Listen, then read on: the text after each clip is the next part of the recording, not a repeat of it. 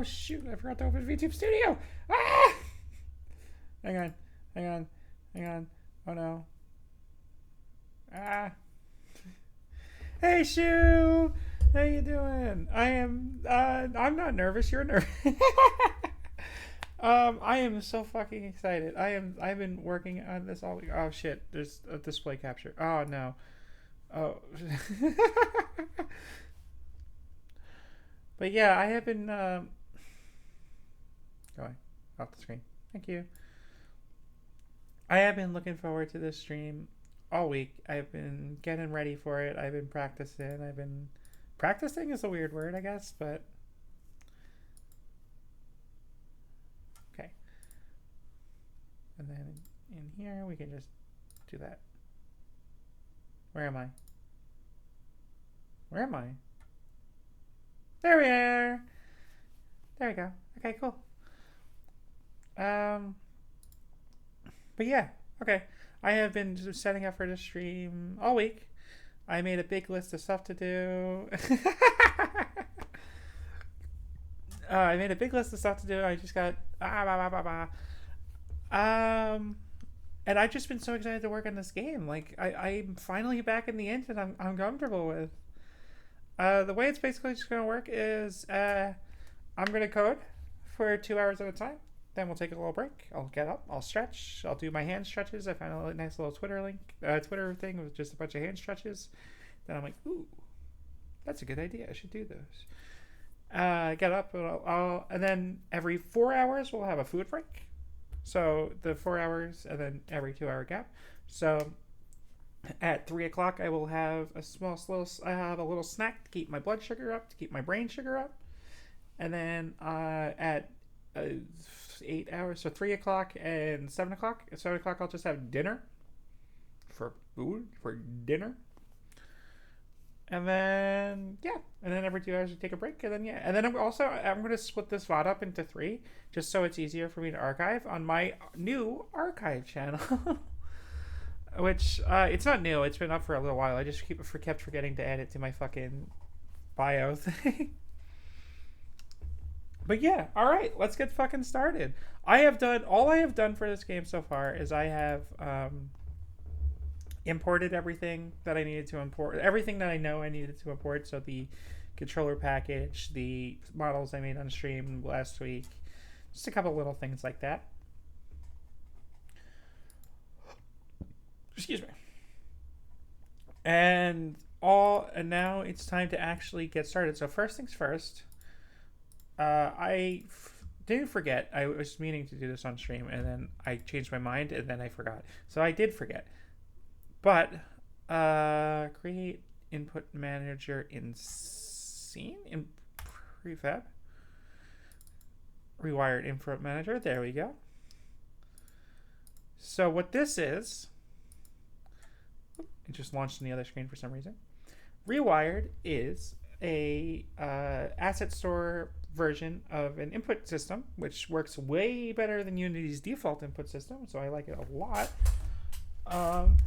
I fixed the controller problem from yesterday, so that's awesome. I just have to remember how to use these. Okay, I remember. So basically the way it works is you create actions. So we'll call this one, just for the sake of explanation, we'll call this flip left. And then the descriptive name will be the same. And then this is flip right. So this is just going to be our flippers that hit the pinball back and forth. Delete. I accidentally did 3. I need to do for now. And we create the actions. Type button. Yeah. So you can change it to axis. So that would be input by moving the stick around if you want it. Input behavior visible in the list. Yes. Default. Sure. Okay. We don't really need a categories. It's pretty simple. Yeah, okay, the joystick layouts are just basically just different layouts. So if I wanted to have 2 different layout, like 2 different things you can do, like 2 different, like it's mapping basically, right? So here's an example of a map, right? So this is the default layout. And then I create an input map for this layout. So let's new elements would be left shoulder 1 and then flip left. So now what this will do is when I hit the left shoulder button, it'll hit the left flipper up. Once I program it to do that. Once I program it to look out for that, right? And now I just do another one. Right shoulder 1. There we go, flip right. So now I could set as many different things. So let's just say for argument's sake, I wanted to have 2 different buttons to do it. Two different buttons to flip right, just for argument's sake, right? New undefined elements. Let's just say action row top 1. So that would be the X spotted on an Xbox controller. I could do that and just have it flip right too. So, and then all I have to do in the code is look for the flip right action, and this handles which buttons are being used for the flip right action. So this makes it really, really good for both, like for my sake, it makes it like a lot easier, but also, yes, it makes it, for my sake, it makes it a lot easier to just kind of like figure it out. But if I wanted to put in remappable buttons, I'm in the code, I'm only looking for the individual actions. So I don't really have to think about what button is mapped to what, as long as the action is being stated by the joystick map. And then keyboard map, let's just do it. Why not? Literally, I don't usually like using a keyboard, but I am going to make a key pull for key press left on the left arrow, and then flip left. And then pull for key press, right arrow. And the reason I'm doing right arrow and left arrow is I think we're going to need other buttons later. And I might do WASD for that instead. And you'll see what I mean when we get there. Basically, it's going to be pinball with an air dash. But now it's like, yeah, now it's just lets me do this. It also has support for multiple controllers. So if I wanted to, we'll do multiplayer, of course. But this is going to be a single player game, so I'm not too worried about that right now. Anyway, okay, that's taken care of. So first things first, flipper, reload. That's okay. So this is just I just made a couple of scripts just to warm Visual Studio, because Visual Studio takes a while a lot of the time. So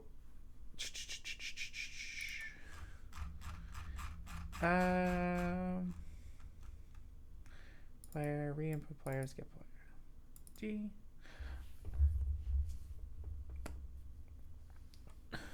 Okay. Public.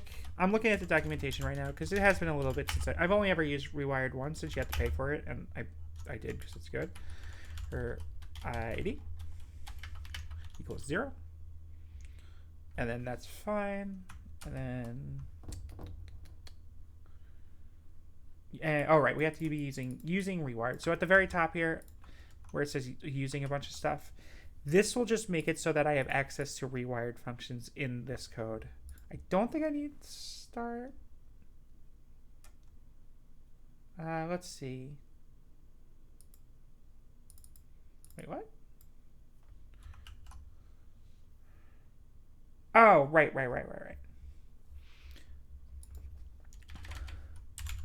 Private player. Why is that a public int in the? Oh, I know why it's a public int in the documentation. That makes sense. Private player. So this is for Rewired. The Rewired player thing is just called player, so that's fine. Now in start, we do player equal re-inputs get dot players get player ID. Now the reason I do a variable for player ID rather than just putting 0 here, this will basically just grab the player at the first player in the list, which I only need the one because I'm only one. It's only a single player game. Reason I do this is just the future proof, just in case. Maybe one day down the line I have a really good idea for a multiplayer thing. Now I don't have to think about the multiplayer thing. Now I can do it like that. You're gonna see that, hear that from me a lot. I do like really like to future proof my stuff, even when it's a little unnecessary. Also, shoot, do me a favor. You can hear the music, right? I just realized that it might unite.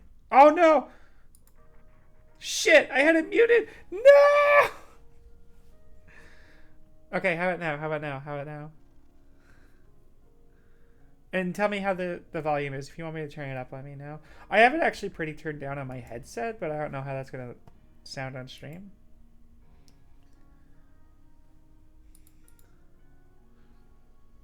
Can't believe I had that muted. Whatever, how long was that? It's only 10 minutes. It's only 10 minutes. It's only 10 minutes of me just uncomfortably talking.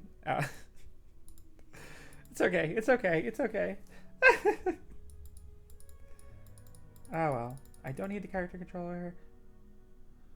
Right. So what we're gonna do now is we're gonna make a function void flip. All this is gonna do is rotate by a degrees. So actually, let's make some. Actually, just hide in inspector, and you'll see what that does in just a second. Public float. Rotation angle. Oh, what we should also do is private rotation. No, how do I do it? No, private quaternion. If you don't know what a quaternion, it's bullshit, and neither do I. No, I do know what it is, but it's bullshit. You don't need to. Private quaternion. Start rotation. Basically, this will just hold a reference to however it's rotated when the game starts.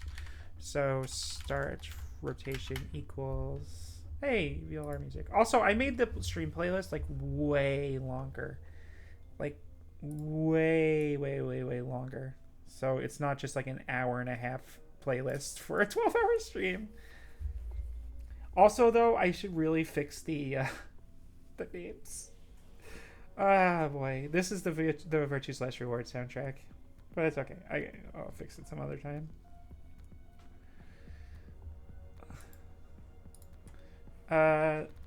So start rotation is equal to transform dot rotation. There. So this will transform is just the location, position, rotation, and scale. And this will just grab a reference to whatever it is as soon as the game loads. Here, let me set this up real quick.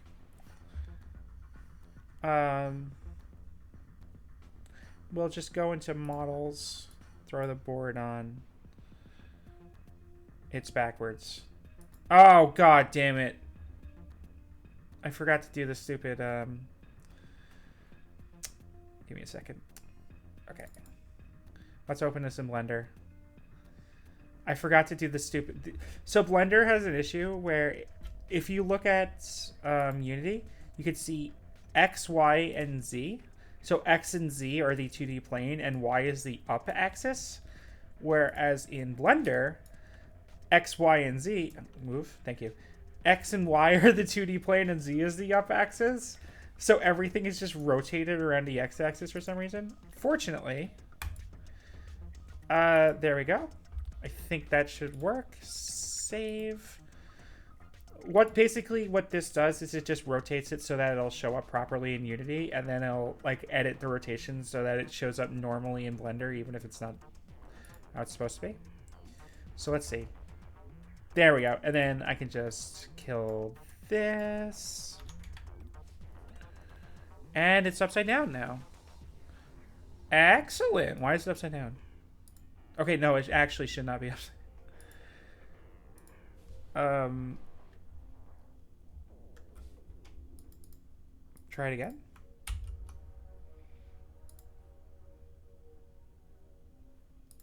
Double rotation fix. Sometimes it works. Oh, I didn't save. Sometimes it works just to hit the simple rotation fix. Sometimes it's upside down. Why is it fucking upside down? I do know why it's upside down. How do I... Okay. Wait, do I know why it's upside down? Because X and Z... Okay, let's look at it from this side, right? X and Z is this way. And the... Oh, it is upside down. You can see because the Y-axis is that way. So let's rotate this around the Z-axis by 180 degrees. Hit Shift A, Control A, apply rotation.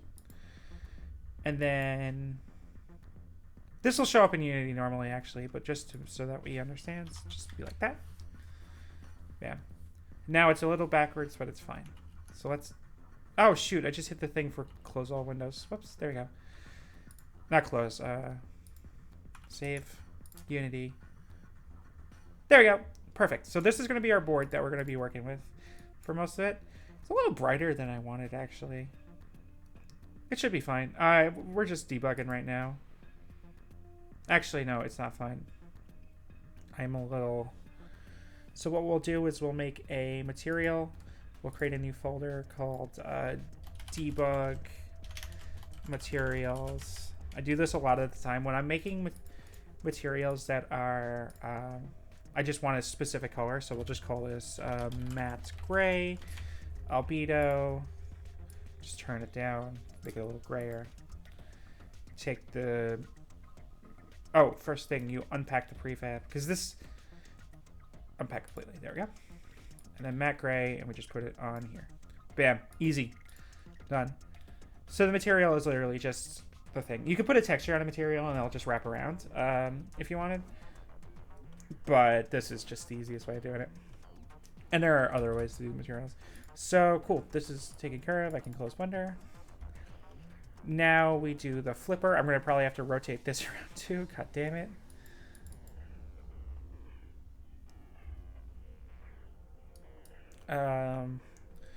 MISC, simple rotation fix 6. Now, the simple rotation fix is actually just a plugin I downloaded that just somebody on the internet made, and it works pretty well. We can make the board bigger, just bigger by 2. Wait, what? Why is the origin there? Okay, no, okay, we're good. So you can see in Blender the origin is right here, like that little yellow orange dot right there, which means that that is the axis that it rotates around. So all I have to do is just rotate it. And that's literally all I have to do. Otherwise, if I didn't do that, I might have to like make another game object, move it around just on the flipper, and then have the flipper be a fucking child of that, be a pain in my ass. But anyway, this is rotated around the axis 180 degrees for some reason. Don't know why. Unpack completely. And we'll move this one... right here for now. We'll change the size of everything when we're actually like debugging. So we'll call this one right flipper, and then we'll just Control D, change that to left flipper. So now we have 2. We'll just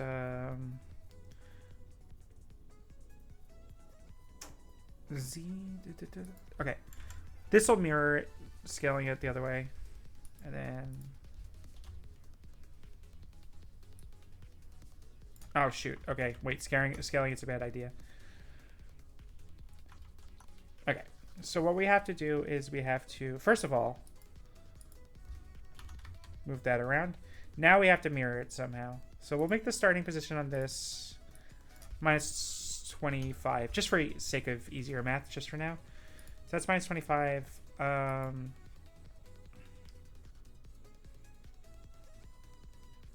If we just did 25, that's up there. It is such a good fucking thing that I made these symmetrical, but also I should really... Interesting, though, that this is the... I set it up like this. And it's just showing up backwards in Unity, which that's weird, but okay. It's probably fine. Whatever, we'll just do this. And 205. Okay, wait. So if we did this. Oh, wait. Oh, it's changing its position when I do this? That's so fucking weird. What, Unity? Unity, I like you. Why are you like this? Okay, so this is 180. So 180 plus 25 is 205. Okay, perfect. And now this is literally just like this. And we can move both of these up. Not Z. Y, I think, by 1. Yeah, there we go. We will definitely have to rescale a lot of this stuff later, but we should be good for now. Let's save the board, save the seat. So cool. Now on the right flipper, we're going to add component flipper. So now the flipper will react to react to this script that we're writing right here. So now that we have the flipper on here, it'll react to the script. Okay. So start rotation, transfer equals transfer not rotation. So like now this flipper will run this start function right here as soon as it loads. Update, yeah, we will need to do update later. Flip. Let's see. Oh, wait. Control Z. We need a public float rotation angle, or flip angle. We'll call it flip angle just so we know what it's used for. Flip angle. And this will be the angle that the max angle that the flipper goes up to. Flipper goes up to, and then public float flip speed. The speed the flipper goes up. Cool.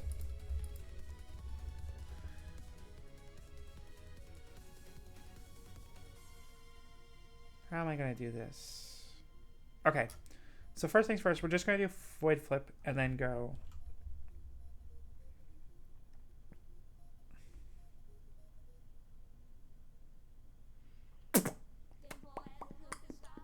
Oh, the song owns. This flip.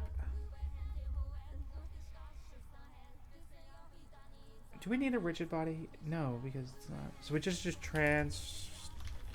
transform dot rotation. God, look how fast this goes. In Unreal, I would have to write the whole line of code, sit there for 10 seconds, wait for 800,000 IntelliSense things to run, and then it'll show up at the bottom. I love C# so much. And Visual Studio's only taking a gig of memory instead of like 3. Transform dot rotate. Oh, this is going to be doing it wrong. This is a bit wrong. This will be a bit weird to see, but you'll see what I mean. Start rotation .x. Oh, transfer .rotate. Wait, what does this take as an input? This takes vector 3 Eulers. Okay, cool. Start rotation .y plus flip angle, and then start rotation .z. Cool. So this is going to go back to -25. This is saving. Oops. See, it's done.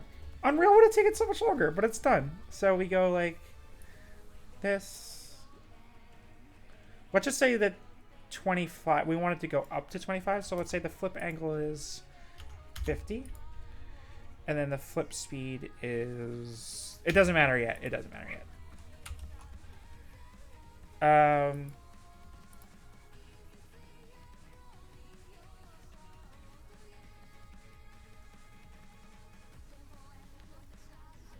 How do I want to do flip speed, actually?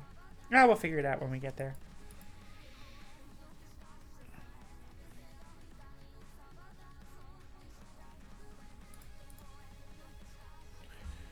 Now, update. Let me just double check the documentation for the player.get access. I don't want to get access. I want get button. Oh, it doesn't matter. Is it there? Get button down. That's what it is. Wait a minute. Looking at the documentation, it's telling me to do this stupid.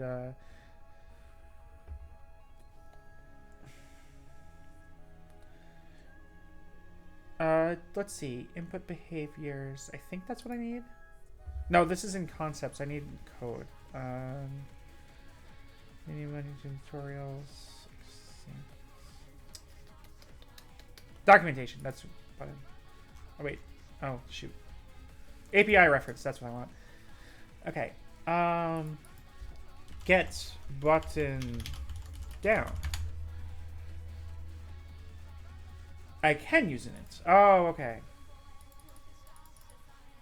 But it's only if it's true. Button just press state. Curve. Excellent. And then we could use the action ID. So, we go back to the Prefab's Rewired Input Manager. Launch it. Double check the IDs. We could actually probably just put that here. Yeah, we could just put that here. Yeah. Cool. I have to actually select it. That's annoying, but that's okay. That's okay. So now we can go to joystick maps, actions, and then action ID is 0 and action ID is 1. Yeah. Okay, cool. And flip left is 0, flip right is 1. Now, here's an interesting thing.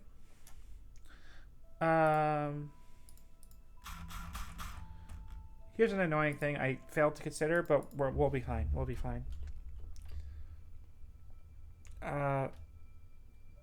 Wait, what? If player dot get button down, and we'll say 0. So if the player is pushing down the button at the 0th ID, flip. So if the button is pushing down if the player is pushing down the button on the first frame that they push it down, do the flip. And that's important. That's important. It's not important right this second, but it will be important later, and you'll see why. Because I'll do that next. So let's do this. Hit play, wait for it to go into play mode. Camera is in the wrong place. Camera, game objects, align with view. There we go. Camera's in the right place.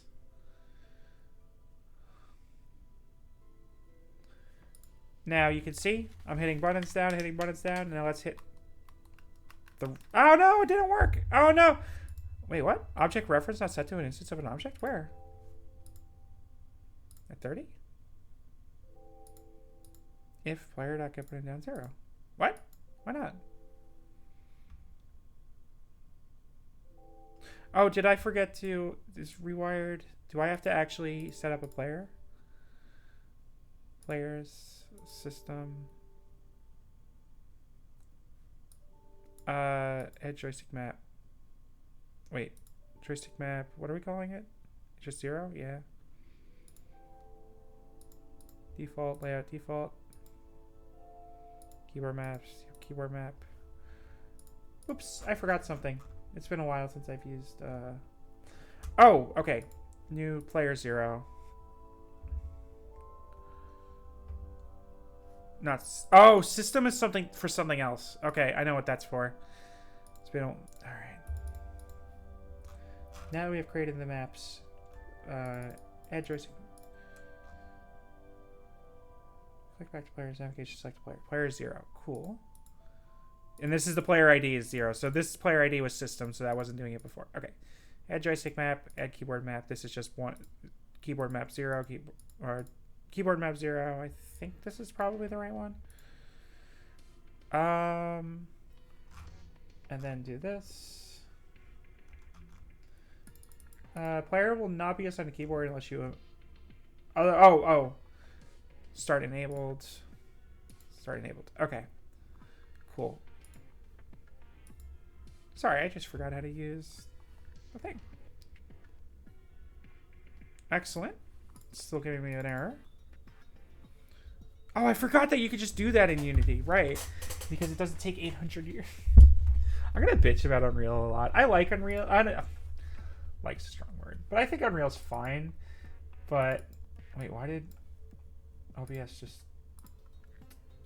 Man, come on! You can't do this to me.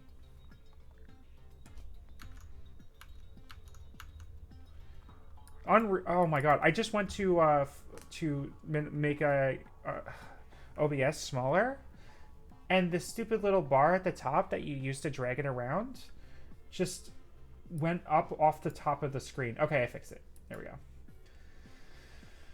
Come on, Unreal. Come on, OBS. Don't be annoying. I realize telling OBS to not be annoying is like telling a small child with pots and pans to not be annoying, but you know how it is. Why is it still not? Oh, I forgot to put, there we go.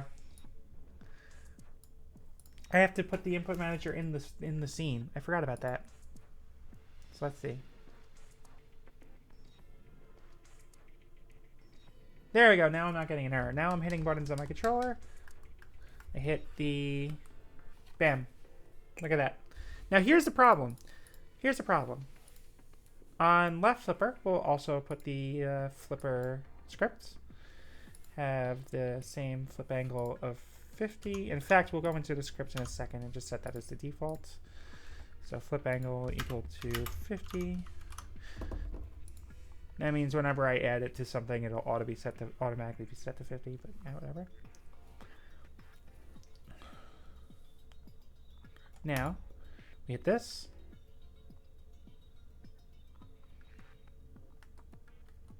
Oh, shit. Okay, we're fine now. See, look at that, though. The issue I wanted to bring... That's also wrong.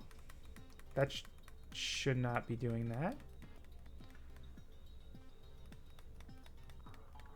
Huh, why is it doing that? Oh, interesting. Oh, I see why. Because it's getting the quaternion, so it's just getting, right now it's just getting a reference to the location, to the rotation. Right now it's just getting a reference to the rotation component, to the quaternion, and I'm doing X, Y, and Z here, so I need a vector 3. A quaternion is basically how game engines store rotation values.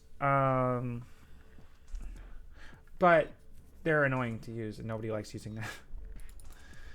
So let's do the transform.rotation.Euler Angles. And basically the Euler Angles let you translate a 4D quaternion into a 3D rotation, 3D vector 3, basically. Vector 3 is just 3, and the vector 3 is basically how it's represented in the editor right here. I do see why it's wrong. I'm wrong, but we're good. Check this out. Check this out.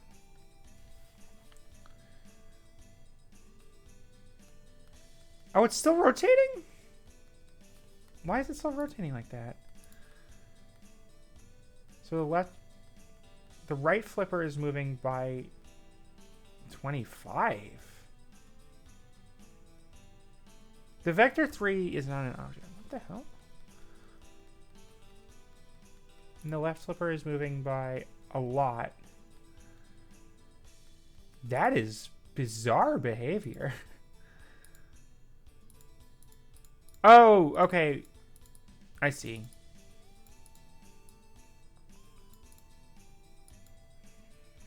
I see the issue now. Because transform.rotate basically just... Okay, tell you what. Void unflip. This is not going to be a permanent line of code. I just want to test something. I'll unflip. And then we do Control C, Control V if I get the unflip. Now, transform.rotation. . Or how do you set it? I think this works. I'm not sure if this works.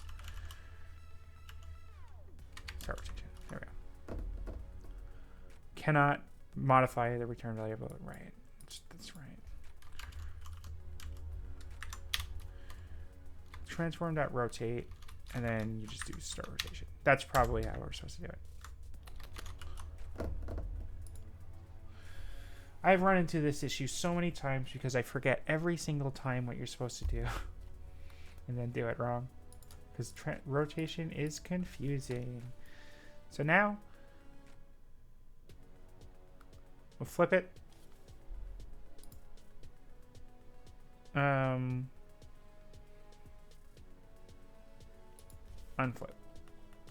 I see what's wrong. Damn it.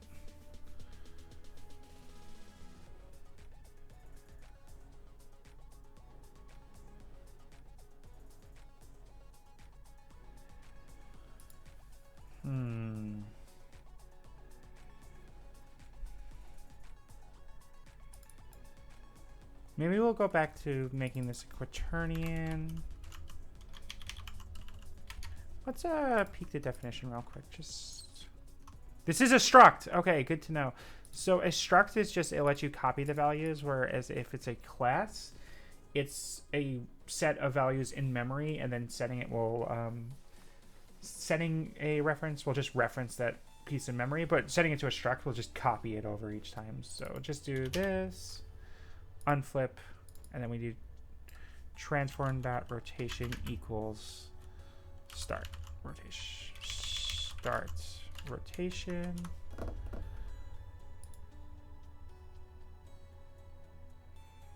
And then we wait, and then we just click on the Rewired editor, double check that the action is 0 for is the left, and then work. So we'll just hit that. There we go. So we could just mesh left and then hit that, and it goes back to the starting position. Good. Perfect. Easy. So, but you see the issue here right now, though, right? In that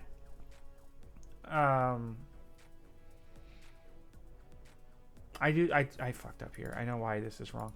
But the issue is that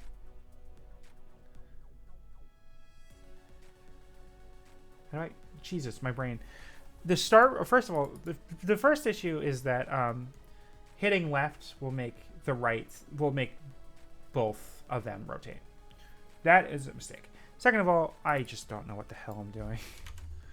0F, flip angle, 0F. Cool. Oh, I was just running, damn it. I really wish it didn't compile when I was running. There we go. Now this should fix it. Okay. It doesn't look fixed, but this is moving, but the right flipper is going up by 50 each time. So 55, 105, 155, and then the left flipper, 25, 75, 125. So it is going by 50 each time. I was fucking stupid.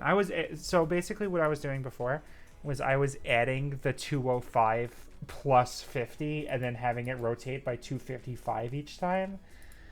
I just forgot how transform.rotate works. But that's okay.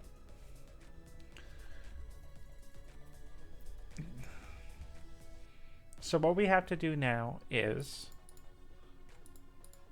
make a public float,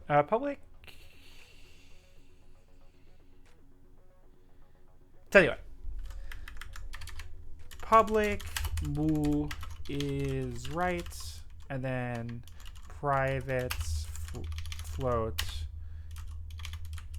is right F. And then what we'll do here, and we'll just set this equal to false by default. And then in here, in start, is right F equal to is right question mark -1:1. So basically what this set does is it checks is right. If is right is true, it'll set it to, if is right is true, it'll set it to +1. I did this backwards. If is right is true, it'll set it to positive, this F here to +1, this one to -1. Now we do flip angle times is right F. Now in here, left flippers is right, it should be false. As soon as it loads, it'll take a second, but that's okay. There we go, is false, and then this one is the right one. So it is true. So if I did this right, then we should see.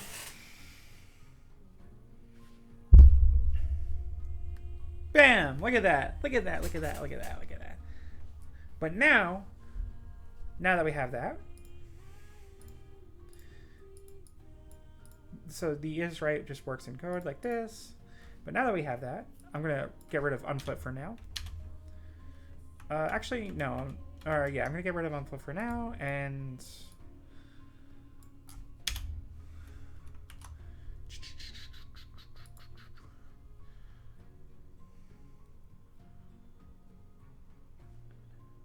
we will do a nested if statement just for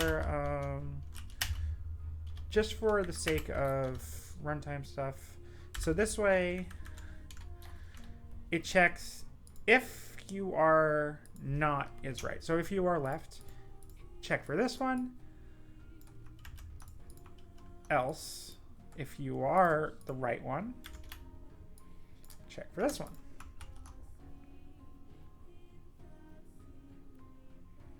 I know there's a way of turning -1 into 0, but I forgot what it was. It's okay. It's okay. There's probably a better way of doing this. This is kind of sloppy, actually. I don't like this, but whatever.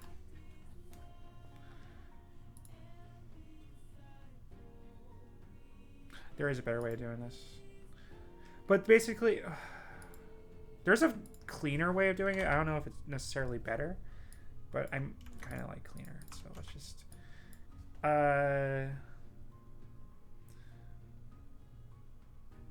is right 1:0, and that is just cleaner. So basically what this does is it checks is right, left, or right, and then it checks which button of the two.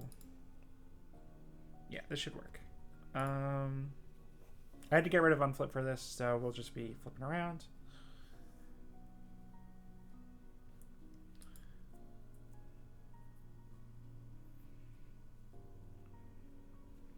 So hit the right one, hitting RB, it's doing that.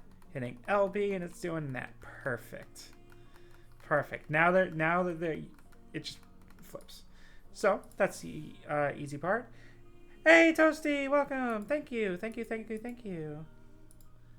Now let's go back and add a little. Actually, let's just for my OCD, let me just put the private player on top. Now we'll do a private float flipped equals false. Private bool. Stupid. Private float bool. That's actually one thing you're gonna notice about me coding is I am bad at it.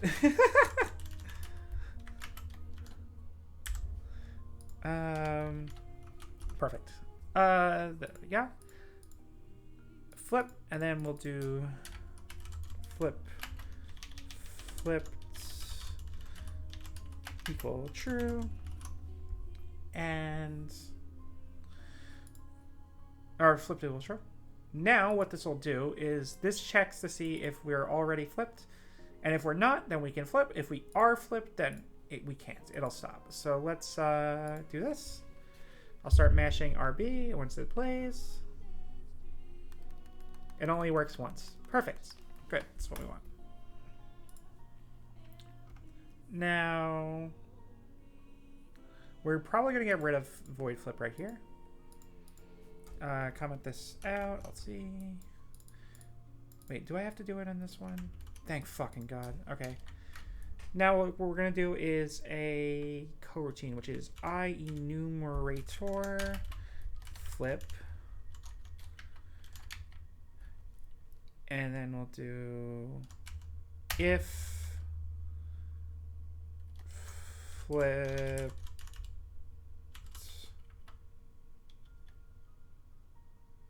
sorry, if flipped not like that return. Right, you can't do that. If flipped, how do you break an enumerator? How to break enumerator. How to stop. Cancel enumerator in progress.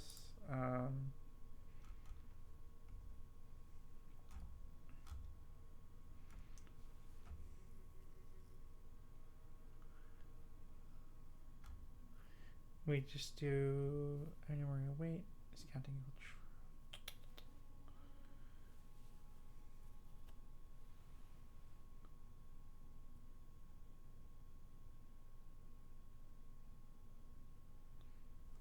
Okay.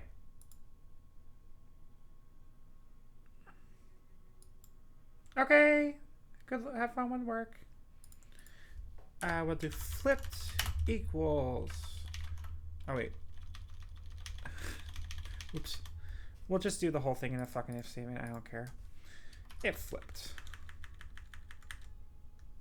Oh wait, no, we did have flipped up here, so we don't even need to do that. We can only flip once. Okay, cool. Flipped equal true. I forgot that I did that. That's my fault. We will do for I int I equals 0. I is less than. I think we would do it as flip angle and then I plus plus. It's been a while. Jeez. I used to be able to, I didn't used to know this like the back of my hand. I'm surprised it's honestly taking me this long, but I guess that makes sense. Just had some stuff. And then we will do, first of all, at the end, we just do yield return new weights. Yield return null. And basically that'll just make it wait until the next frame. So in this loop, it'll just wait each frame. And then we do angle times speed.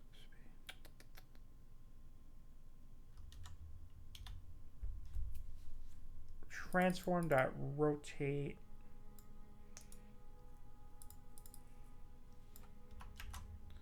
this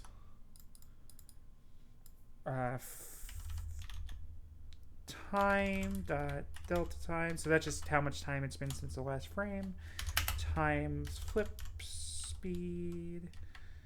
So time, this will basically, if I just did time dot delta time, it'll take a full second. Times flip speed, it's currently 5. We'll make it take 1/5 of a second because it'll take 5 times as fast. And then, yeah, and then we just do I plus equals, or time dot delta times that times flip speed. And what that should do, what's wrong with that? Oh, that's a float. Damn it, it's super right. That's super right. Okay, we can't do it like a float. We have a for loop, but we can do, because I'm lazy, we can do float I equals 0, and then we do while I. While loops are a little scarier than float loops, for loops, just because for loops are usually a little bit more controlled, I guess. But I can't do a for loop. There we go. And then at the ends, we just set flip back equals true. Back equals false. So let's see now.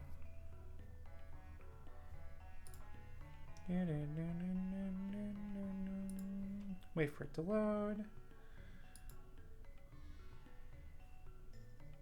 Oh, I forgot to do it times. Okay, it's only going to work for one of them.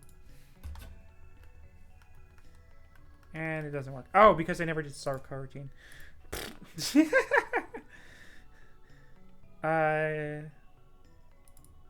Times is right F. There we go. And then start coroutine flip like that. I think that works. I think that's its syntax.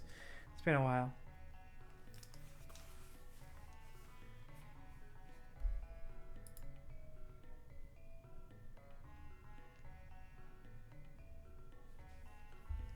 And then, okay, now it's taking way longer than I thought it would, but wow. It does get there and stop. It gets to about 25 and stops. Perfect. It works. Why is it taking so long? Let's change this to, I don't know, 15? And we'll hit there and just do that. Oh, it's going a lot faster. Okay. What is my assumption that is wrong? I know what my assumption is wrong is. Let's change the flip speed to 2. So this should be half a second if I do it right, right? Time.delta time times flip angle. That's flip speed. Okay.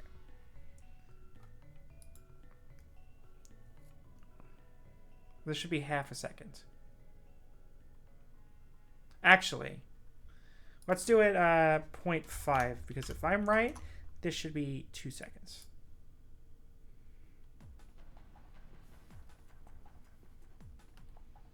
One, two. Oh, it's still going. Huh? Why? Wait, why did it still go? Why did it still go when it was 0.5?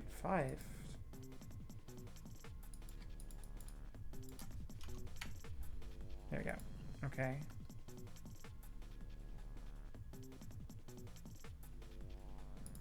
It stopped before. Why is it stopping now? Oh, because I forgot to... Stupid. Find out that time is right.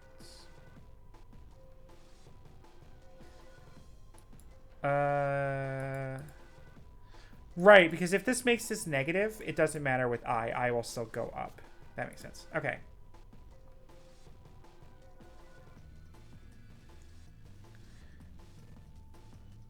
And then we will hit this again, hit play one more time.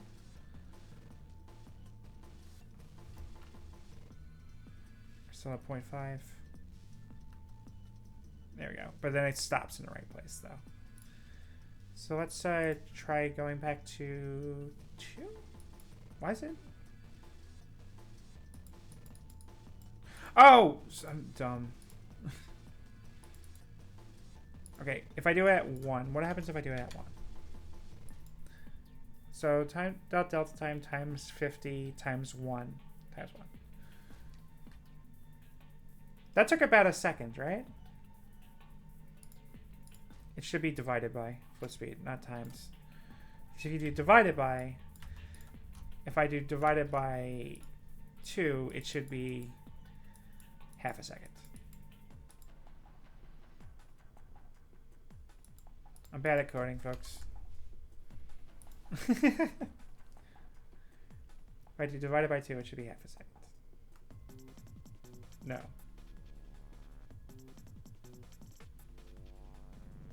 What?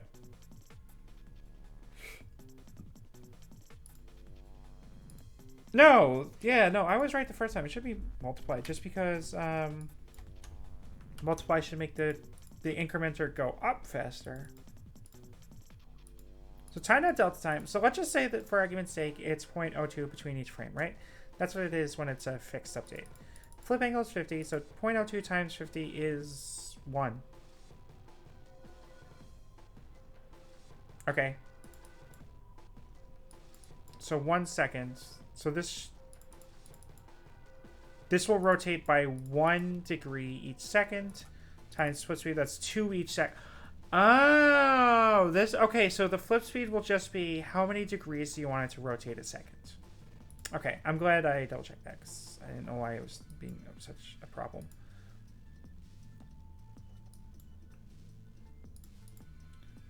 Assuming, yeah.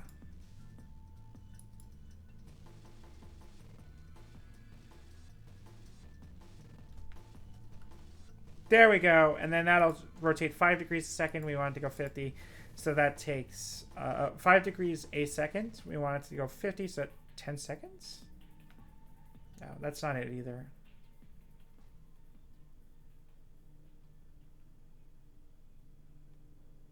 I don't know. I don't know exactly how it works. I don't think I need to know exactly how it works.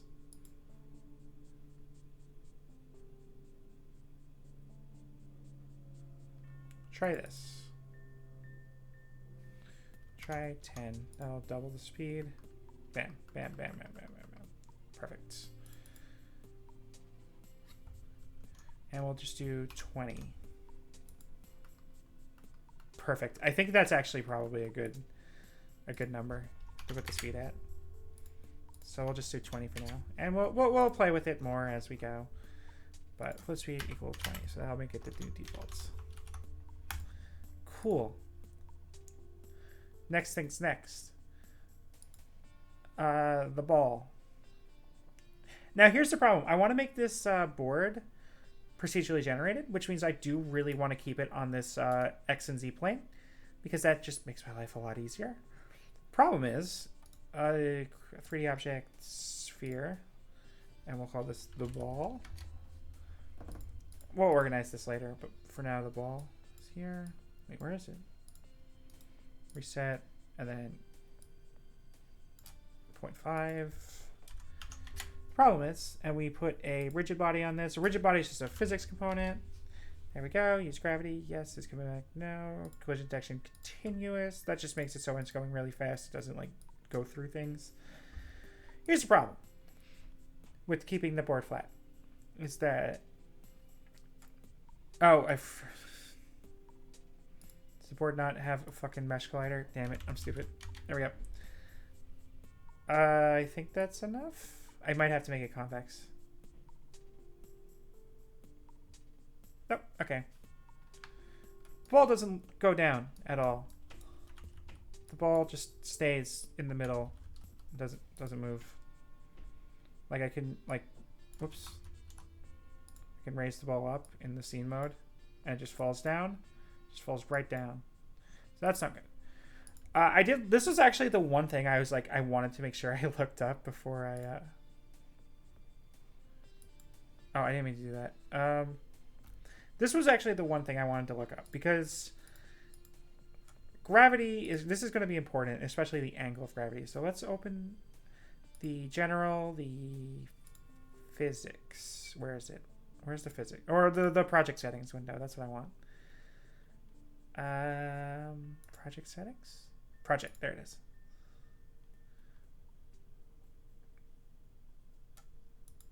Come on. There's my project window.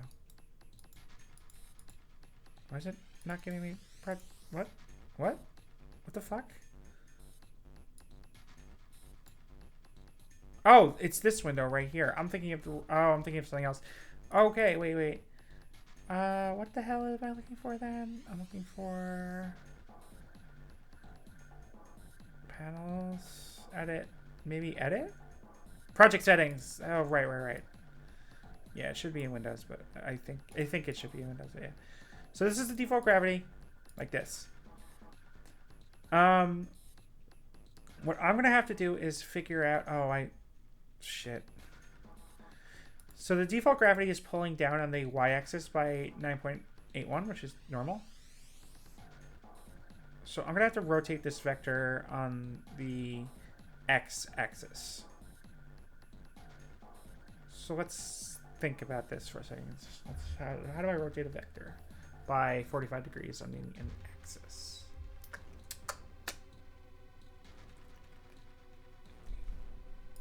Here's how we'll do this. You ready?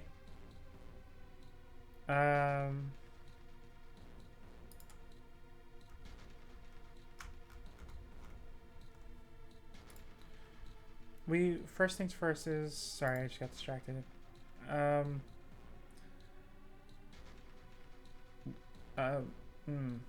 I know what I'm doing. Great, awesome. We're gonna make a little hierarchy right here. So game object doesn't matter. In here, we'll create a 3D cylinder, and then we will call this just cylinder. Doesn't matter. And then the cylinder will go up.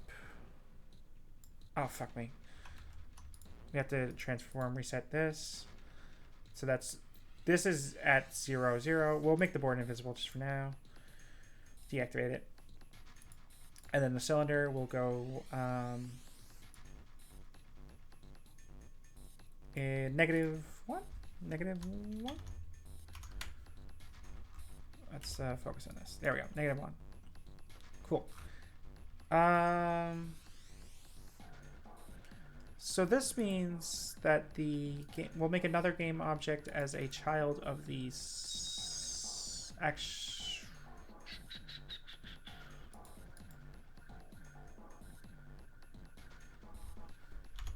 Okay, there's 0, and we'll make another game object as a child of the empty as a child of the cylinder. And what we'll do is we will put this at the bottom, like this. Great. Now, we will scale this to, because the cylinder is 2 units tall, right? And the origin is in the middle. So if we scale this by 9.81, that should mean that this game object has not moved from its position. It's getting pushed to the bottom of the cylinder. Now, if we take it out of the hierarchy, it is at 9.81. Perfect. That's what I want. Oh, and the scale's up, but it doesn't matter. It's empty. So what we'll do is we'll rotate this 45 degrees. Not that. Rotate this. Sorry, 45 degrees. Actually, not that.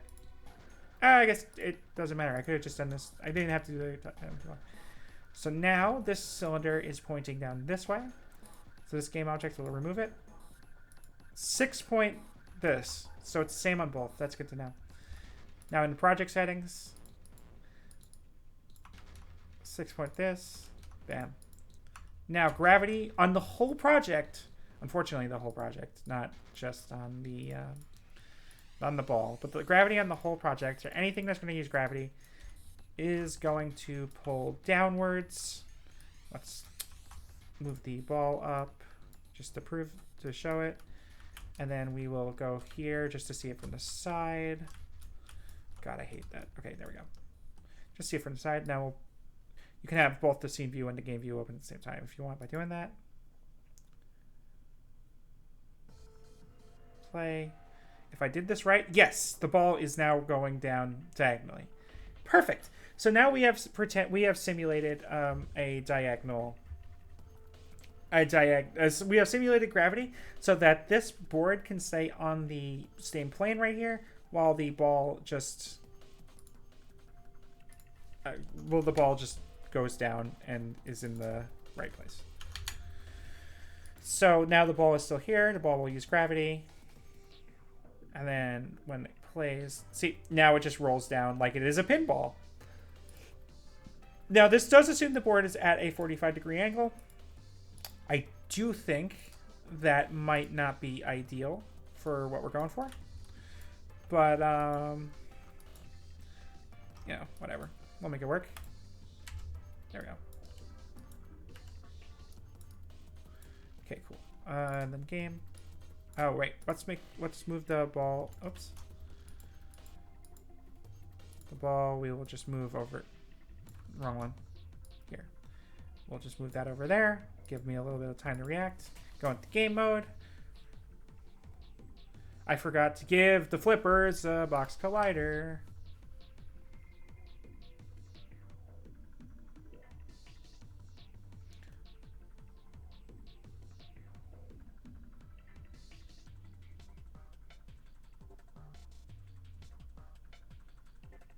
I might want to do this differently. No, we're good. We're good. We're good. We're good. Flippers need box colliders.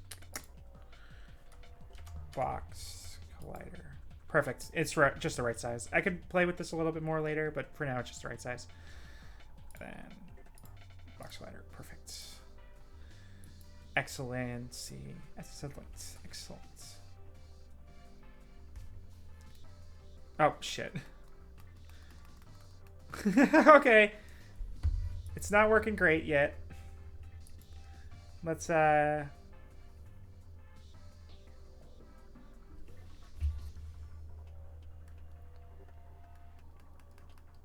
I see. It's pushing the ball down into the board. It should not be doing that. Let's make the board convex. I think that I don't remember what convex does exactly. I just remember it being useful in a lot of things. Oh, that just passed through it. Okay, no, that's not what I wanted. Oh, no, I know what that does. Okay. So why is it just pushing it down into the board instead of bouncing it?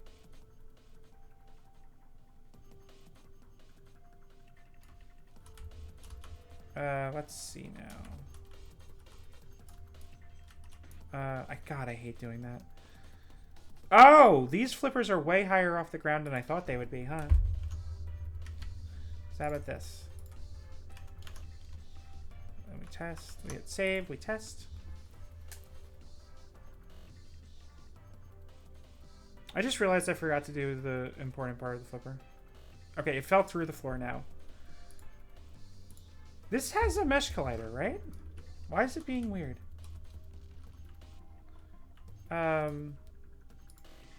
Okay, the mesh collider is working. Why is it pushing it through the floor instead of just whacking it?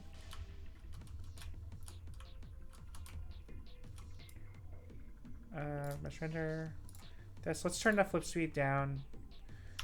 It's like 5. Just to see it. Oops, shit. Okay, it does. So the ball is getting stuck in the box collider. That's annoying. Oh, I know why. I know why. I'm being...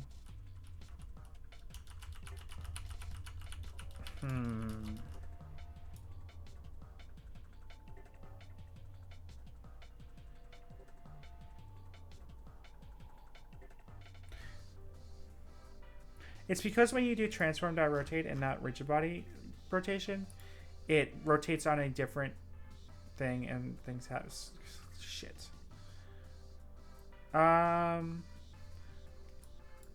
Let's just Google. I think I know a solution, but let me just make sure.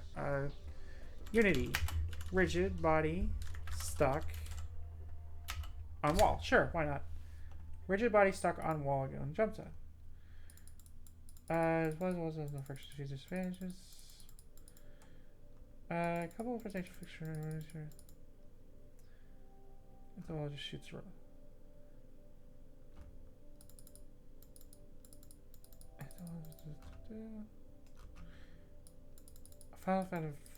On the character with the rigid body will also have a collider, usually a cast collider. Copy component makes the collapse slightly wire. Oh, that's stupid. Beat of the character.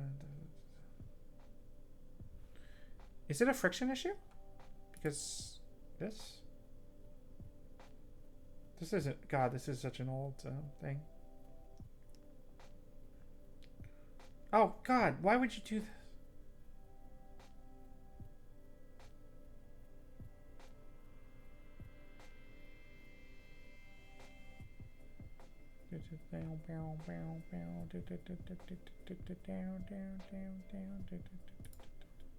Interesting. Okay. Rigid body gets stuck on wall. Flying force to it. Put a new physics material on player wall. Physics material? Frictionless. I wonder if it's because the rigid body has the weird angular drag. Interpolate. Hold up. Let me open another Unity project where I know I had this issue and I fixed it. Because that's what I do a lot of the time when I'm fixing bugs. Is I just look at my old projects. But it's okay. I'll get it working. I'm shocked. Oh, I completely forgot that that's a problem, though. Add collider, no. Interpolate. Collision detection continuous. Rigid body, collision detection. And detection. If I remember correctly, continuous dynamic for fast-moving objects, and for other objects which these need to collide with, set to continuous. So let's see, continuous dynamic. We'll switch it to that while that other one's loading. If that's the problem, if that's the only issue, then I'm stupid. Oh, that fixed it. I think that fixed it. I think that fixed it. I think that fixed it. Let's speed 20.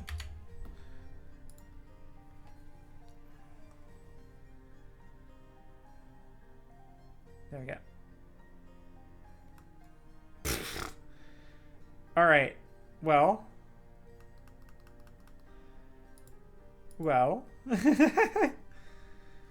It is working.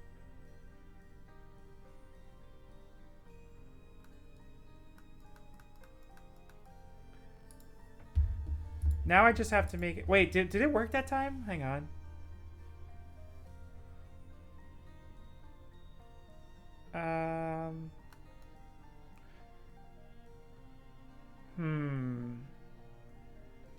I want it to not pop in the air, but I also don't want to constrain the movement on the y-axis. Because if I constrain it on the y-axis, that just makes it so that when I eventually put ramps, like watch, I could do this, and I'll probably fix it. But that would just mean I won't be able to do ramps later, right? Oh, no. Doesn't fix it. I think it is just because the left flipper doesn't... The flippers don't have anything. So let's physics material.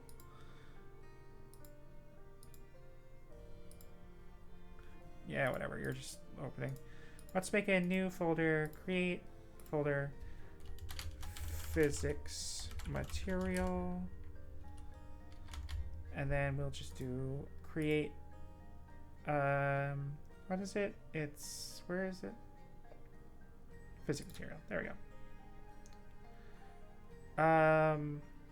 Bounciness. Oh, that's actually probably important too, huh? Dynamic friction 6. I guess that's a default. Settings.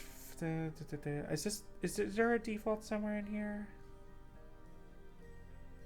Doesn't look like it just yet. Oh shit, that shouldn't be named that. Flipper mats. Let's just change these to 0. I don't really think I need friction. That might be causing the issue. Flipper mat, and then like this. That might be what's causing the issue. Is that the friction is so high, so it's getting kind of stuck.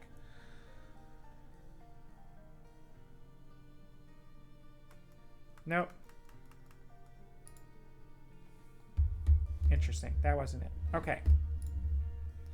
I am going to have to do the thing that I didn't want to do. Add component. Oops. Add component. Rigid body. Because now that I think about it, in this other project where I solved it, nothing on the course was moving. So even if I, let me just spawn the player in for a second. This is the online kart racer I made, and it's kind of wild. Online racer, there we go. From here, we can look at the way I had the... Where the fuck did I put the rigid body? Oh, on the collider? Yeah, okay, on this. Just regular continuous, not even continuous dynamic. Interesting.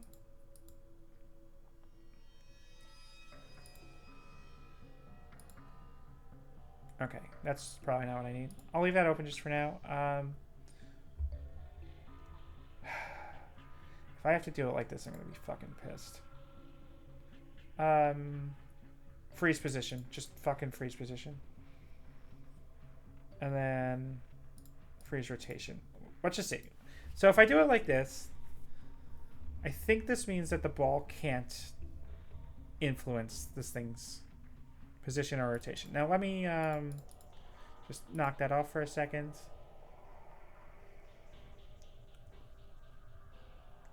And just see, the ball will just push it aside. Yeah, okay.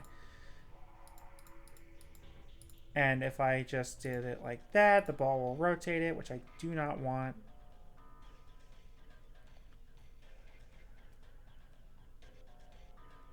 Yeah, which I do not want. So freeze rotation and freeze position. Perfect. Now we go into the code, and instead of transform.rotate... Oh, wait. First we have to do private rigid body RB. And we can just do, in here, we just do RB equals, get component rigid body. Oops. That. And then here we will do RB dot rotation, move rotation, I believe is the way you do it.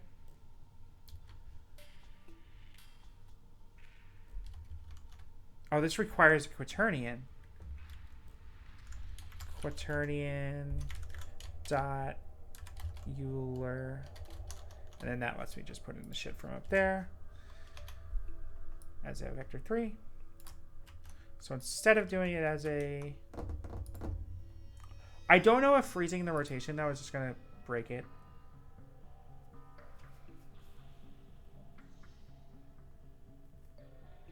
Actually, yeah, that is the issue, because if I don't have a box, if I don't have a rigid body on it, it's gonna break. It's gonna break because I didn't put a rigid body on the other one. Shit. Oh, it did break. Interesting. Oh, weird. Why is it trying to rotate like that? Unfreeze rotation. What the fuck is happening?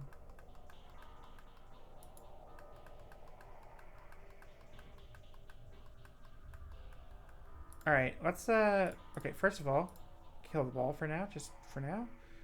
Hit play. Left slipper like this. That's so weird.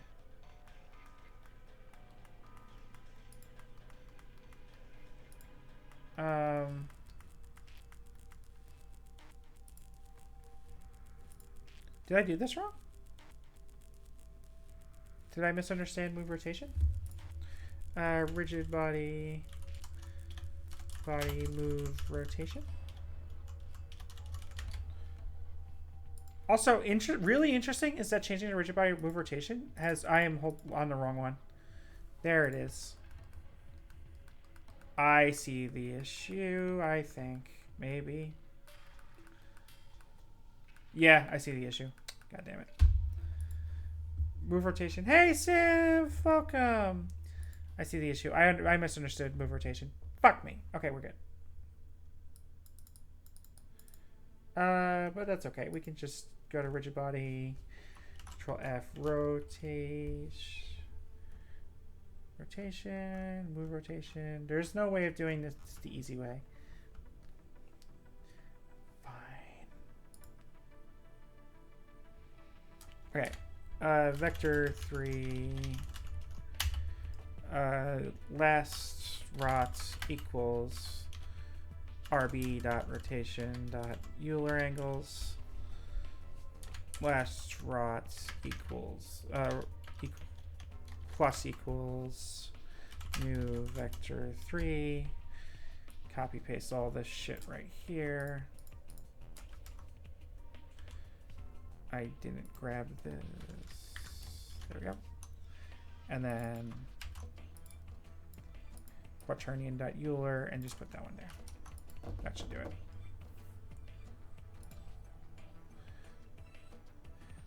For as big as I was talking, the fact that it's not already playable, I'm kind of shocked.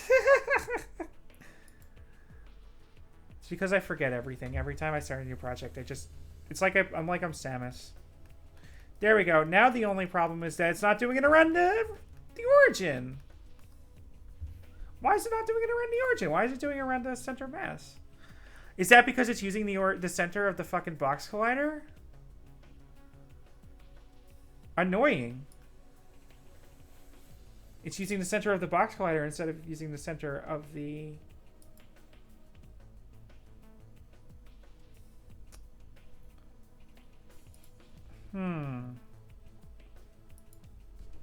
How to make rigid body use origin of 3D model. My first solution is to make a second box collider. That's a bad solution. Is it a bad solution? Hold up. Move down. Add component. Box collider. Move up. Move up. Oh, if this is the solution, I'm going to be pissed. Oh, this also has to be continuous. And then we'll do center is 0, 0, 0. Size is 0.1, 0.1, 0.1. We'll just hit play. If this is the solution, I'm annoyed. No, it's not. Okay, because it's probably taking the average of all of it. Let me just take this box slider off. Just kill it. Just kill it for now. Why does it still have that one? Why does it still have the big one?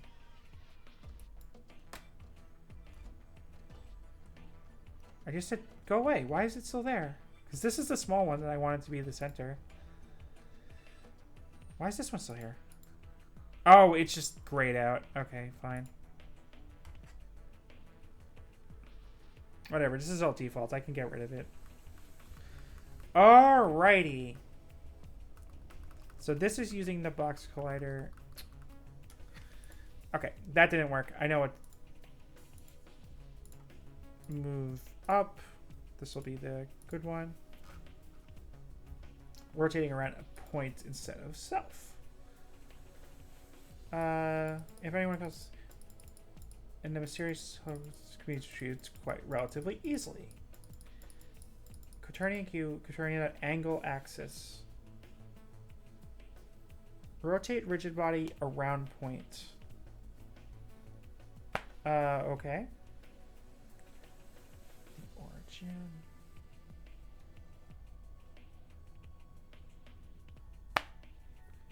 Angle, the axis would be the y-axis. Oh, okay. This makes sense. This makes a lot of sense.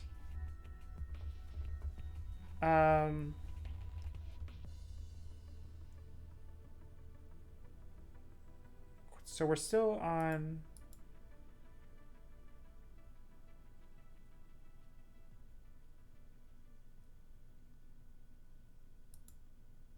Okay, so we need a quaternion here. So let's say quaternion Q equals... Oh, and that's angle? Oh, that just showed me a really actually useful trick. We could do this a little differently, actually. Quaternion Q equals quaternion dot angle axis. That's such a good function. If that does what I think it does, then hell yeah. And then we do angle would be time dot delta time times this, comma vector 3 dot up, and then we do this, and the origin is just 0, 0, 0. Transform dot position. Wait, is origin that transform dot position? Yes. So we'll just actually just make a little reference to that. Vector 3 current position equals transform that position. Just for the sake of clean code, because I like clean code. I like looking at it and looking nice. So current position, and then move rotation, and we just do Q. Well, comment this out just in case, but duplicate it, and then uncomment it, and then we just do Q. Or just do Q. Oh, rb.transform.rotation times Q. I see. Oh! That makes a lot of sense. That makes a lot of sense for move rotation, actually. You can just do that? I didn't know you can do quaternion times quaternion. That makes my life a lot easier, too. Look at that. Excellent. So this should fix it. Actually, let me kill this box slider. Let me kill this stupid box slider that doesn't do anything. And when I say kill it, I mean remove it. Good.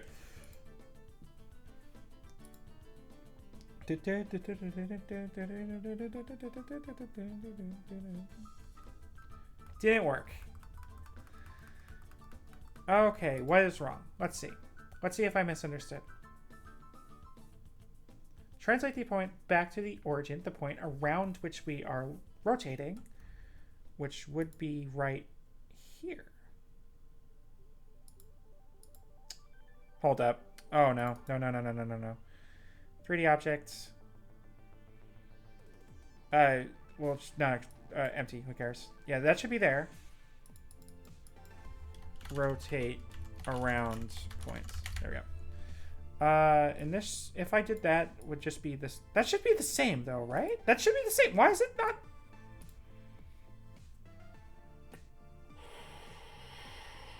Okay. We'll do a debug.log transform.position. Easy.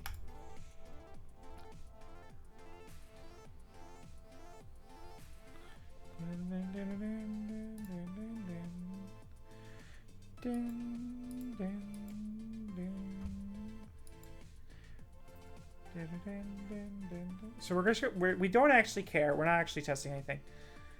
What the fuck? No. Okay, wait, no, it's actually kind of fine. I think that's actually kind of fine because this says 4 point. The position that it's currently at when it spawns in is 4.7, 0.05 minus 10. That's fine. That's correct.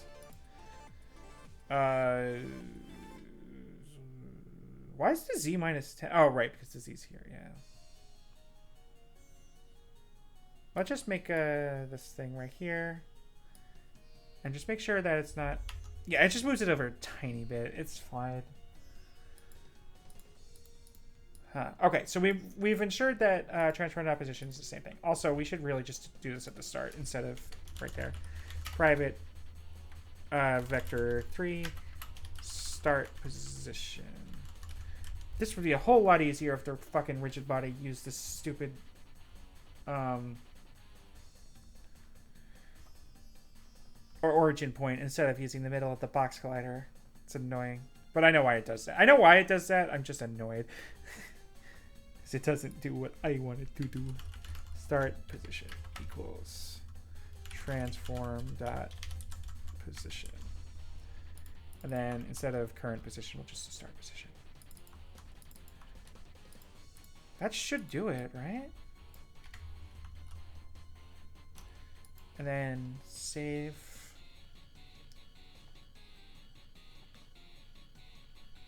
Because, okay, what is this doing? This is angle axis. We're getting the angle here.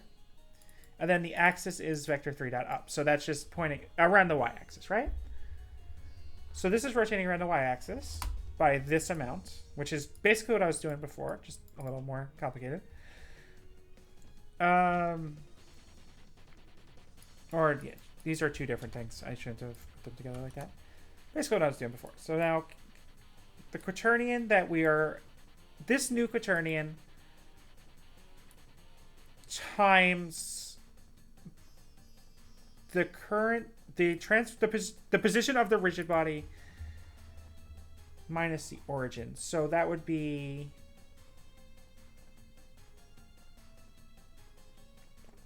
Oh, so that just makes it rotate around the zero part of the map. So this RB.transform.position start position. Okay, plus that comma space plus RB.transform.position. Okay.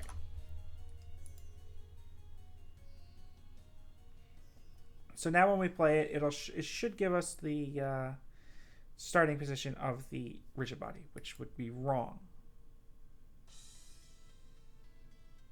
It should be different. It is not different. Why is it not different? Because it's clearly rotating around. Oops, whoops.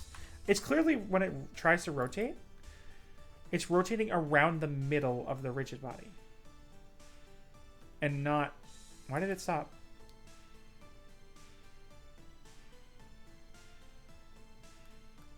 And not where I want it to, which is on this edge right here. But... Because now that I know that they're the same, this code does literally nothing. This code does actually nothing.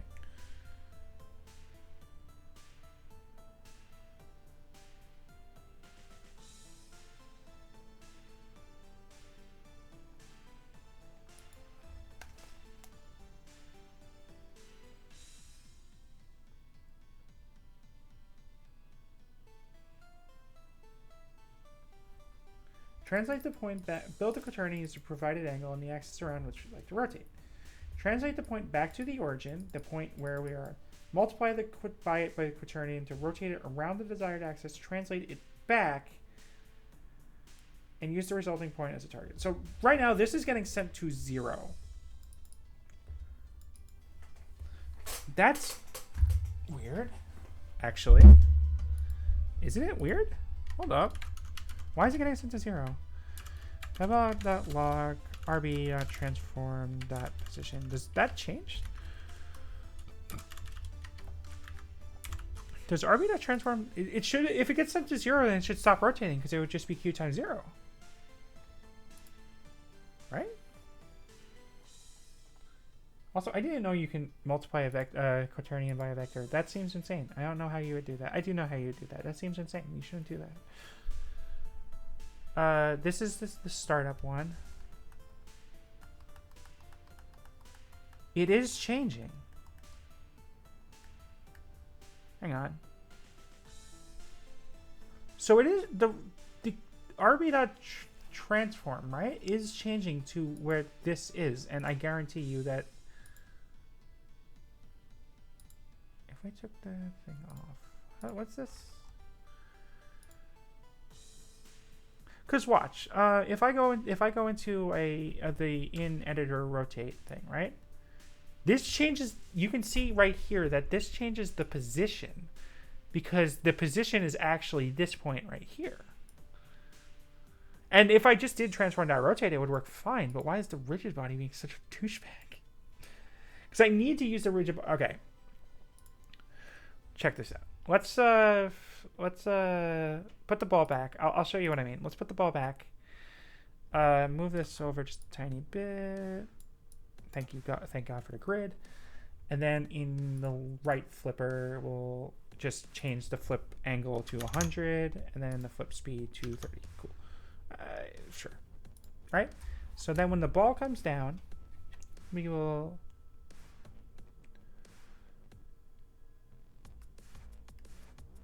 Oh, it's still doing the problem, though.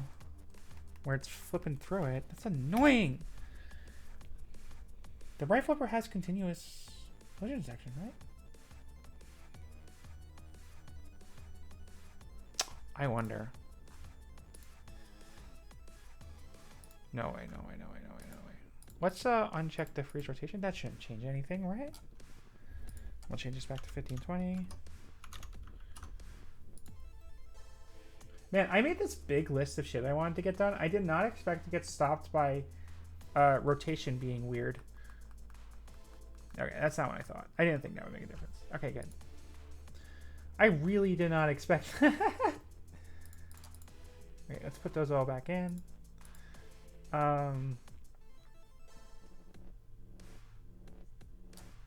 What the hell?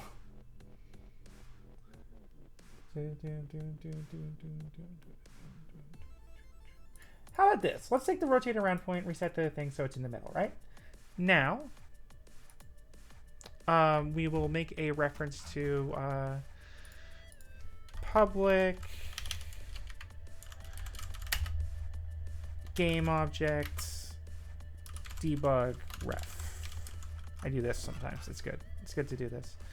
And then you do, instead of start position here, the origin you would want to rotate is around debug ref dot.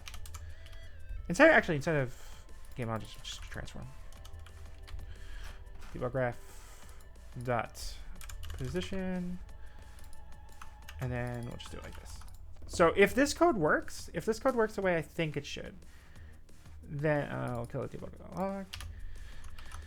If this code works the way I think it should, what should happen is that we should be rotating around the center point now.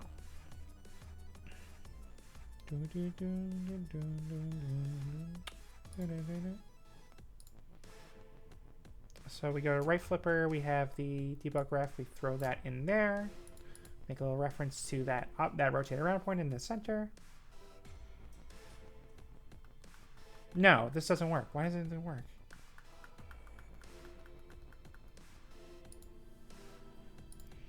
Let me mess with this, because I know what they were going for here. I took a singular class that rb dot move position debug ref dot position. No, that's not gonna, that's not what I wanted to do. That's not what I want to do. No, it's not. That's not what I want to do. Okay. I think I know what this code is doing though. Like, this code should be taking it rb.transfer to position minus 0. God damn it, I'm putting it in at 0. Wait, is this backwards? Did you get this backwards? Hold up. Control X. Good to. And then plus this.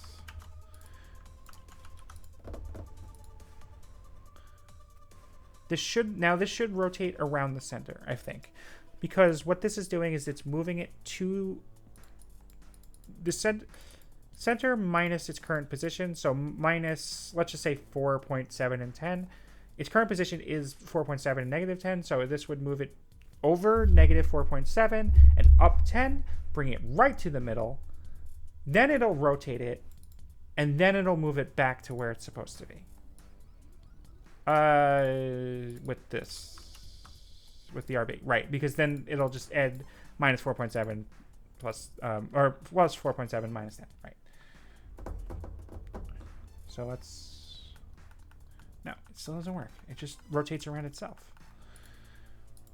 Now, the only thing I can think of is this line of code not doing anything. So debug.log q, and then we just do Control C, Control B.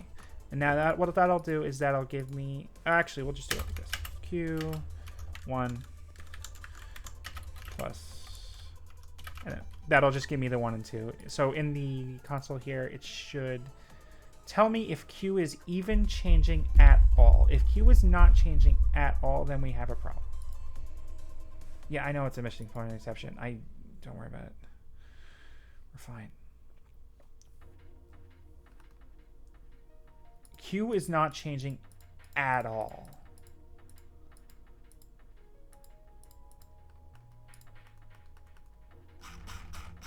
Oh, now it's at 0. Q just multiplying by 0.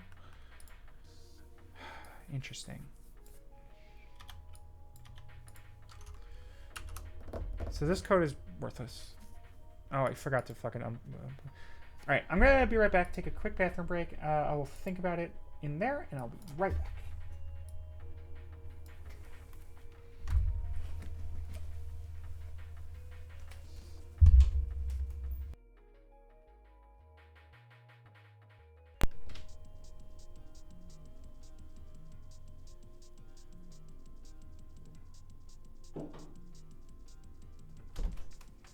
forgot to mute the mic.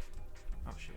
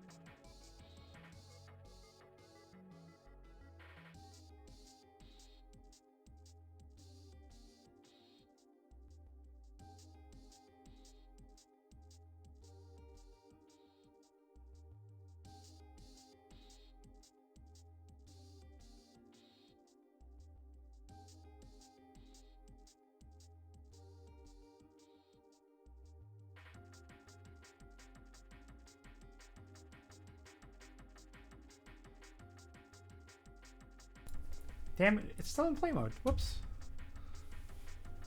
Them needs? Ah. Alright, if you want to see it.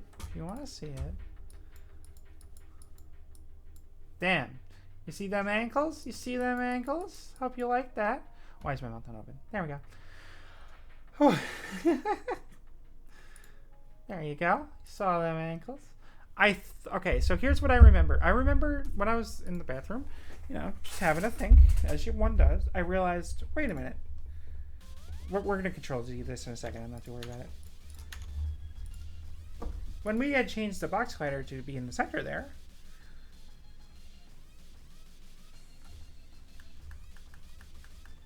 now the box collider's fucked up and wrong. We can't have this. This is genuinely bad. This is really bad. This isn't going to work because the box collider's wrong place.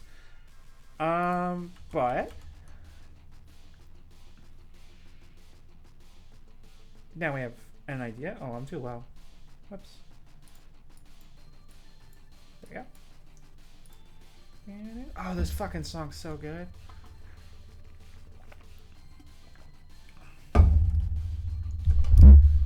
All right.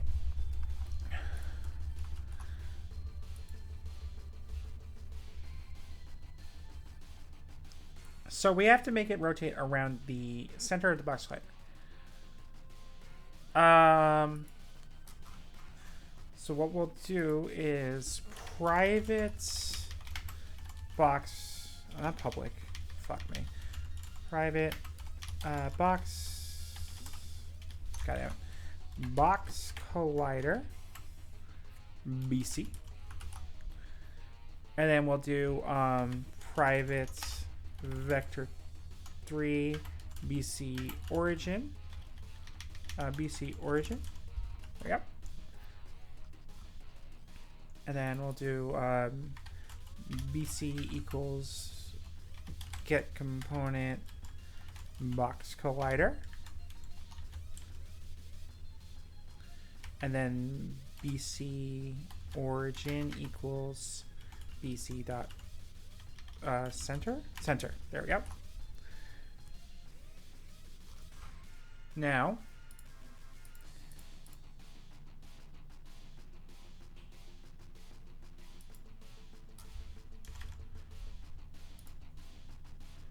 I don't think we need this. This is nothing. This is actually nothing. So let's get rid of this. Now we do BC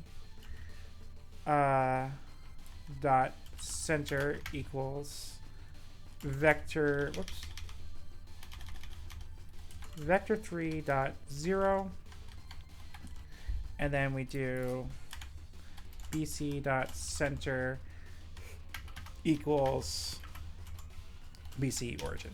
So what this will do is this will make the center of the box collider 0, rotate it around the center, and then pop the box collider back to where it should be. That's what should happen if I'm doing this right. So let's see if I'm doing this right.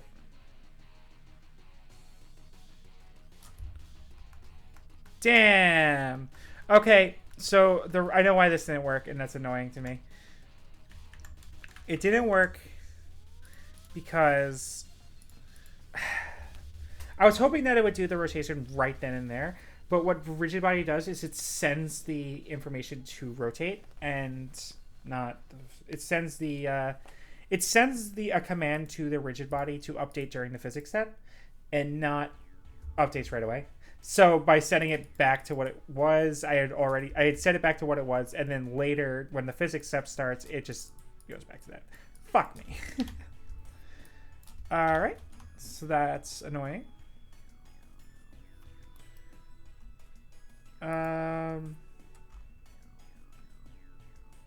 He's used an empty parent object. It'll rotate around its anchored point, so try to move the anchor point to the place you need. Where the fuck? What is the Shut up, shut up, shut up, shut up, shut up, shut up.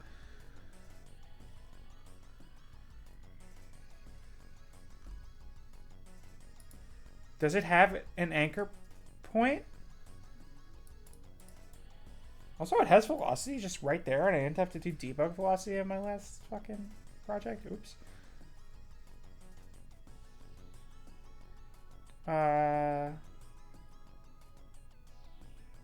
Because this is the point it's rotating around, which is annoying.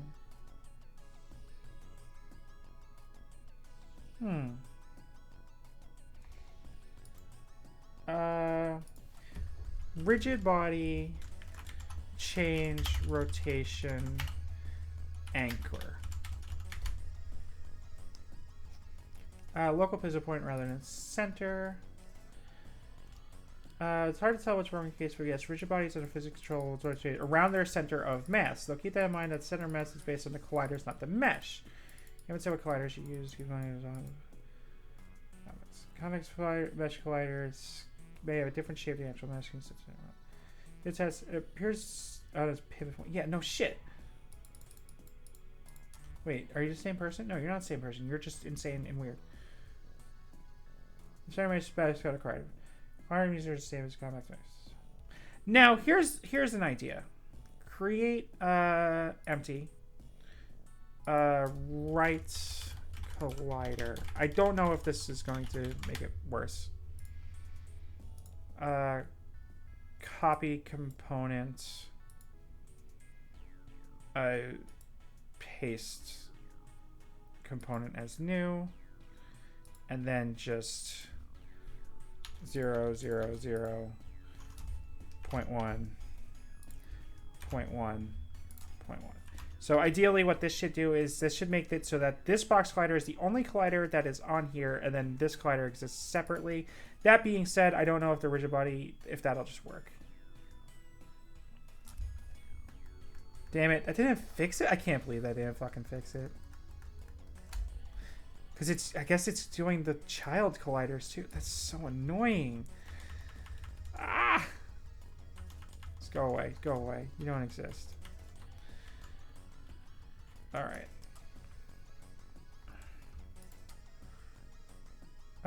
Rigid body.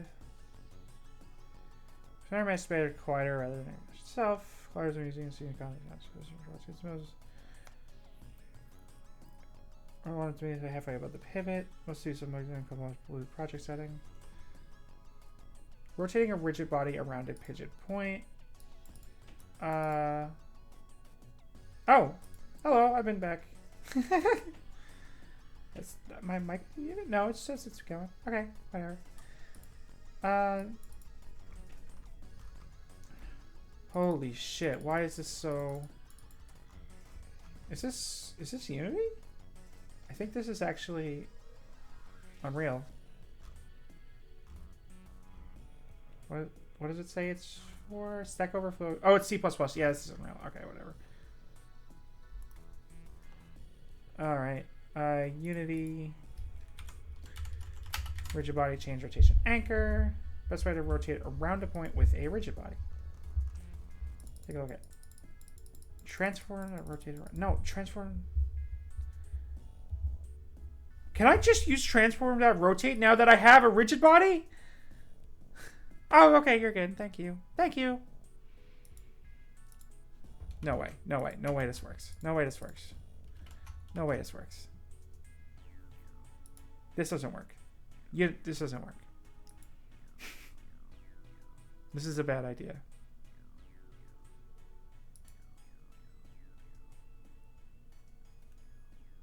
This is going to work. It's going to work as it is going to rotate properly. But it's not going to hit the ball properly. There's no way it works. We'll just do a quick sloppy fix. We'll freeze position Y. Oh, we already did that. Okay, good.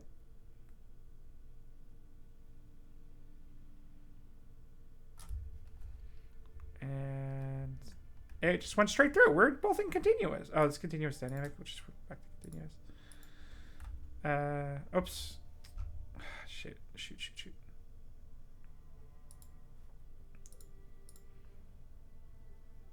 And it might... Oh, wait. It went straight through because I'm using transform, not rotate, and not rigid body. God damn it. That's why we have to do rigid body, not rotate. Okay. That's not going to work.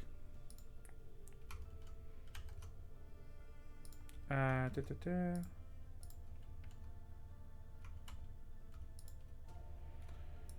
then we could just do... Yeah, this. I really did not expect to get stuck this early.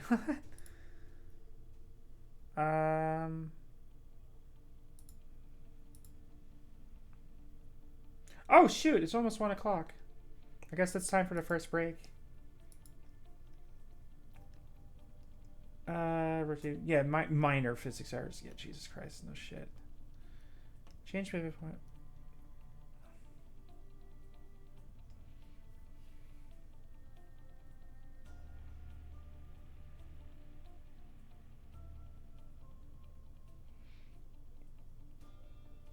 How bad would it be? Very bad. Very bad. I was about to say, how bad would it be if I just extended the box collider so that it just went out the back? And then I realized that's extremely bad because I'm going to have to... What? Why did it do that? I hate it when it does that. That's extremely bad, actually, because if I do that, then... Watch.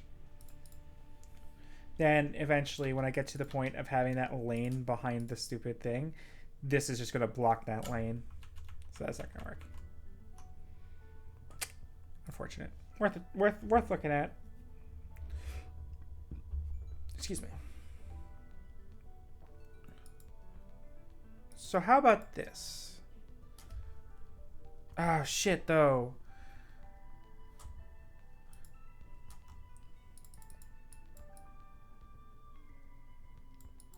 Origin is, Portrait even when pivot point moves around frame.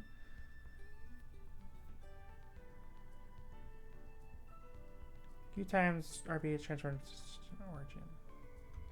Let's go back to this. This thing that I said does nothing, but it might do something if I do it right. Maybe I wasn't doing it right. Because maybe I'm not understanding origin, right?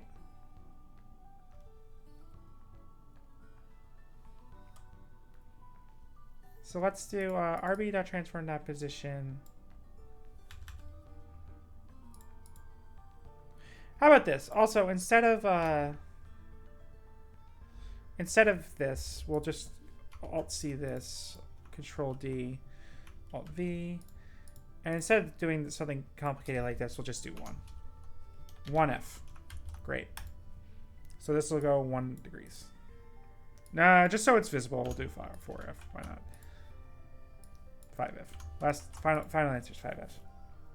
So I'll go 5 degrees of frame? No, never mind. 2F. Sorry. Okay. Now we do RB transform position minus origin plus origin. So minus, I don't know, vector 3 dot 0. And then over here, we'll just do that. Interesting. Okay. Now, oh, we have to get rid of the ball.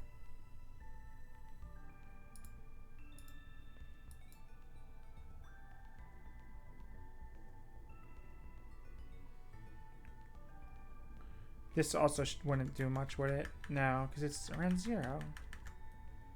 Because, yeah, this is minus 0 plus 0. Minus new vector 3, 1, 1, 1. So this will be just minus 1 plus 1. Great.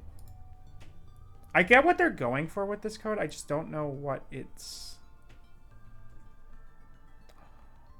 What if origin is meant to be origin relative to... And they just didn't explain that, and that's why... This should actually do something different. This should do something different. 1, 1, 1 wasn't enough. 1, 1, 1 wasn't enough. Let's try 5, 5, 5. So that'll move it over by 5 units, and then move it back. 1, 1 wasn't enough to see a difference. Let's do 5, 5, 5. If this does nothing, I will be confused.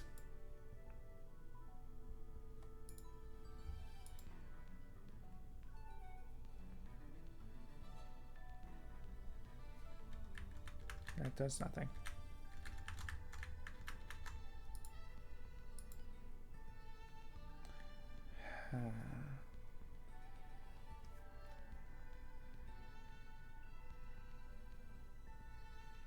Build a quaternion using the provided angle and the axis around which we would like to rotate. Understood. So, fuck this code. Fuck this code. Who cares? Kill it. Kill it. And then Alt-B. There we go. This is what we need. It's fine. Build a quaternion using the provided angle and the axis around which we would like to rotate. So the axis is vector 3 dot up. Oh, that even just shows it. Shorthand for writing 0, 1, 0. Cool. Then, RB move position Q. Translate, so the parentheses go first. So translate the position back to the origin, the point where we are rotating. Origin is definitely relative, but even if I do 5, 5, 5, it should do something, right? It should be minus something. Use the resulting point as a target for rigid body move position. Multiplication is like addition for quaternions. Going to not tell you why. Okay.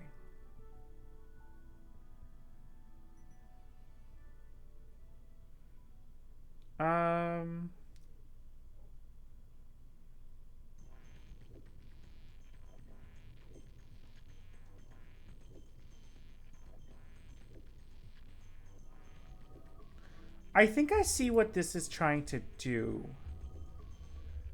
This is telling it to move to the rotated position. So this will tell it to move somewhere. So this will tell it to move 5 units down, 5 units. You know what? How about instead of, we'll just 0.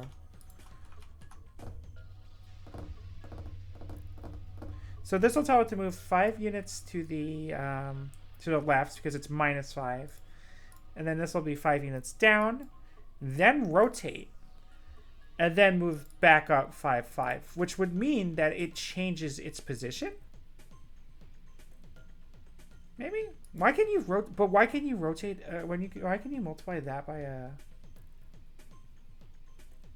why can you multiply a quaternion by a fucking rotate by the quaternion to rotate it around the desired axis, translate it back, and then use the resulting point as a target.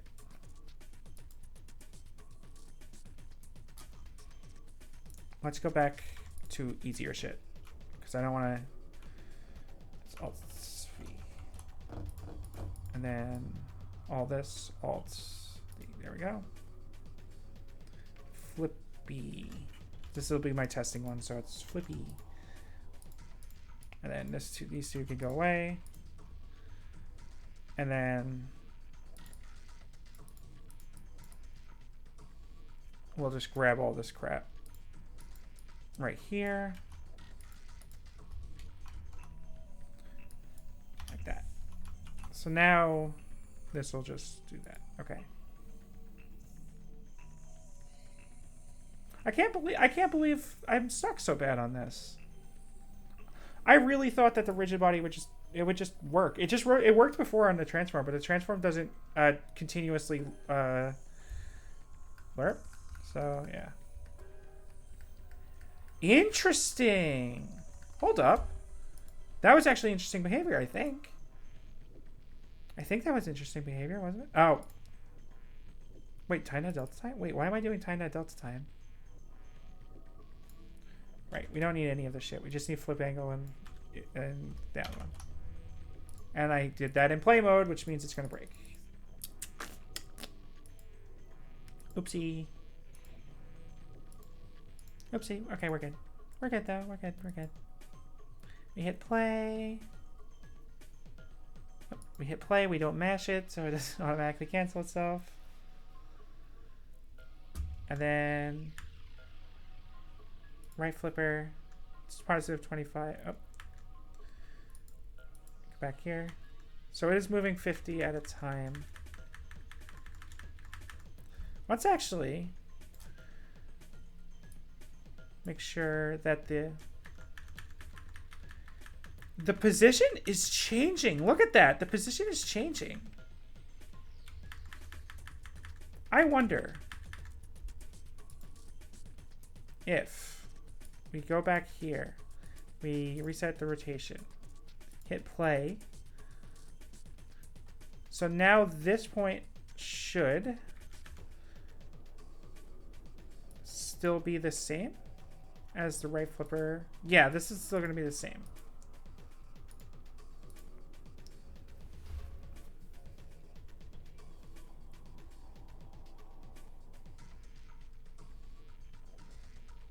Move rotation, and then rb.transform.rotation, that's Q. So like these two work. These two are totally fine. I don't need to work on these two. It's about even here. I really only need to work on this line right here. So this should be moving it around 555, but that's not doing anything. Hang on. Let's debug.log this. Debug. Pivot for the flipping regulation. No, that is the problem.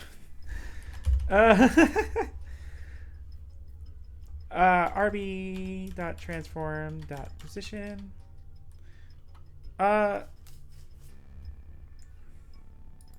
Actually, let's look at the rigid body documentation real quick.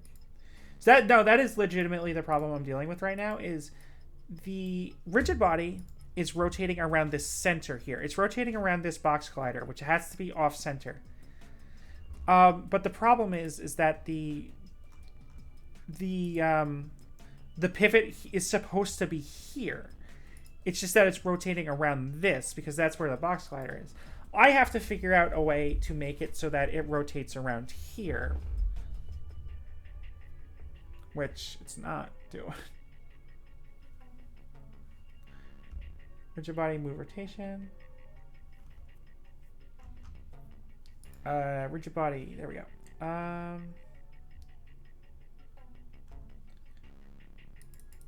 The velocity is at the point that this is sleeping. Move position. Move rotation. Wait, kinematic rigid body? Doesn't kinematic just mean not moving? Hover, please. Give me hints. Kinematic. Is kinematic. Controls whether physics affect the rigid body. No, I do not actually want that. Actually, I do want his kinematic. Forces, collisions, or joints will not affect. Rigid body will be full control over animation or script control by changing transfer dot position. Kinematic bodies also affect the motion of other rigid bodies through collisions or joints. Huh.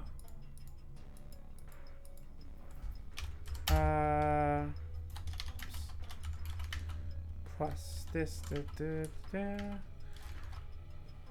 I might have solved it. Maybe. By reading that. And then we do this.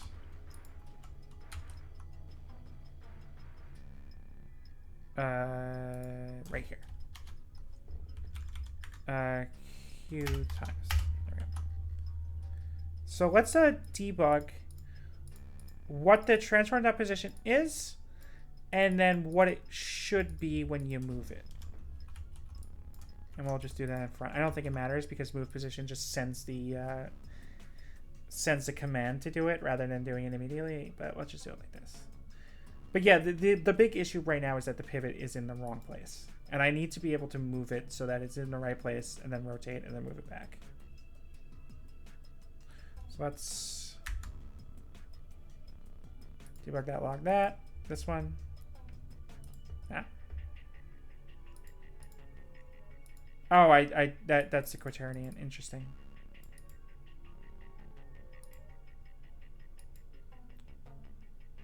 Oh, whoops. That should be all in parentheses. Oh, I made a mistake. All in parentheses right here. Because what that wound up doing is it wound up interpreting the plus as a plus for the string rather than for the vector. So instead of adding the vectors together, it just did that. Oopsie. That's okay, though. Now we should get it working this time. Oh, it's still not working? Oh, it is working. Okay. So it's starting there. Let's do it one more time just so we can... oops. There you go. Okay. Wait, what? Wait. Why is it working?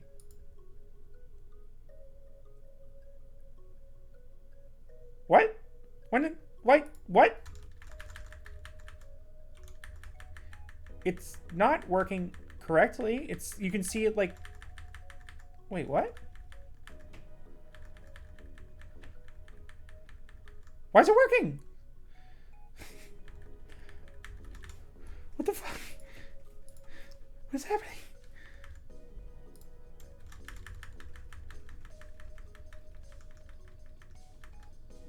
What? I genuinely don't know why it's working.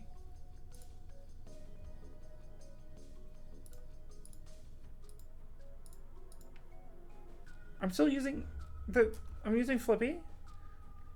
And I'm only doing it by 505. Because it was doing... What?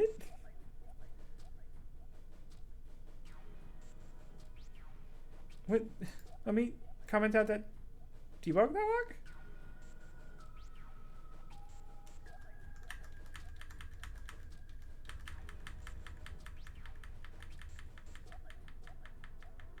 I think it's... Is it? Okay, it's wrong. It's not working properly. Because you can see it's moving a little bit over to the right each time. Hold up.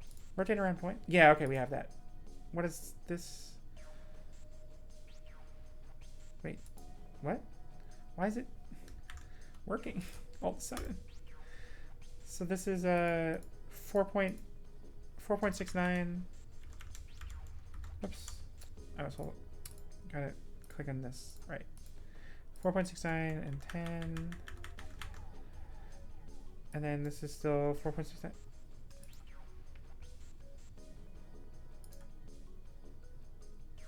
What changed? Genuinely, what changed?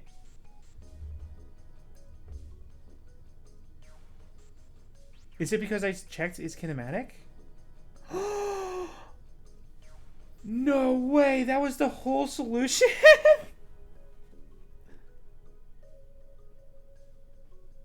That might have been the whole fucking solution.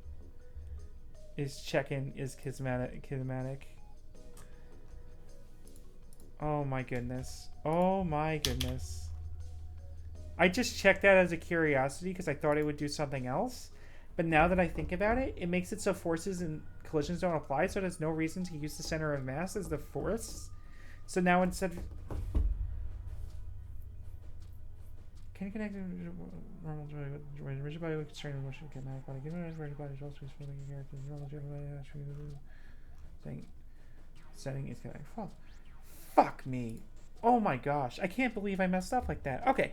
Okay, though. Well, not messed up. I just didn't know that. That seems like an insane thing. Why does it not say that in the documentation? Hang on. Let's move it back to the coroutine and see if the coroutine just does it.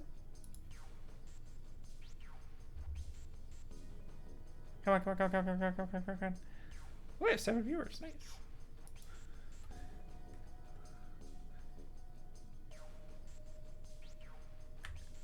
It works. So is kinematic was the problem the whole time.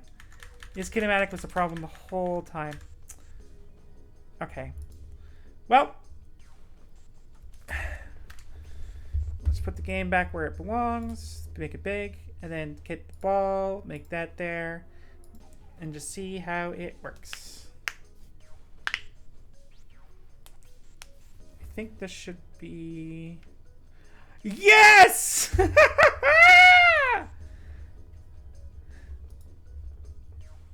Copy component. Oh, wait, not that one. Oops. You can die. You can die. I don't care. I can't believe that was the solution! Oh, game dev. I love game dev so much. It's so goofy. It's so goofy. This is why we do it. This is why I do it. It's just, I have... Paste component is new. There we go. Oh, no. Yeah. And then it should be is schematic, continuous record. Great. Amazing. Let's see. Let's see if we got this.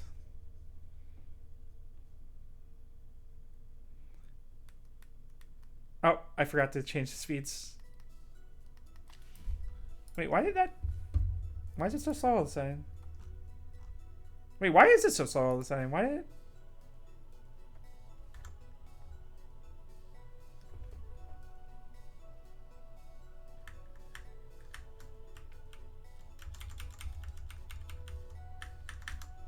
Huh.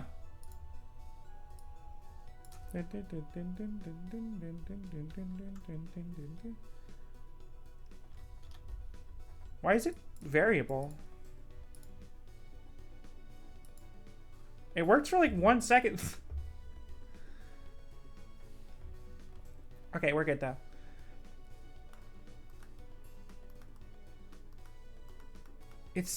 That's so weird. Now, you can see it kind of working. The rotation is just going in random places now. That's weird. That shouldn't be doing that. How about this? We'll do we'll kill all this code right here because none of this I really need anymore. I think. Yeah, I don't really need any of this. Get this out of my way.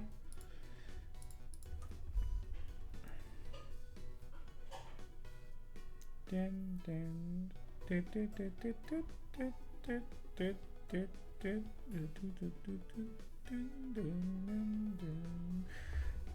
God, this song is so good. Also, why doesn't it give an author? Give a music artist? Oh, whatever. I'll fix all of this at some point.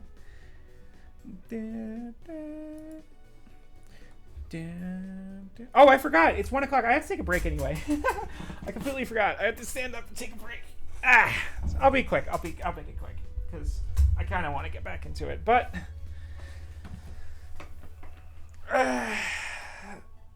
just stretch it a bit.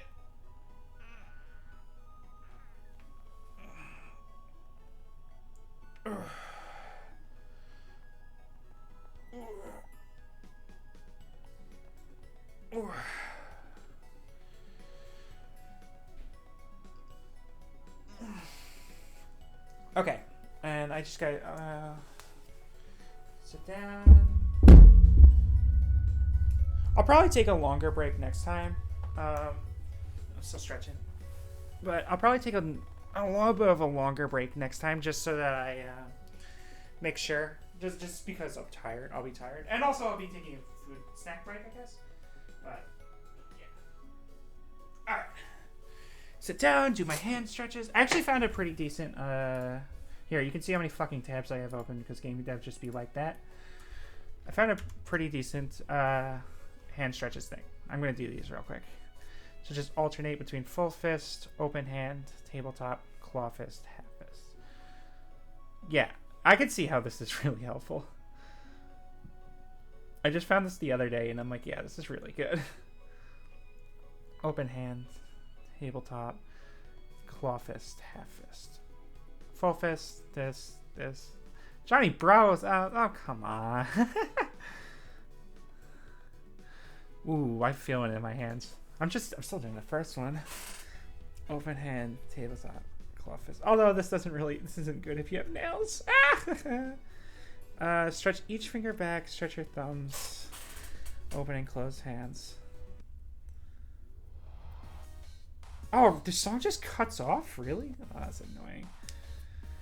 Flex sounds is when you do these. That's how you know you're doing it right. Yeah, I was just stretching before, but just do it like this. Oh, and thumbs, right? Ooh, I'm feeling... Ooh, these are good stretches. Stretch your thumbs. If you have hypermobility, I think it is. I was reading in the comments. Then don't do these. God damn it. God damn it. I'm not going to stop, though. Oof. Open and close hands. Then shake wrists and fingers. Yep. Oh, and it's... I'm not going to do that. I'll do that next time. Just massage your hands with your opposite thumb. Yeah, this is probably really good for artists. Like, I'm not using like a digital pen or anything. Also, look how many fucking tabs you open when you're making games. Oh boy.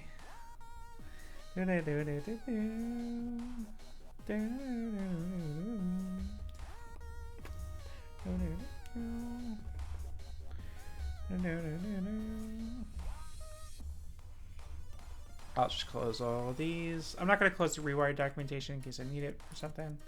What should we get? Okay.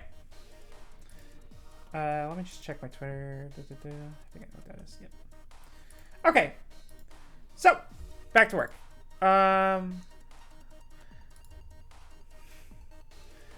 First thing I will do is make a little debug.log.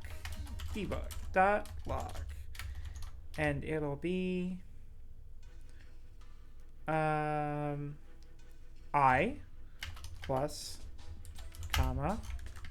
Oh, we have to do that before I forget. And then we'll do this actually. Plus Q. Why not? And then plus this comma because I can't read quaternions. Plus Q dot Euler Angles. There we go.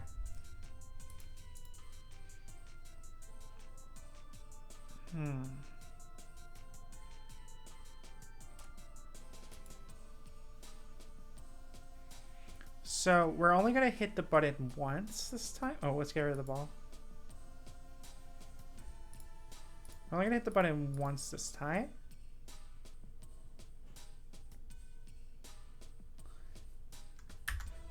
So that didn't go all the way, right? And then that should just give me a bunch of these. So, oh, that's the first one. These don't count.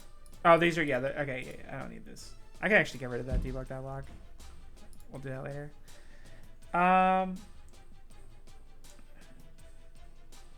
Interesting. So I is 13. This is 13.5. I is 24. This is 11. Yeah, so 13 plus 11 plus 4. Plus 4. So that's 4 more from there. Yeah, that's about right. So why isn't this rotated 50 degrees? This should rotate 50 degrees.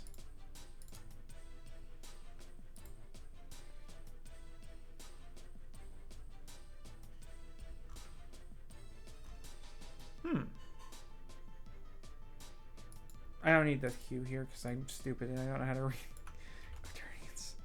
Sorry, I'm sorry. I do not know how to read the quaternion. They're so hard. They are so hard. Oh, interesting that quaternion just keeps reading 0, 0, 0 for some fucking insanity reason. I don't know how they work. Nobody knows how they work. They're a mystery. Oh, and then we can do this. Wait, are we not transformer? No way.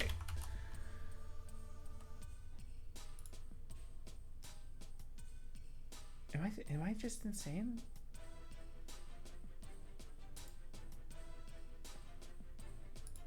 That can't be it. It's not I'm insane. I copy pasted code and then didn't read it properly. It's not, it's totally on me. It just, oh my god. Oh my gosh. Oh my gosh. No. Didn't fix it. Didn't fix it. Didn't fix it. I hit it multiple times. It's going to give me junk data I don't need. I was going to also do rb.rotation, which it doesn't like.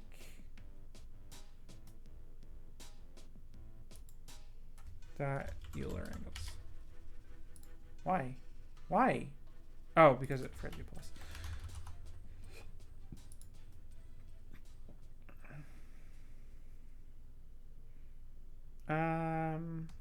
This is probably not exactly what I need, but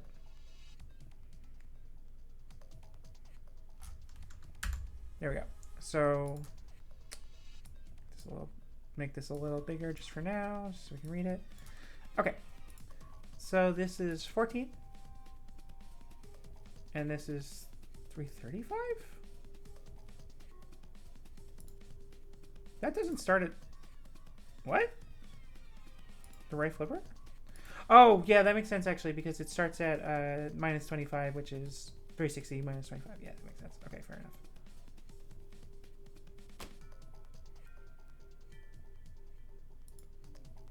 So it should be rotating by 10, but it's only rotating by, oh wait, what? Why is it rotating all the way and then stopping?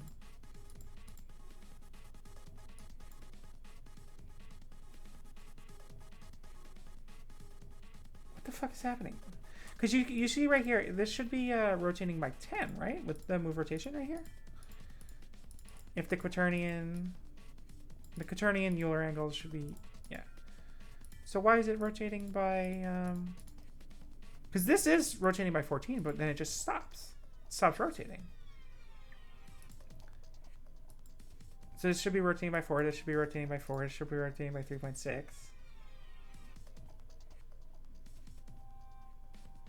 And then this does rotate here. Like it does successfully do it here.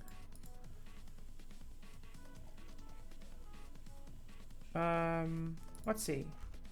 Rigid body constraints. Let's take all the constraints off for a second. I don't think that'll make a difference, but and we'll put the ball back. So we'll put the ball back. I want to take all the constraints off because this is kinematic, so it shouldn't be hit by the ball. So when it gets hit, when the ball hits it, it shouldn't move. Cool. And it worked. It just worked. It just worked on my first try. Did it work? It worked pretty close because it's supposed to go to 50, but oh goddamn! I'm still on the stupid here. Oh, didn't work. It got pretty close though. It almost worked, right? So because that went from 30 to negative 16. I'm glad. I'm glad you're having fun. Okay. We can just leave the ball there. Now that it's kinematic. So kinematic means it just doesn't get affected by any other physics objects acting on it. But, bam. It should be more of a swing than... I shouldn't have hit it multiple times. I need to only hit it once so that the console stays a little clean with just the one swing.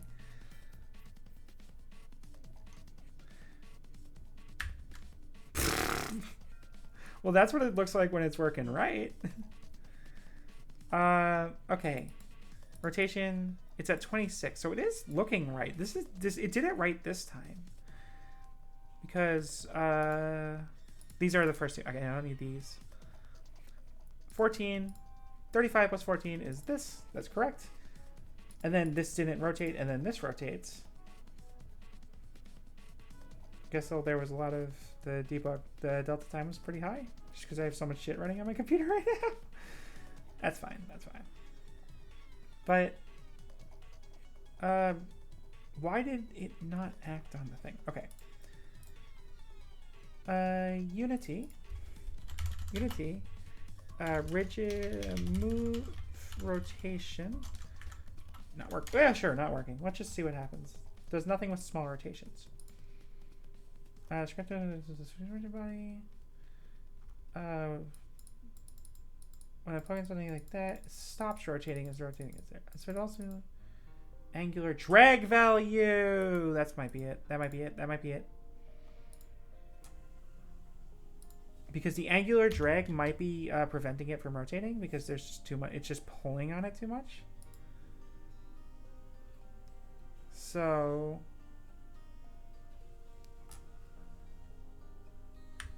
no, that's not it. Could have been it. Friction if your object is lying on a surface. It's a kinematic object, but this isn't touching anything. This is hovering over the stupid. Yeah, this is not touching the ground, so we should be fine there. Although yeah, it's not touching the ground. Oh yeah, I do have that special little flipper material that I made that has no friction. Maybe that'll make a difference. Not that it's touching anything. It shouldn't make a difference. So maybe it just... yeah, it's not making a difference. Okay, that's fine. Kinematic objects should be affected by dragging nothing else. Simple test animation keep rotating. Demonstrates simple. Interestingly, I realized that's the fact kinematic rigid body. You untick kinematic and it rotates fine. Your rigid body was asleep? Global physics body are causing the rigid body to sleep. Physics sleep. Oh, Jesus Christ. Physics, project settings, physics sleep angular velocity.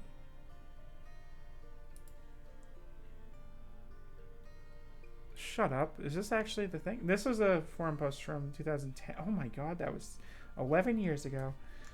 So they probably changed it to sleep threshold. Let's just change that to 0.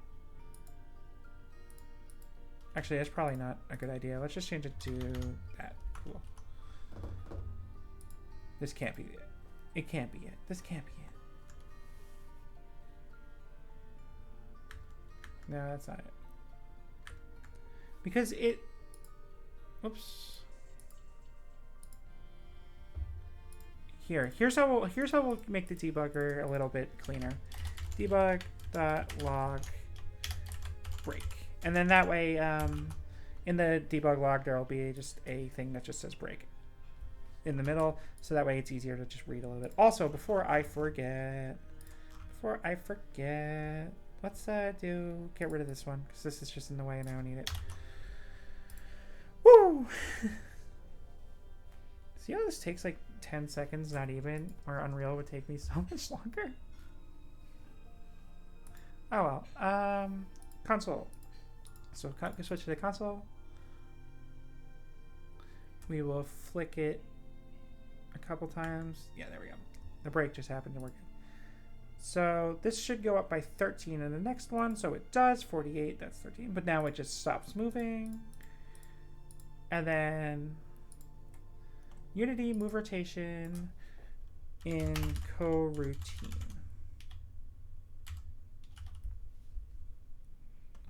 So that way, I can just see if that's Unity quaternion and the slurp. Sure, that might just be the problem. So you should have a starting rotation variable to tell what the initial rotation is. Also move the elapsed time increment to the beginning of the the final. Oh, this is just a. Oh no, that's a different issue. That's not what I want. Move rotation, returning Euler 90%. If using input and fixed update works at the time I was written Unity 2007. Oh shit, okay. 2017. But that's a different issue. That's a different problem. Okay. Uncommenting the first surface transforms. RB that move rotation.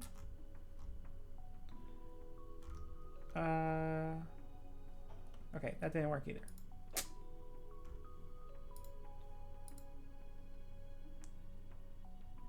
Because here it just stops rotating, which is so weird. I'm stupid. Yield return new. Wait for fixed update.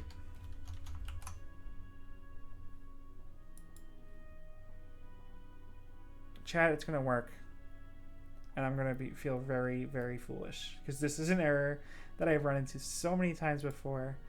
And this is an error I've run into so many times before. I can't believe I messed it up. It worked.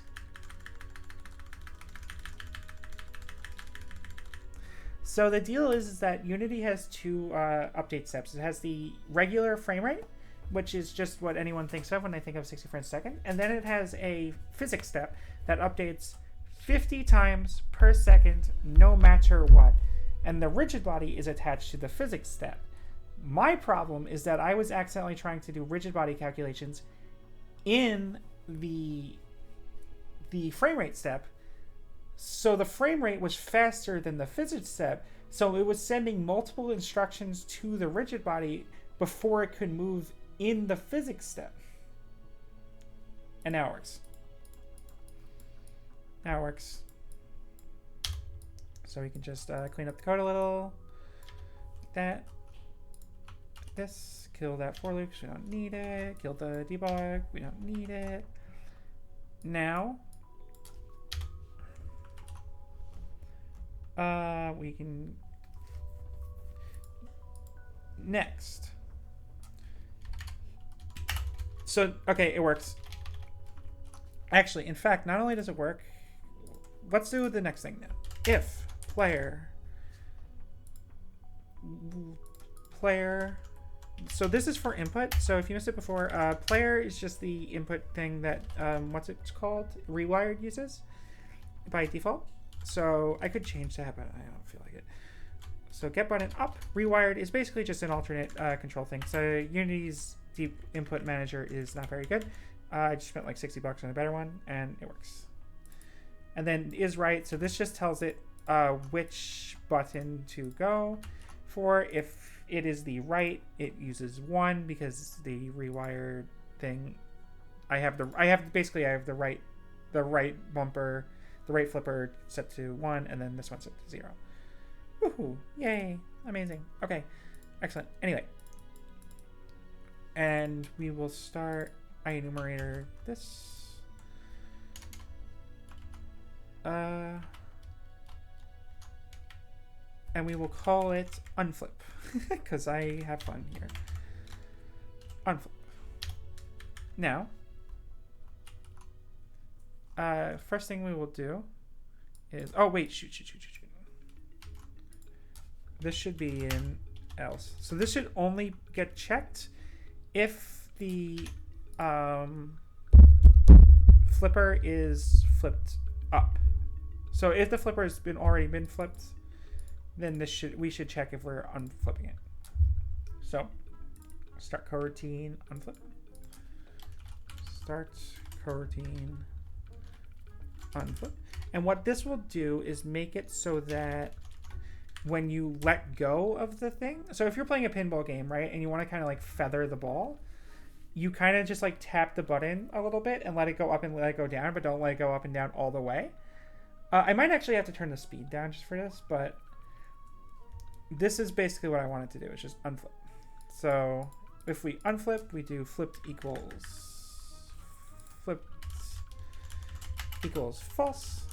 And then that'll make it so that we can flip it back up, even though it's not all the way down.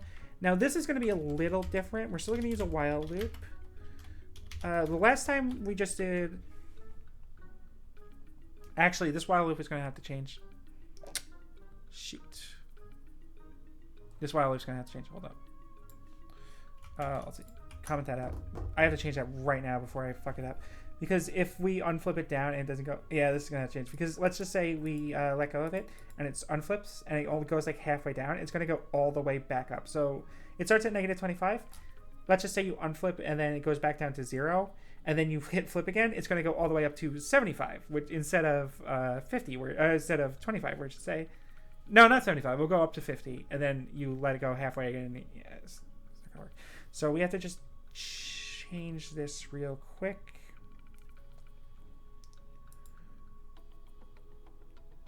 And we can just change this to, I think this will work, rb.rotation.Euler Angles.y.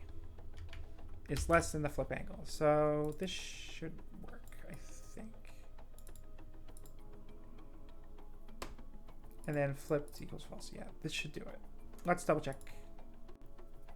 This will mean that it will refuse to spin all the way around. What do you want? Oh, yeah, I know it doesn't. Hush. Hush. Hush. Go away. This is another reason I like Unity so much, is because if it has a bug like that, it'll just fucking tell me instead of just letting the whole program crash when I hit play.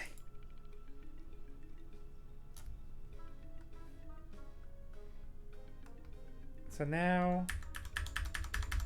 Doesn't work. Darn.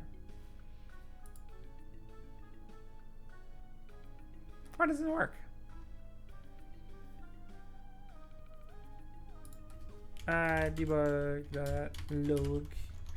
Debug.log rb rotation.Euler Angles.y, and it is because it returns it as shit. It's because it returns it as a as a number between 0 and 360.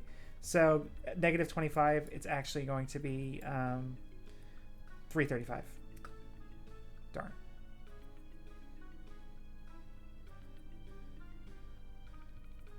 How do I fix it?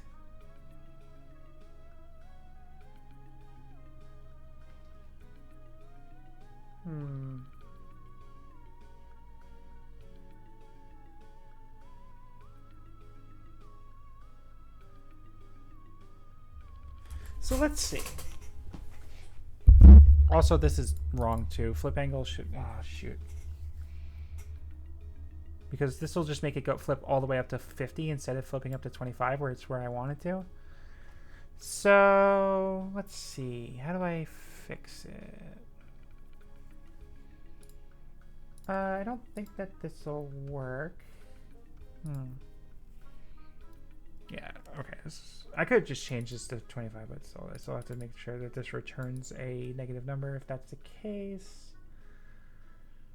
So I have... Okay, let's look at my options. I can make it a... I can check it by 360, right? 360.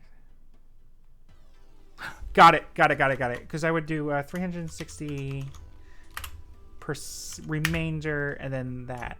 And then this will return me 25. That doesn't help me. It does help me a little bit.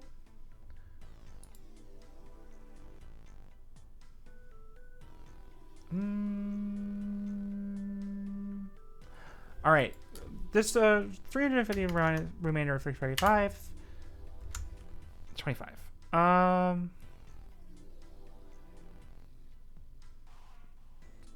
Times.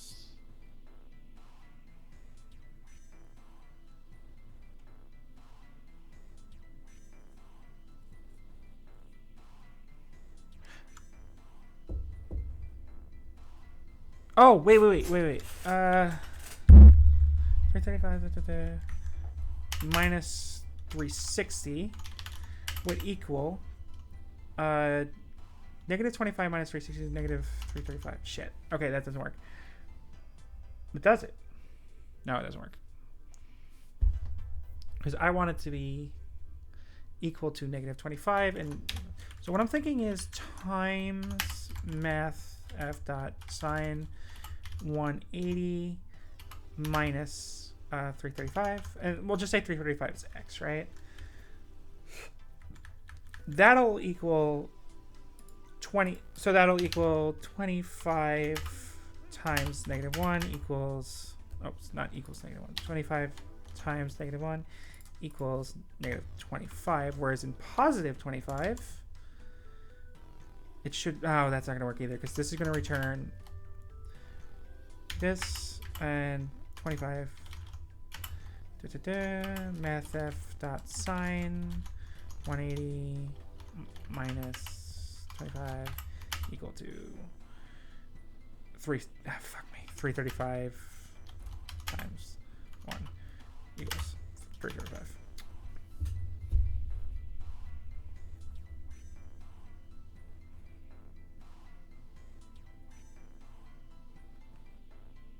Actually, here's another one. How about this? If math f dot sine 180 minus 335 is greater than less than 0, then 360 minus, or 335 minus 360 minus 360 equals 25, right? Or minus 25. And then else, and then we'll just pretend, we'll just have these fake brackets that will never ever be used, and except all the times they're used, but never ever be used. Else sine 180 minus 25, then just 25. That'll do it. That doesn't. Okay. That'll return our negative number that we need. And then we can just change flip open to just be 25, I think. That'll just work. Maybe. Okay. How about this then? We'll change this. Just duplicate this. Just comment this one out just for now, just so I don't lose it. Math f. We can do, yeah, math f dot sine parentheses. Here, another set of parentheses. So we'll do a little conditional operator right here. It's less than 0, then RB rotation Euler Angles dot y minus 360 else, or oh, I did this backwards. The colon is the conditional, the else, and then else just that. Cool. And then we should change the flip angle from 50 to 25, and that'll just make my life easier. Wait, no, that doesn't work either, because the left flipper is already at that, and it wants to be at this. No? 05. It wants to be at 155. 165. I don't remember. 155. So that only works for the left side. So that only works for the right side, but we'll just hit play just to see. Make sure it does work. Also, I forgot to change it for 50. Oh, it doesn't do anything now. Great. Oh, I just did math after that sign. Oh, I forgot to do the 180 minus. Stupid. I'm bad at coding. I'm bad at coding, folks. I'm sorry. I'm so sorry.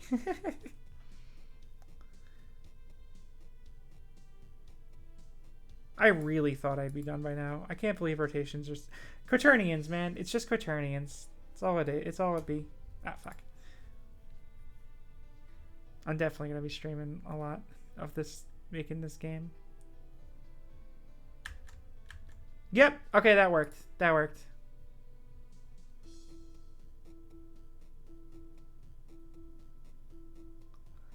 So let's see. That isn't the only way to do it, though. Hey, Kamu, thank you. That is the wrong way of doing it. Start rotation. I did save the start rotation, though. Shut up. This can't be what I have to do.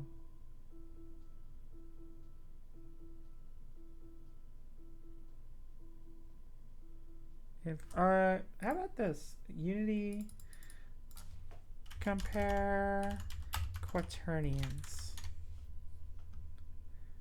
How do I compare two quaternions? It seems like I found the worst way to do it. Doesn't matter what you wrote is basically the equality operator overload for quaternion does. Next.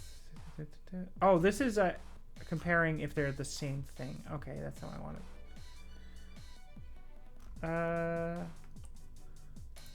How to compare rotations. Not equal. Compare look rotation, but only for one axis. There we go. Thank you, thank you, thank you.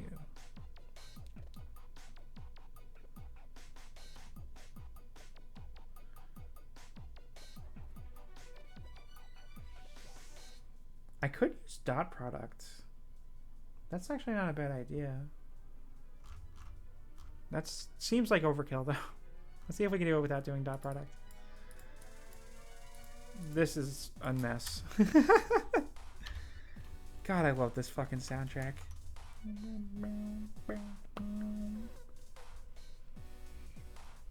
Okay. This isn't going to work because this is returning that.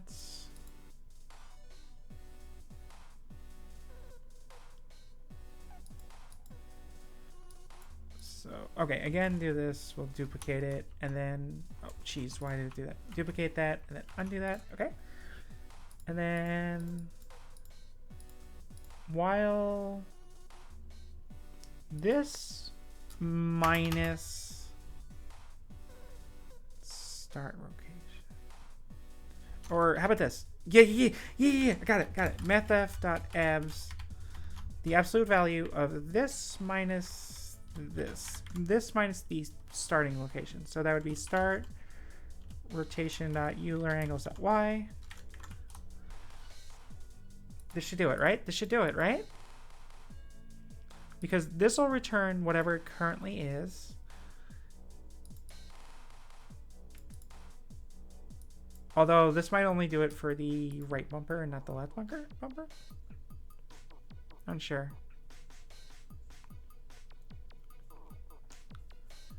Let's see what this does.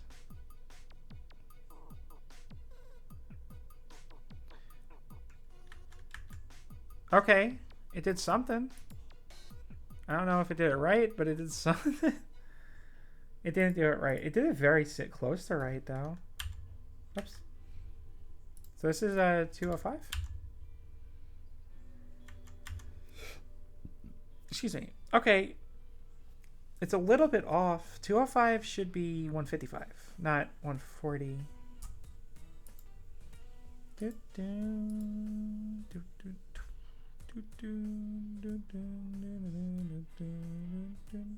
Maybe the math.abs is actually the problem, just because I was doing that. It's working. It's working a little better. Actually, no, the math definitely was not the problem. That was definitely not the problem. Now it's going to be worse. Watch, it's going to be worse. I knew it. I knew it.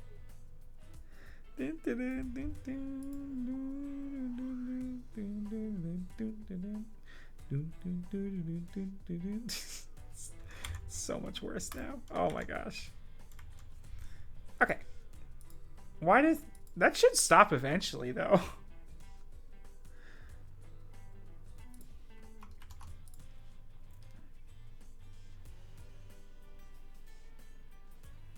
$335, and then let's just say this hits 0.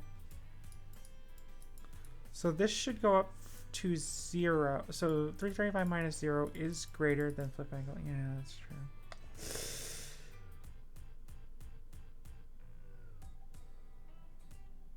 Maybe that is what I had to have done. Here, we'll do it like this. We'll do float new y equals this, and we'll do it outside the while loop just so it starts. So we'll do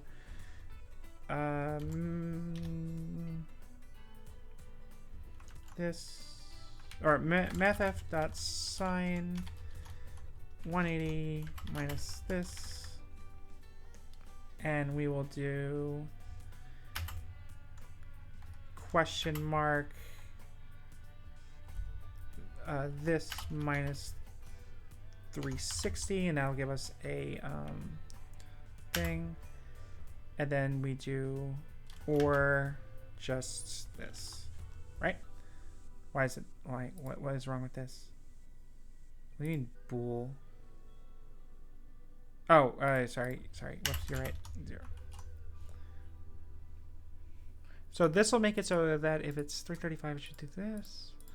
And then we just do new y minus this. New y minus this. And then we just do the same thing at the end of the while loop. The while loop? The while loop. There we go. And then what that should do is that should update the current...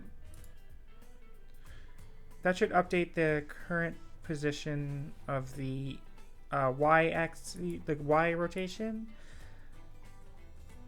but it should leave it as a negative number if it needs to be a negative number. So didn't work. Didn't do shit. Doesn't do shit. Okay. Fuck me. Why doesn't it do shit? Doesn't do shit. All right. The debug.log new y. Debug.log new y.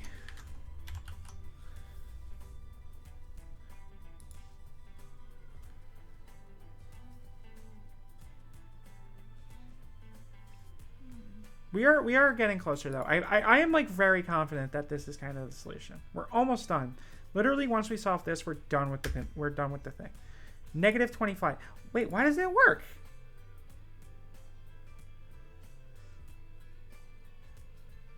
Negative 25 minus... Oh, fuck me. Hold up. Oh, no. New y plus... Come on. Comma this plus that. Plus... comma space. And then we do new y minus this. Oops. And we put that in parentheses. Oh, we forgot to do a plus here. Oops. There we go. So that should tell us what the new y is, what this start rotation is, and then just does the math for me because I'm tired and I don't feel like doing the math in the console each time.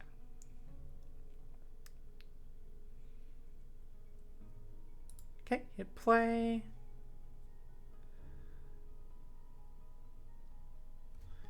And boom, doesn't work. Okay. Oh!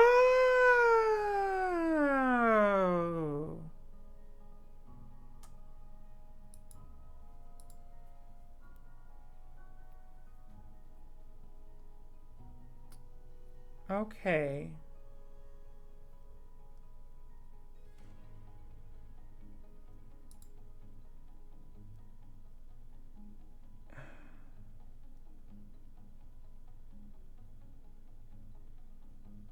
Okay. It's applying. It's not applying the same. So this is all. So this is supposed to be negative 25. This is also returning. Fuck it. I'm just hard coding it. I don't care. Minus negative 25. Fuck it. I just want to see what happens. This is clearly wrong now that I'm looking at it, but I just want to see what fucking happens. This should, if I did it right, if I understand it right, this should go up to 25. Yeah, okay. Yeah, because now it's just doing 25 minus 25. Yeah. Okay, this is wrong, but we're definitely we're moving. We're moving.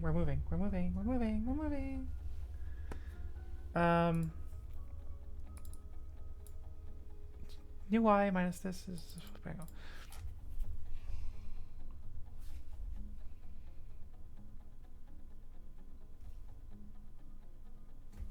How about this? Float start y equal to same thing, but we'll just copy paste this and we'll just throw this start rotation, this one right here. We'll just do the same thing like this. Then we'll do if new y is greater, while new y is less than start y plus flip angle. This should do it. This should do it. This should do it. See this? Because new y is going to be negative 25. This is going to be negative 25. Start y plus flip angle is 25, which is where I want it to be. So this should just go up until it is 25. This should do it. This should do it. I didn't. No, we're good. We're good. We're good. We're good.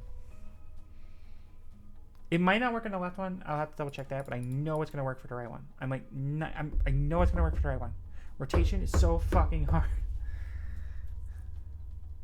Bam. Almost worked for the left one. Worked for the right one.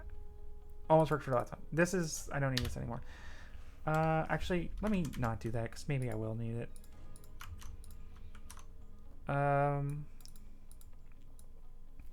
Kill all this comment stuff. I don't need that anymore.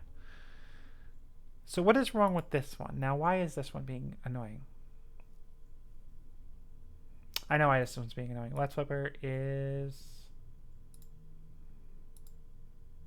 It starts at 205, so that means it goes down to... Damn it. Okay. I need a better way of converting it to negative if it's the thing, but... Because this starts at 205, and then it swings up, right? And it swings up to 180. Yeah, it stopped. Oh, I bet it stops at 180. I bet it stops at 180. Let me check that. Yeah, or it stops a bit above 180 probably. That's a bit weird. Here, it'll probably stop a bit closer to it this time, maybe. It might not. I don't know. What? Wait, what?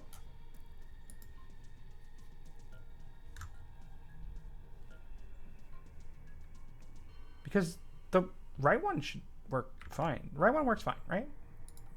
35. I wanted to stop at 25, but 35 is fine, right? Why is the left one being so inconsistent? Because it should stop around. It's just waiting for a new fix update, so the timing will be consistent each time. It's because I'm doing time not delta time. It's because I'm doing time not delta time, not time dot fixed delta time. There we go. That's why.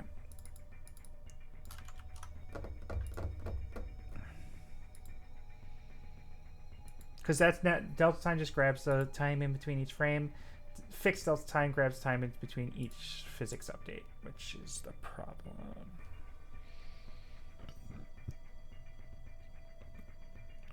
So,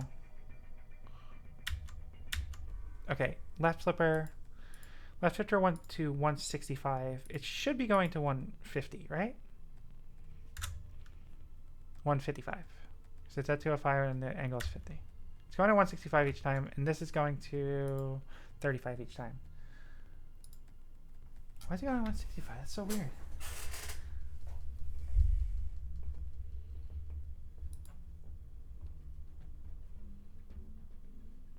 The only way I can think of doing it is you have to make it somehow able to see whether or not it's starting negative.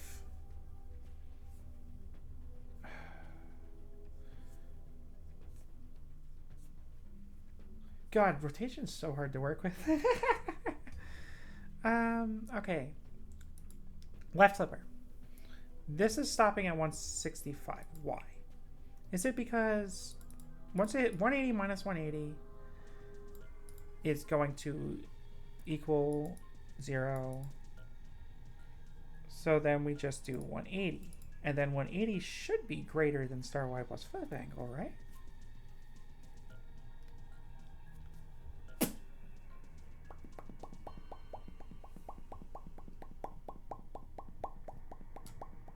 Stupid.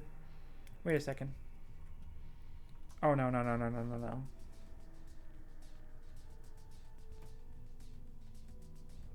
I overthought this. While I is less than flip angle. That's it. That's it. I only got it. Oh, I was only wrong because it was delta time and not fixed delta time. That's it. That's all it was. Watch. It's gonna work now. It's gonna work now. It's gonna work. It's gonna work. It's gonna work. It's gonna work. It's gonna work. Check it. Check it out. Check it out. It's gonna work. It worked. Left flipper is 35 and 140. Okay. It's going 10 degrees past where I want it to, but I mean, fine. Okay, fine. It's consistent. It's going to be consistent, right? It's going to go to 35 and 145 again.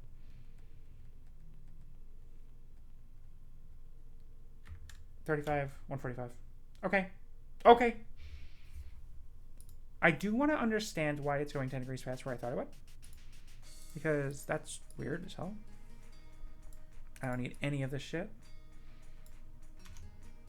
Oops, didn't mean to put that. I don't need this either. So it starts like this. Time.fixed up time is 0.02, right? Yeah, if I change it, it won't be, but I haven't changed it, so it shouldn't be. Times flip angle, which is 50. So 0.02 times 50 is 1. Okay, 1 degrees times flip speed. So flip speed right now is 20, so it's 20 degrees. And that might be why.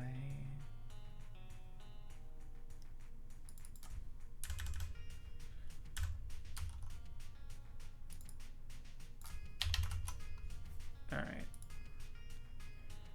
That's why, because it's 2 times 50 times 20 is 0.02 times 50 is 1 times 20 is 20 and then 1. So this would be moving 20 degrees per fixed update. So I wanted it to move 50 degrees and it was moving 60. That's why I was going 10 degrees past. So this will take it a lot longer. This will take way longer than I want it to. But it will stop where I want it to stop. It will stop at 25. Yep, that's why. So we'll just jack the flip speed up. We'll do 200. Yeah, we'll just add a 0, 10 times faster. And we'll just put it in play mode to test that. I can't believe I haven't even been able to do unflip yet, just because of this bullshit. I just want to move on. This was so small. This was such a small, tiny part of my things to do document. But I guess like the rest of it isn't going to be as bad. I hope, just because. How could it be? That's better. 400 is better speed. So 0.02 times 400 is 400. Did I do that in the right slot? Okay, yeah, good. Also, I'm going to put the angular drag back just in case that's important. 0.02 times 400 is 0.02 times 4 is 0.08, and then that's 80? Yeah, 80. No, times 0.08 times 100 is 8, right? Yeah. So that's 8 degrees a second. No, 8 degrees fixed up 8, yeah. Cool, we got it. We got it working. Epic. Now, unflip time.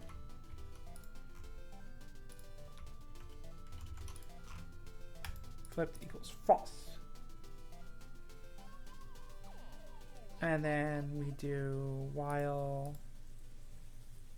Oh, right. I remember why we had to change it in the first place.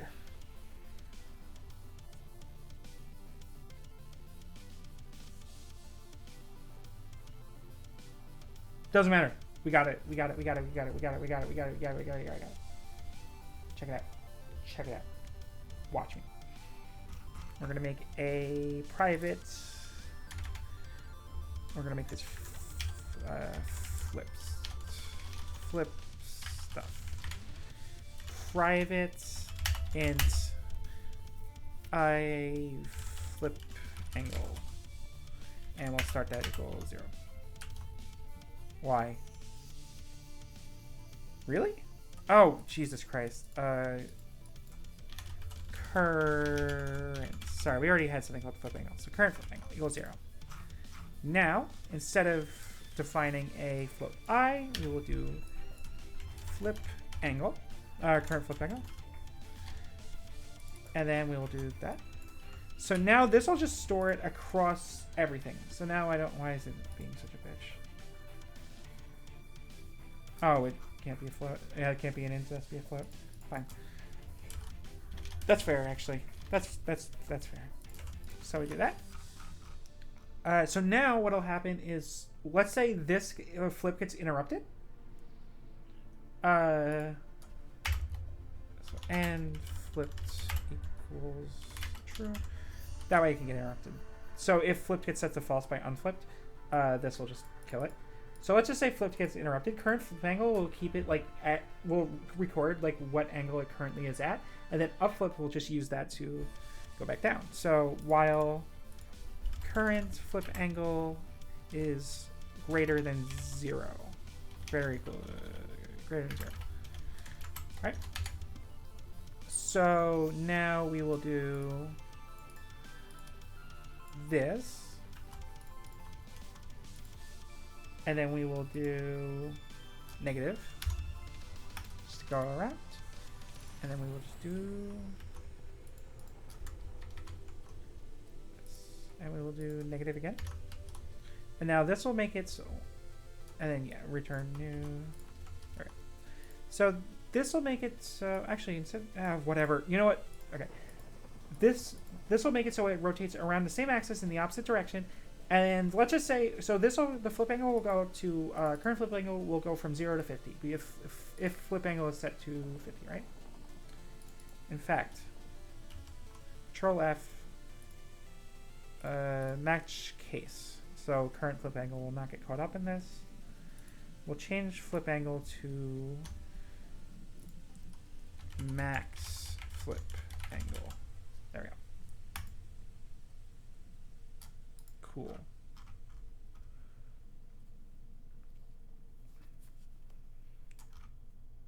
There we go.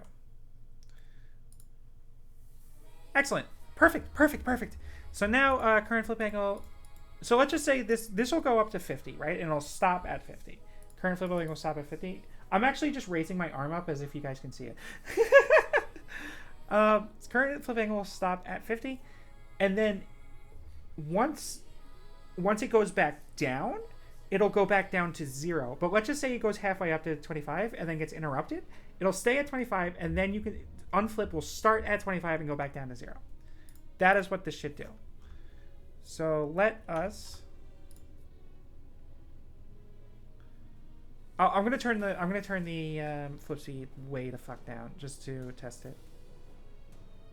Actually, it should just go back down. Okay, we'll test it in a second. We'll test that in a second. First of all, didn't unflip. Hey boy. Okay, that's fine. Why didn't it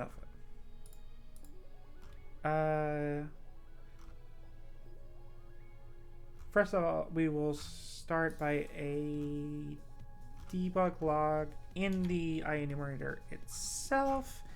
Make sure that debug.log unflipped. Flipped equals false, so that should interrupt this, but it doesn't matter. Then we do oh, this song owns. Oh, I fucking love this album.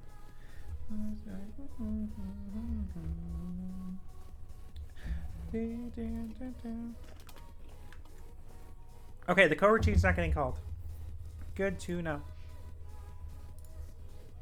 So we can just Control X, and we'll put that in here.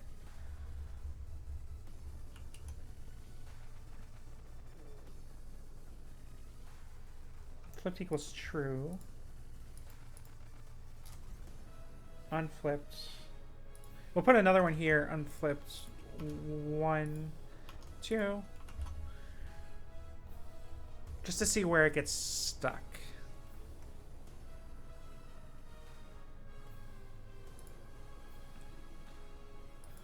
And we'll go to the console just to see if it spawns 800 million unflipped ones.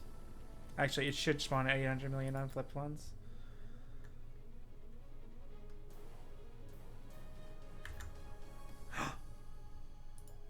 Kind of worked. It worked because I let go. Oh, I see the issue. Okay, well, first of all, why is it so low? I do see the issue though. Because I interrupted it this time, I let go before it got all the way up there. It interrupted before flipped could be set equal to false. So let's. This is the problem. That's the problem right there. There it is. There it is. I'm wagging my finger as if you could see it. There it is. There it is. Just gotta pretend that I'm wagging my finger at you. There it is. There it is. Check it. Check it. It's gonna work this time. Now I just gotta make sure it goes back to the right place, but that just might be because... Oh, interesting. It's not perfect yet. Okay. So that's part of what I need. I don't know why it's not going back to the right place yet, but that should be fine for now. Let us check something. This should generate unflipped ones as long as I am holding down the button. So holding down the button, generating unflipped ones, let go. Holding it down, generating them, let go. And then, okay, it stops. That makes sense. Because now, yeah, else unflips true, and then, yeah. And then it'll only go the one frame, and those are normal, that is working. So now we have to figure out why it's not unflipping to the correct position. Which is weird.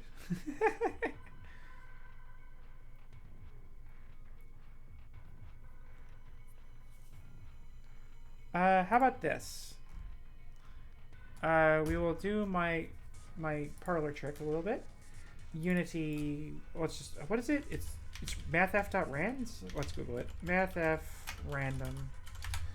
Mathf random.range. Oh wait, random.range is out of date or whatever, right? Unity random value. It's gotta say like random. Oh, fuck, whatever. Okay, you'll see. You'll see what I'm trying to do. You'll see what I'm trying to do. Debug.log. And we will do current flip angle plus this plus random.range. Okay, random range? One of them is the one I'm supposed to do, and one of them is the one I'm not supposed to do.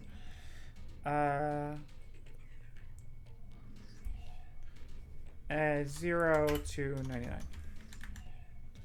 Is obsolete. Use random range. God damn it. Okay, I knew it was one of them. So that way it'll generate random numbers on the side here, and I can tell it keeps moving. That's how I can tell it keeps moving. So you'll see it should be saying 0 for a while. Yeah, I'll say 0. See, now it's saying -8.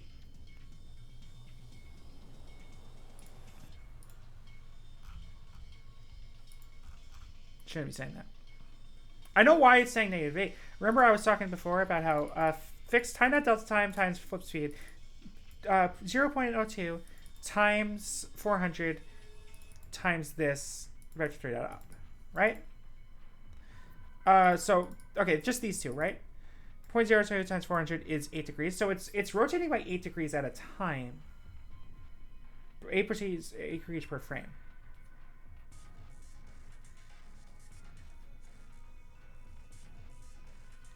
So what's probably happening, this is probably just a floating point error. Get out of my face. Where it's coming back down, and it's like 0, when it gets to here, it's like 0.00000 something. So this is... Oh, interesting that it's just alternating between 0 and 8 right here?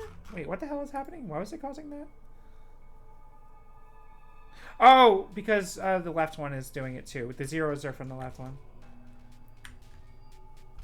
But, yeah. You can see as I scroll up quite a bit. Let's see where it changes. There we go. Yeah, this is a floating point error. So instead of being 0, it's like...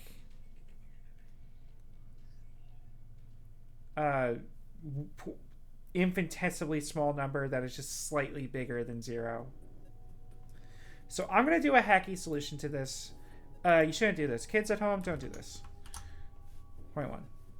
Now if there's a floating point error, it'll still think that this is greater. This is still less than 0.1, and the while loop will stop. And that should fix it for the most part. It did stop in the wrong place once, and I want to make sure that doesn't happen again either. But we should be good. That's a hacky solution. Kids at home, don't try this. Don't try this at home, kids. Yep, it worked. And now you can see, like, this is that infinitesimally small number. That's a floating point error. It's just not 0. And if I interrupt it, it goes all the way back down. That's interesting. That is interesting behavior. Why is it that it goes all the way back down? Let me just clear out the log a little just to make it a little... Okay. I is still 0 when I interrupt it. Fuck's sake. Okay, we're going to make this just a tiny bit easier for me to read. If is right. Then. Because fuck. Just making it a tiny bit easier for me to read. Just it's this now it'll only show the right side one, so I don't have those zeros in the middle between everything. So that is obnoxious, baby. But it's cool. It's cool. It's cool. It's cool. God, putting the 999 soundtracks on is such a good idea. Okay. Scroll up a little until we start seeing real numbers. There we go. So, okay, this is where it was. This is at 0. Then it goes 8, 16, 16, 16, 16. Oh, and because we're doing this at the frame rate step and not the fixed update step. That's fine. That's totally fine.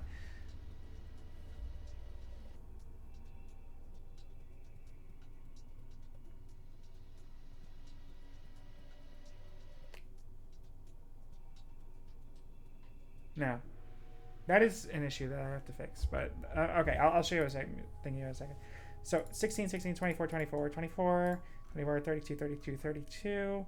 And then it drops back down to 24 because this is where the unflip starts, I guess. I probably should have marked that, but that's where the unflip starts. So, 32, 24, 24, 16, 8, and then infinitesimally small when it goes and stays that way. It's at 0. It's at 0. So first of all, this should be while it is false. And flipped equal false. That's not going to fix it, but that's actually a different bug that would have caused. What? Why? Oh, it's because I did equal, so not equal. All right, fair enough. Oh, shit. I forgot to... Oh, wait, that's fine. It's not going to update because it's a pause. Nice.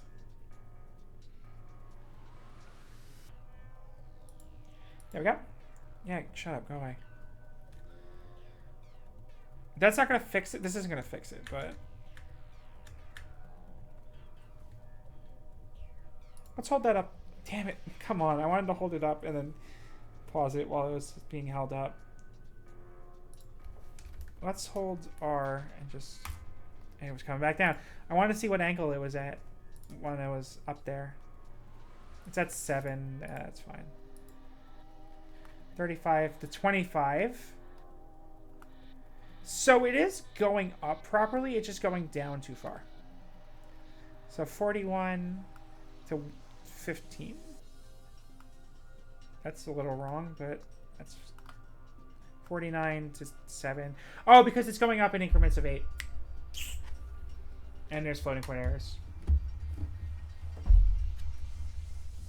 All right. We're hacking solutioning it. I don't care. I don't care.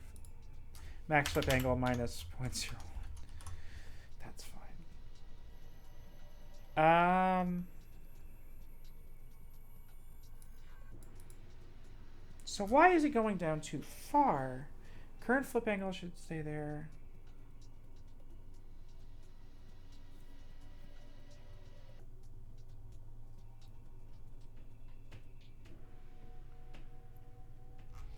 Because this will only get triggered. This coroutine will only get triggered ever if flipped is equal to true. And the first thing it does is set flipped equal to false.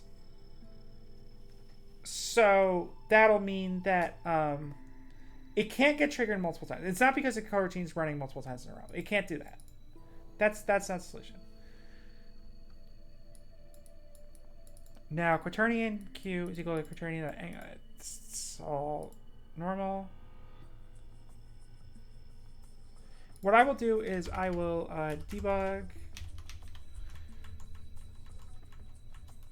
before we change the current flip angle. We will debug.log. Oops. Debug.log current flip angle, and we'll just check that. And we will kill this for a second. Actually, I do want to keep this framework. Control C, and then this. I don't know why it's doing that. I didn't want it to do that. I hate it when it does that. Don't tell me what to do. Wait, why did that just... Oh, weird. It kept the tab. Okay. So now it should say 0 to...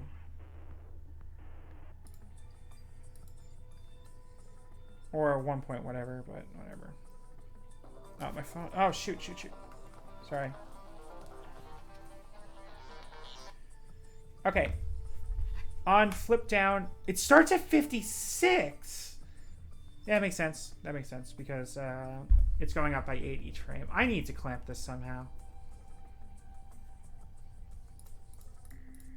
But it goes 8. And then current flip angle, it goes down one more time. Wait.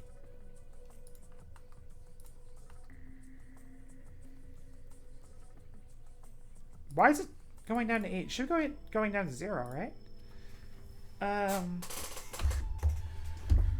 Current flip angle should be going down to 0 on the last one because...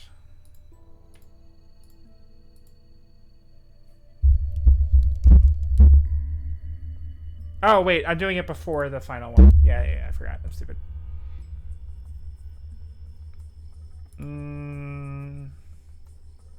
So if I do it before the final one, then it goes down to 0, and then I'm just not seeing it. So let's do the same thing for here.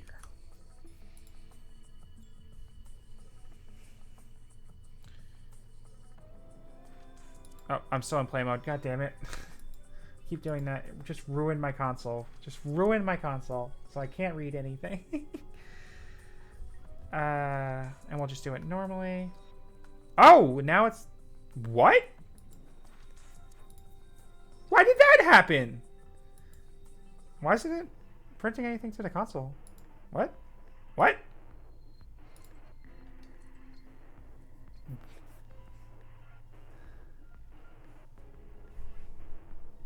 Fuck is happening? Why did that change it? What did I do? Did I change anything? I didn't change anything. Oh.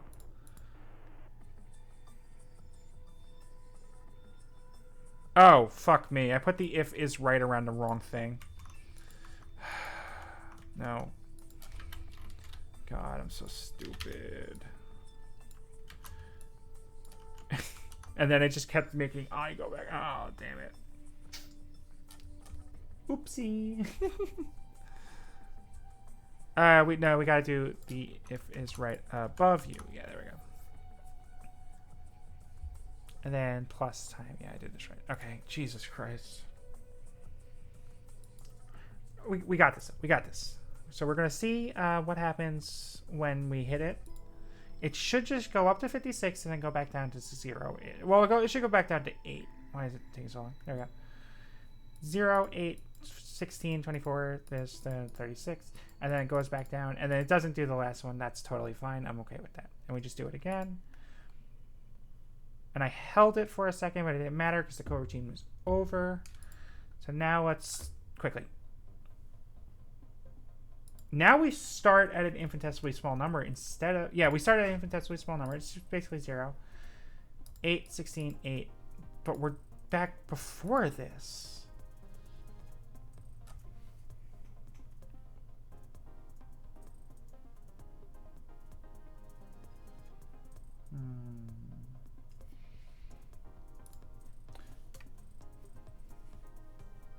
Hang on.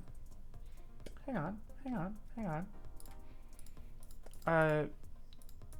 Kill this. Not this. Not that. Not that. Oh, jeez. Duplicate this. Duplicate, duplicate, duplicate. Comment it out. Duplicate, comment it out. And then we'll just do debug.log flip. And then we will do plus or flip. And then we'll do plus. Absolutely. Ask any questions you want and I'll answer them for you. Time.delta time. So that way we could use time.delta time to see if we're on the same frame. That's what I'm using. Time.delta time to see if we're on the same frame. So flip and then unflip. Because if we're on the same frame, time.delta time should be the same.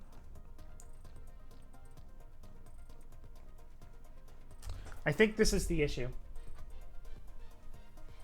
I think I found the issue. This is a weird issue. Holy shit. If I found it, I know it. Oh, man. Oh, jeez.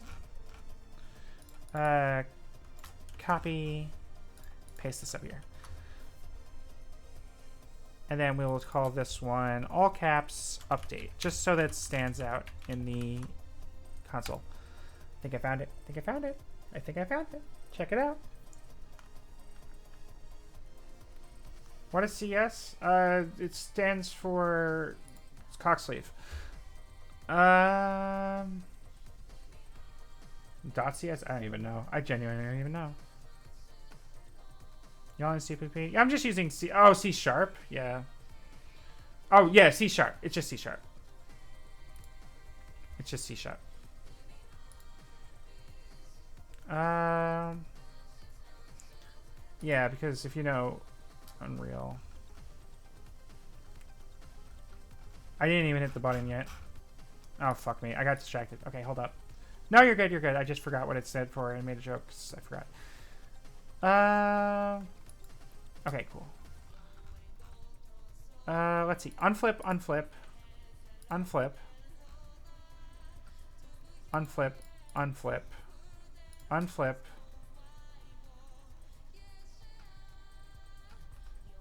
Flip. So flip is 0.02. That delta time, really? Jesus Christ, there's so many updates. Unflip is here. Wait, why is it... Why was this 0.02? Like, perfectly, and this one wasn't, because they're both using wait for fixed update. Because what I'm thinking is happening is that flip and unflip are getting called in the same frame. And thus, the instruction to get sent to...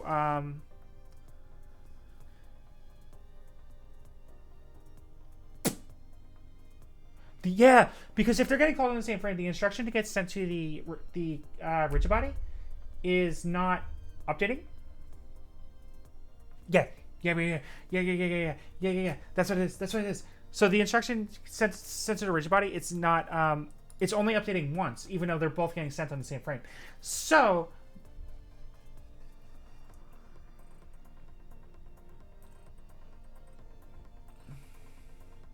what we have to do is make it so that they can't...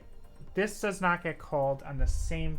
These two instructions do not get called on the same frame. That's why it's going down extra. Because it's going... the current thing is... It's getting sent down before it goes all the way. So let's just say it's at 48 and it's about to go up to 56 on this frame. So it goes up to 56 and then I gets updated. And then on the same frame... Okay, cool. You're welcome back whenever. But on the same frame, you the instruction gets sent to bring it back down from its top point, and I gets updated to go back down to 48. But it never actually reached its top point because it didn't, because the rigid body hasn't started its physics step yet. So it stays at the second to top one and then goes down one by mistake. That is the issue. Now I have to prevent them both from showing up in the same frame. Woo! That's actually pretty hard. I can't believe how hard this is. I genuinely thought I would be done with this in like... Oh my god, it's almost 4 hours. I thought I would be done with this in like a half an hour. I guess rotation. I guess it really just do be working with rotation, huh? I don't need this. I don't think I need this. I might need this. Well, let's just comment these out for now. Actually, we can... maybe we just don't need the update one. Oh, thank God I paused it. I have both my controller on my lap and I'm using also my keyboard just because both convenience. Then we'll hit play, then pause.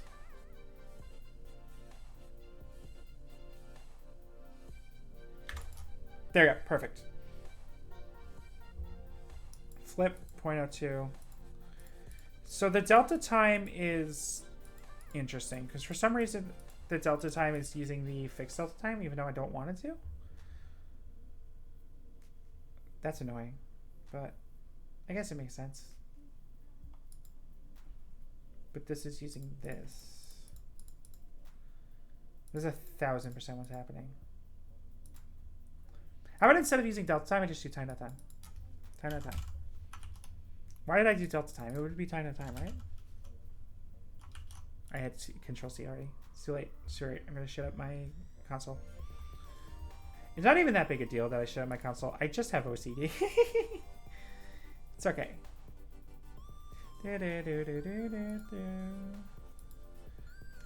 Watch. I got it.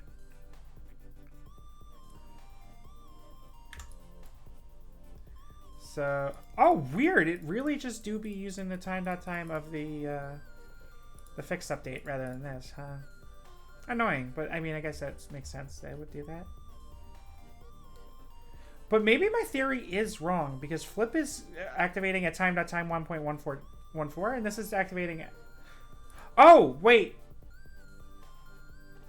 No, I'm not wrong, because flip is activating at time 1.14. And then that's sending the input up. So by the time... No, but...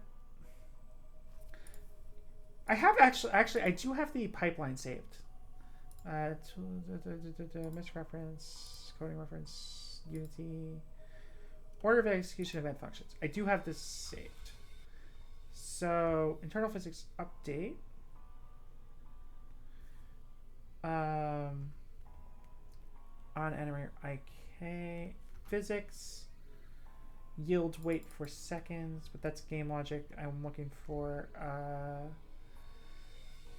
so update happens first, then yield null, and then yield wait for seconds after yield null, then start coroutine. Where is the fixed update? Fixed update starts beginning of the physics step. Yield wait for fixed update begins at the end of the physics step. That's what it is. Okay, check this out. Check this out. Check out the code right here. This is the order of events right here. So you can see fixed update starts right here. Then it goes down and it just does a bunch of crap. Internal physics update. This is where the rigid body updates, right? So let me move this over a little bit so we can see the console. So where was I? I wanted to see the console, right? Shoot. We don't actually need the console to be that big anymore. Cool. Now we see here, flip 114. This is the yield wait for fixed update. So yield wait for fixed update, and it triggers here. Then it goes all the way back up around like this, right? Now it's waiting for 1.16 to unflip. It's waiting for 1.16 to execute the line that I just sent. So I just sent the instruction to the rigid body at 1.114, and now it's waiting for 1.116. But in between those two, unflip gets called and pushes it back down. I'm super right. I am a genius. I knew the problem. How do I fix it? That's a better question. I don't know yet, but we know the problem now. That's gonna help a lot. Holy shit! It's almost 3 o'clock. I almost have to do a food break.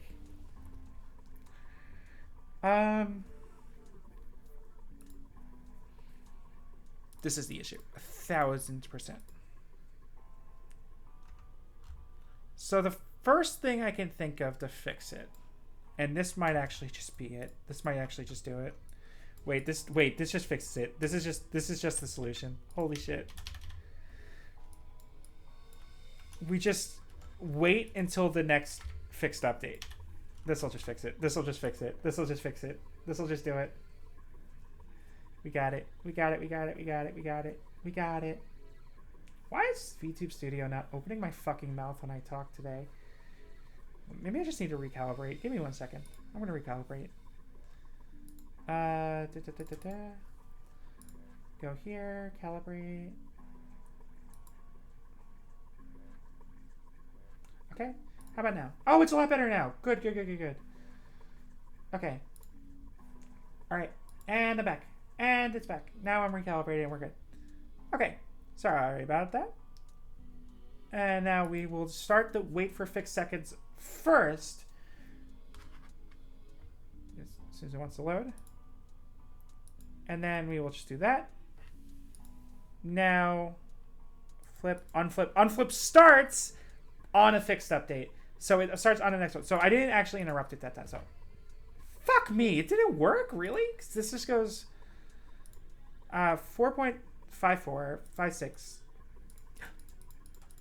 It didn't work, but it does like very more clearly show that they are on the same fixed update, because this one is waiting for the fixed update. Now, the issue is that it's checking flipped equal true before the fixed update starts, and it should be getting killed after. So maybe if it's just like this, where this one waits till the end of the fixed update, and then this one waits to the beginning.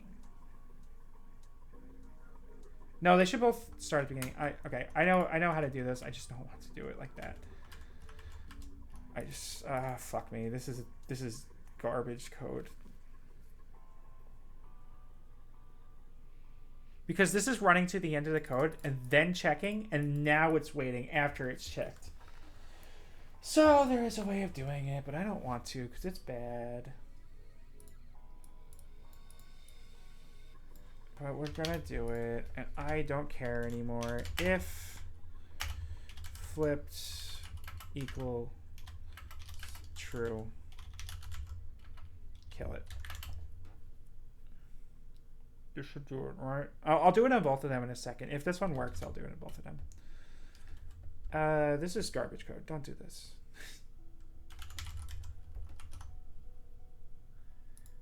If flipped equals true, break. Break just ends the while loop. I think that's what break does. I hope that's what break does. Otherwise, I'm fucked. So first of all, let's test it normally. Doesn't even do anything anymore.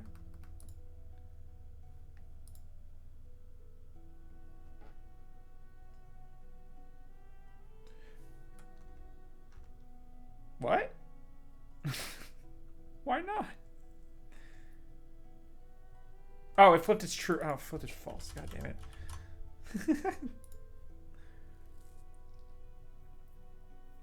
Well, at least I know that breaks the while loop now. I'm sorry for being a bad coder. It's okay, it's okay, it's okay. Bam. And now we can interrupt it! It's not perfect yet because we didn't fix it on the bottom part here, which we can do in just 1 second. Control C, Control V, true, kill this. It's not perfect yet because it'll go back up like that because we didn't fix it perfectly. Because now it didn't go all the way back down and it's entering the frame, doubling up the frames, but there we go. There we go. There we go. There we go. We did it. Ladies and gentlemen of the jury, we did it.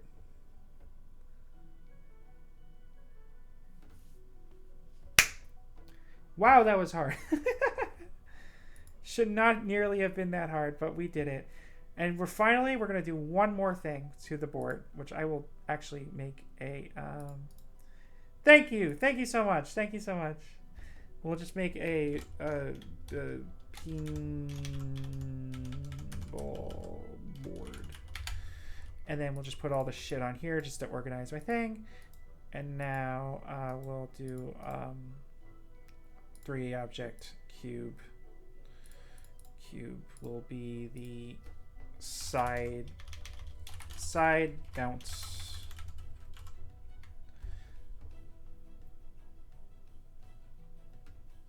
And we will just put this. Why is... Oh, for fuck's sake. Reset transfer. No! Oh, god damn it. Reset transform. Put all this back here. Now we're good. Now we can reset this transform to be back in the middle. What's that? Sonic Spinball options music? Hang on, we could do that. Sonic Spinball options. I don't even know what that sounds like. Sure, we could use that as debug sounds. Oh. Oh. I see. All right, I'm not going to suffer in silence here. Hang on. Do I have the Chrome capture? No, I don't. Audio input source. Add existing Chrome capture. Everyone else is going to have to deal with this with me. And we're going to pause the VLC media player with the good song playing. With the song that sounds like it's made for humans.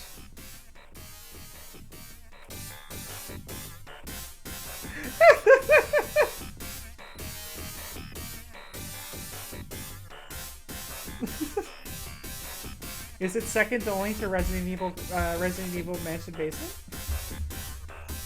Or Sonic Nocturne? Oh, Sonic Brotherhood, Dark Brotherhood Nocturne! Wait, do you guys know that song? Holy shit. my god, this is so much. Sonic Dark Brotherhood Nocturne. Too late. It's too late. Oh shit, hang on. I just saw a YouTube video I want to watch later. This is important. Sorry, this is important to me and nobody else, but it's important to me. This song sure is a lot. Let's go. Let's do it. I fucking love this song.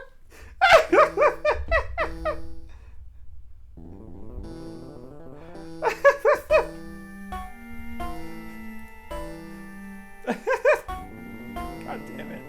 Side bounce R. There we go. Yep, of course it is. It has to be.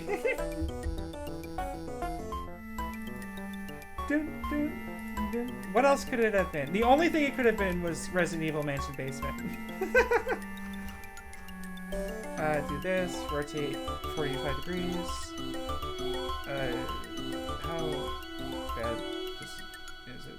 Like this, cool. Good enough. Don't care. Doesn't need to be perfect. This is a debug. This is a debug cube. We'll just make it gray.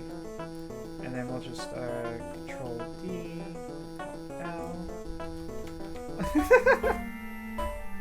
Yeah, the fact the song itself isn't actually that bad of like an 8-bit version of the theme, but like the fact that it just keeps going and going and going and going and going. Maybe we'll do that for the rest of this stream. Perfect. Okay. Control S. Play.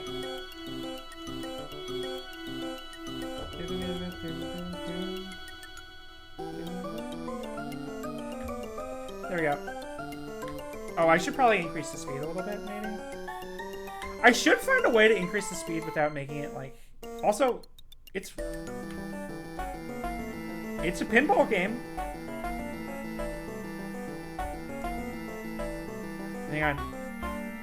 There we go, there we go, it did it! It did it! It did the thing I was looking for! It is having a weird interaction with the top of the board there, but it certainly is pinball. Here's what we're gonna do. On the flippers, on both of them. On both of them, we're going to change the mass to 5. And see if that makes a difference. It's probably going to make a difference. I don't know how big of a difference it's going to make. You guys want to hear my medication? Well, not my medication alarm.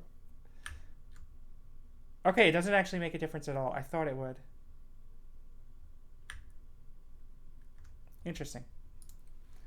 Here's the other song I was thinking of. Resident Evil Mansion Basement. There it is. This is the other song I was thinking of. This might be the 3rd greatest video game song of all time. And I want to be 100% fucking clear. I didn't know the Spinball one. I have this song and Nocturne on my phone, which I did ironically, and it's becoming less ironic as time goes on because I just listen to them and laugh.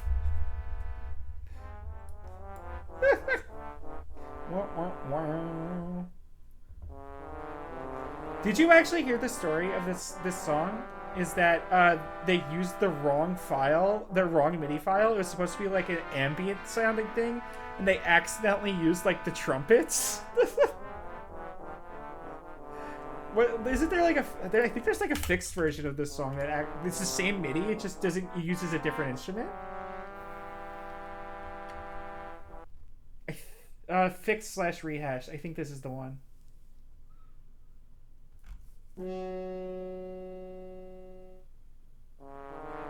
Wait, what? Oh, this is the original. This is the original. Okay, I was about to say this sounds like the same.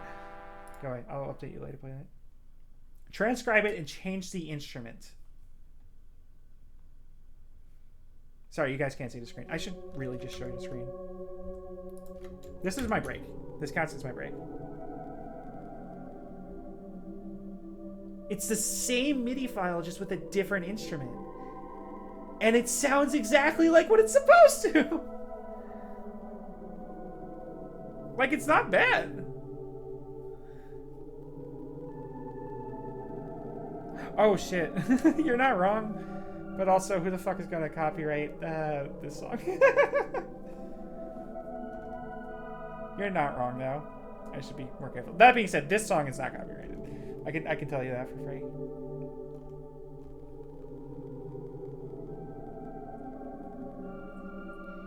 Oh, you can see that I found this video on my recommends.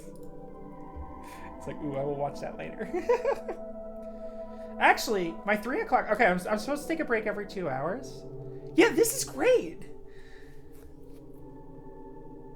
But, okay, I'm supposed to take a break every 2 hours. We're about to hit the 4-hour mark. I'm just going to start my break early just because we're talking about stuff right now. I'm going to go run to my fridge real quick and grab the oranges that I had put aside for my first snack break. Be right back. Oh, let me, I'll be as quick as I can.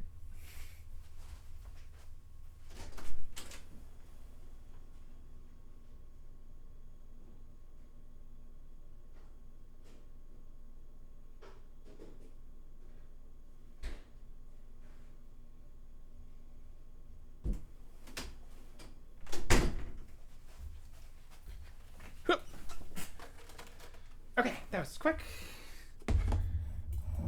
I'm gonna play this song again. I'm just gonna play it again. Oh, I was gonna play Black Tar, which is the Xenoblade Chronicles X battle theme, which I thought was bad at first, and then I put it as my alarm, and now I think it's fucking great.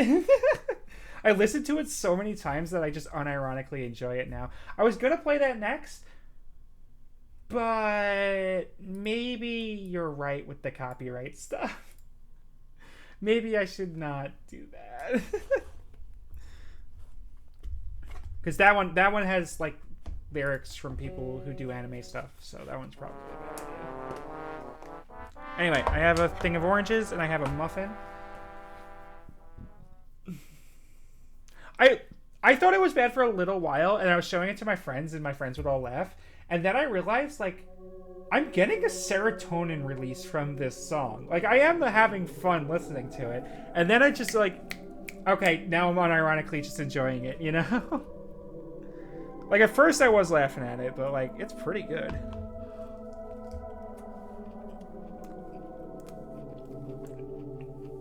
I would play it next, but you're super right about the copyright stuff. Actually, do you want to know my normal work playlist? I'll put it on the screen. Actually, let me put it on the screen real quick.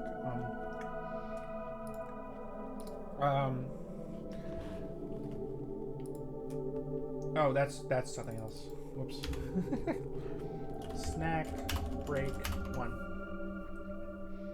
And I'll just put this right here. Just make it bigger. Yeah, there we go. Why not? Snack break 1, and we'll just make the background. We'll just make a text background just so you can fucking see it. Background opacity is a little stronger. Great. Oh, I've been listening. Oh, I just started playing. Started playing Ultra Kill the other day. Holy crap! You want to talk music? That's bad. That I just unironically enjoy. Ultra Kill OST. The one that's bad that. I'm sure I'll find it when I just type this in, because I just listened to it so much. A complete and utter destruction of the sense. I will turn it down for you guys because I enjoy it. I don't think anyone else will.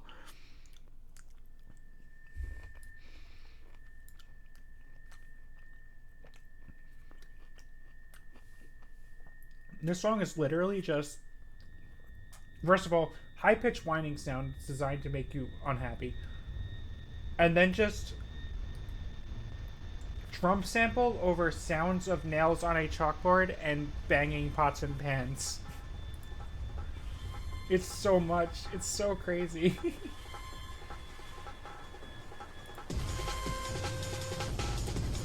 Oh, I have to do my fucking stretches too. This.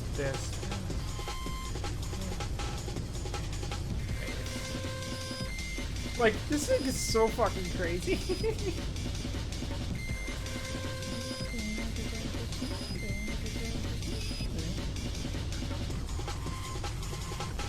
You know what? I was just gonna sit here eating my my orange slices over my break, but I think it might just be better. I might just be better off after I'm done doing like my stretch. Oh, let me stand up for that second. But after I'm done doing this, I think I'd be better off just sitting there eating my apples, my oranges as I go, because it's not probably consistent. Because I just need to keep my blood sugar up, so I don't burn out. Because I've been doing this for 4 hours, and like I've been on the same thing for 4 hours, but I'm not tired at all of doing this. Fingers. There we go. Just stretch my fingers a little. Break's almost over. Break's almost over. I actually had a muffin that I was going to eat on this break. I'm not hungry though. I had a big lunch. If I don't, I'll have dinner later. I'm having dinner on stream. I don't give a shit. Well, you guys can go with that.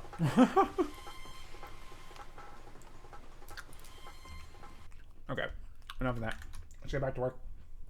Back to work. Back to work. I wrote down. What am I doing next? Oh fuck!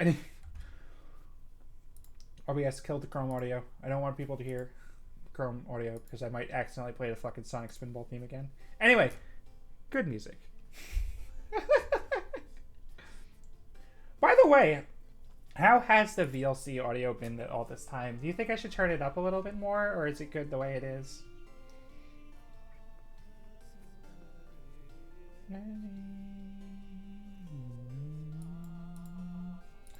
Okay, kill that. Go away. And go back to this thing. Actually, let me just make a tweet advertising that I'm done. Got the flippers working. 4 hours down, 8 to go. This shit's easy, baby.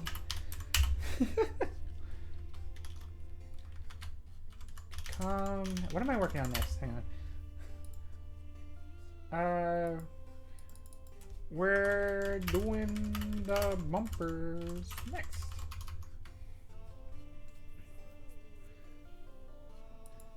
And then I'll just put the link in the replies for the Twitter algorithm being a fucking living nightmare. Shiny OP. There we go. Done. Easy. Cool. Tweets sent out. We're going to get back to work now. Gotta advertise, right? Okay. Next, bumpers. I had it written down. So first things first, I was going to just make the bumpers bouncy on code. But I did find the physics material, right? So let's, first things first, let's make a create, what are you holding on? Whatever.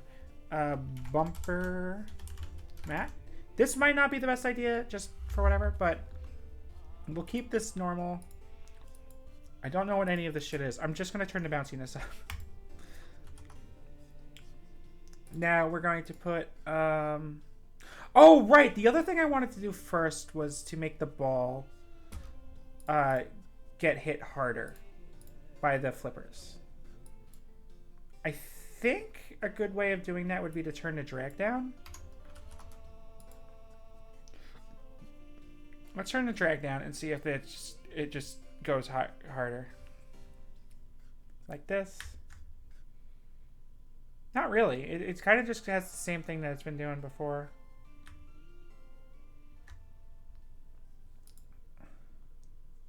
What if, because I pulled the gravity, what if I just made the gravity stronger? Fuck it.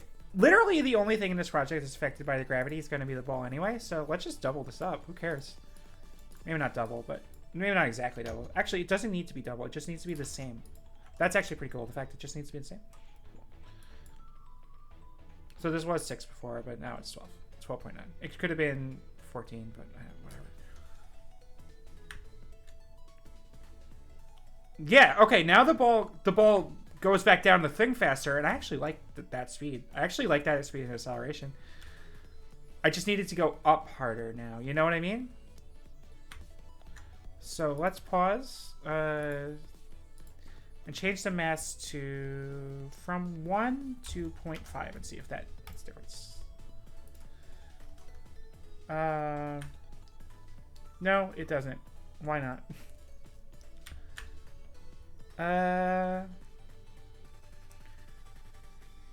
Like this.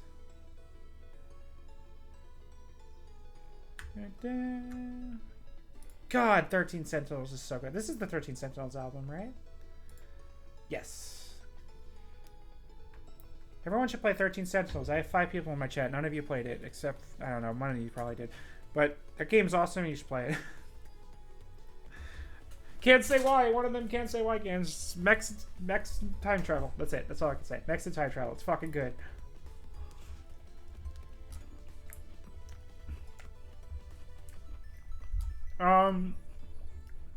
This is from the remix album.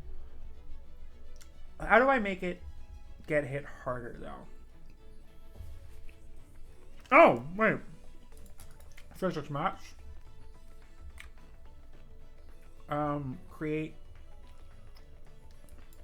physics material ball net. And we'll throw this onto the ball. That'll get cleared when we're done with play mode. So let's just do this. So this should change nothing. Oh! I wonder if the friction is normally just set to 1 by default. Also, you notice how it gets, like, stuck on the paddles right there? The flippers? Let's change this to 0.2 and see if we see a noticeable difference. I think the friction is literally just the only thing. Yep, this is it. This is what I wanted. No, is it? Yeah, it is. Yeah, it is. Because now it's not slowing down as much on the board. It's just, it's hitting the wall a little hard. But I think that's probably fine. What happens if I mess with this stuff? Maximum. Average? Minimum. Minimum combined. I don't know what that means. So now it's getting... Oh, I assume that it's getting less friction from the thing it's touching. Right? But honestly, like, this feels pretty good. I need to be able to hit it a little harder than this, but... I need its starting velocity to be a little higher, which I guess the only way to do that would be to...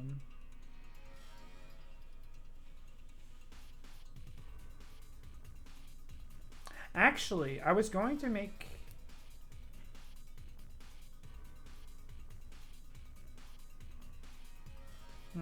Hold up. Let's test something. I want to... Oh, no. Has the console been going this whole time? Oh, it doesn't matter. Okay. God, I love the VLR soundtrack. Wow. Oh, wait, shoot. I wanted to test if I can just kind of, like... Like that, like that, like that. There we go. Oh, interesting. It did keep... Wait, did it? It didn't keep the physics material, did it? Because I added it during the play mode, so it didn't keep it. But interesting. But the physics material did stay changed because it wasn't in the scene, so that should make sense. Oh, shoot. God damn it. I wasn't clicked on the thing. Let's just turn this down to 0.1. And then we'll test it one more time, and then we'll move on to bumpers, because I think I have a solution for hitting it harder.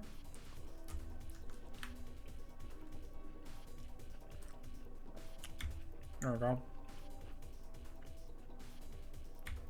Perfect. God, look at that! If it just hits a little bit harder, it would have gone around the outside and done a full loop and went right back here. Oh man, this is exactly what I wanted. This is exactly how I wanted it to go. So first things first, we will use the models that we have, and I'll probably, before I even attempt to put it into Blender, I put it into Unity. I know I fucked up. So let's just layout, bumper top, simple rotation fix. There we go. File save. Re-import it in here. Put it in pinball. And now it is... Why is it so blurry? Oh, because I'm in game mode. Whoops. Yep. It's doing the right thing. Cool. So this is our regular circle bumper. And we're just going to put the ball directly above it to test it. And to the side. So this will have a cylinder collider probably. Yeah, this will definitely have a cylinder collider and components. Well, first thing first. Unpack completely. Cool. Okay. You're fine. Cylinder. Wait, what? Capsule. That's what I wanted. Interesting. We have new colliders now. Cool. Honestly, a mesh collider on this would probably work better. What's it look like? Oh wait, a mesh collider. Whatever. Let's just do a cylinder. Or capsule, whatever the fuck it's called. Edit. Drag this out like that. Drag it up. Wait, what? Oh, I clicked the wrong thing. Oops. Drag this out like that. Do we even really need a cylinder? We don't really need a cylinder.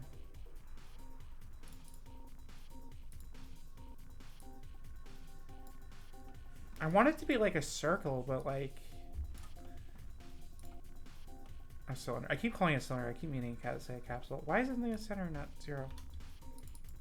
0, 0, 0. There we go. And then we can just grab that. Oh, whatever. Radius of 1. Radius of 1. Height of 1.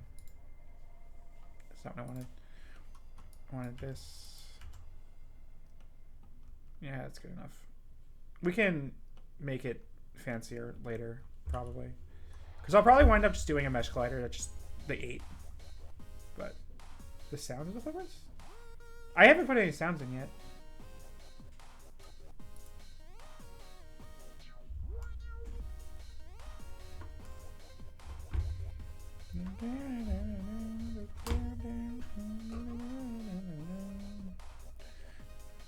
Alright, I got distracted by my oranges. Sorry. Alright. First things first, we're going to top view, this circle bumper. You're here. Right, you're here, and then you're just going to do this, and we're going to make a new physics material, and we're going to call this one bumper mat.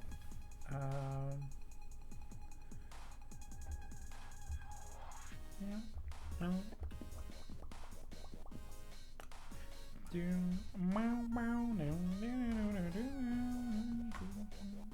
Wand Wars is an amazing game. I love it so much. Bumper mat. Oh, I'm here, bumper mat. Whoop. Whoopsie. Okay. I don't think I understand matters. Put this on the bumper. And we'll add a rigid body.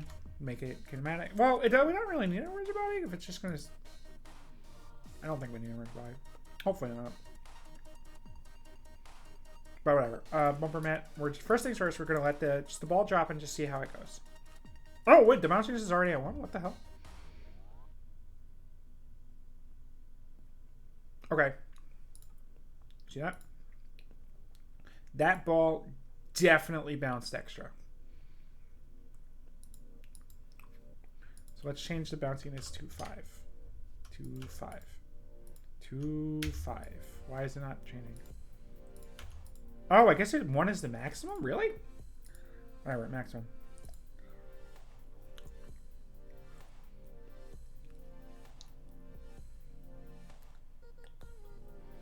Yep, there we go. Easy. That is so much easier than I thought it was going to be. I really thought I was going to have to, like, code in the bounce. I still have to code in the animation, but I didn't realize that it was just part of it. Excellent. So the bumpers are implemented correctly. So we can just throw this in as a prefab. We'll probably work on this some more later, but prefab there. We'll make a new folder called board stuff. Put that in there. Cool.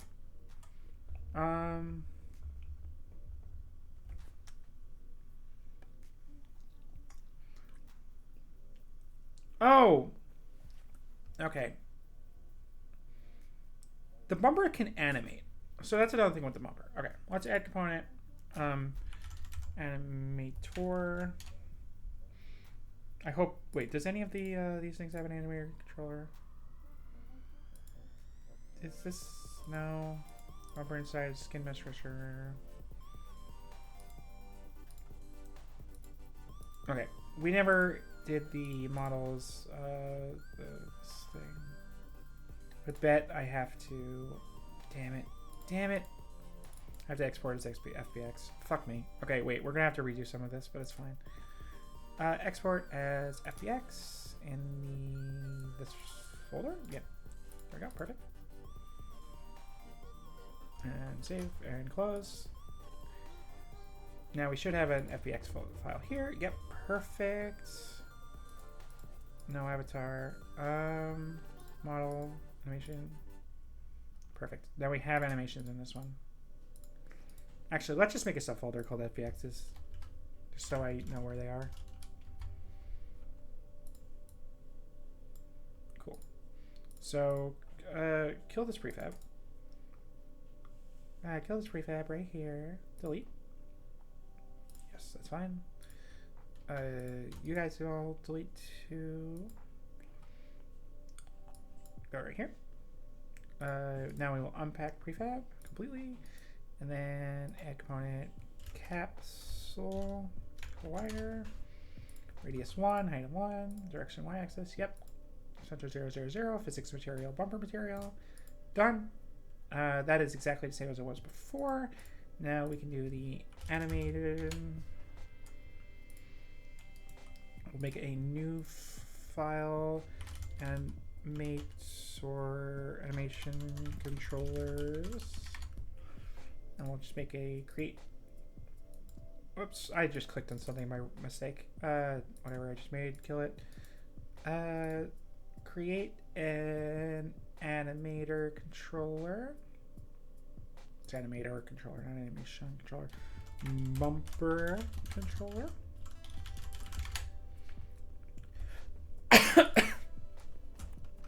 We're good. And we'll just throw the singular bumper. Wait, where's the animation? There it is. And there we go. Let's go back in here, change the name just to bump. Apply. Okay, now what I want is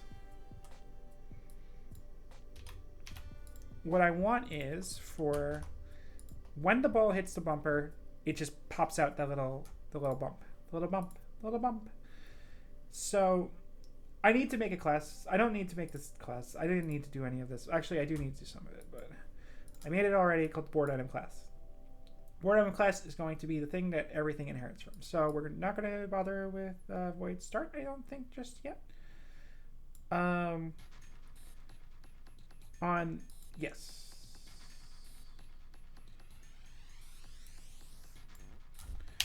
Okay. Oh, yeah, we have a problem coming up. It's fine. Problem's fine. No problem. Yeah. Oh, I have a problem and the solution coming up. Cool. Excellent. First things first, we do a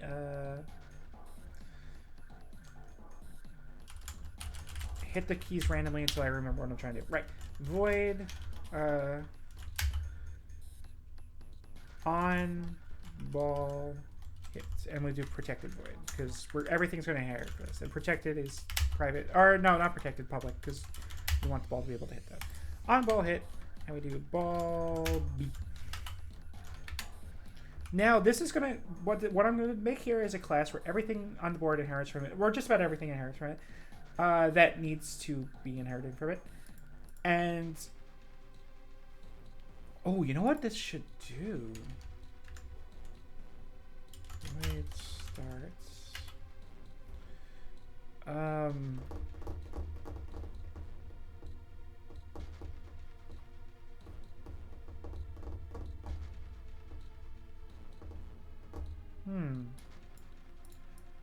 We would do, how about instead of void start? Because I don't think this will just play on any sub things. I'm not sure.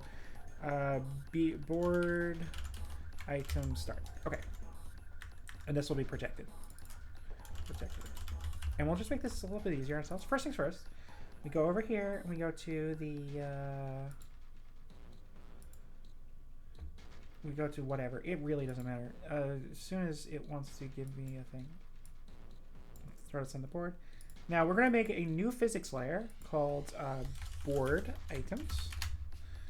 Cool. Go back to the circle bumper, and we're going to leave it on default for now, just because I want to do it in code. And just I don't remember how to do it in code. So Unity set physics layer. Is it literally just game over.layer? Game object.layer? No work. Okay. Well. Layer 6 we need. Game object dot layer equals 6. That is that easy, apparently.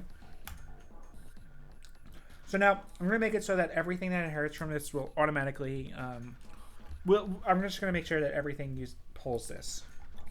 Actually, how do I make it so it needs to inherit? C# make so class needs to inherit function. Whatever. We'll just remember. I'm smart. Don't worry about it. Okay. Now we will do on ball hit. That just has no functionality. I think that's just an abstract, right? Abstract. No, we'll do no functionality. And then public void. What's the other one I wanted? It was on ball hit on the collision thing, and then it was the pinball velocity to increase rotation speed.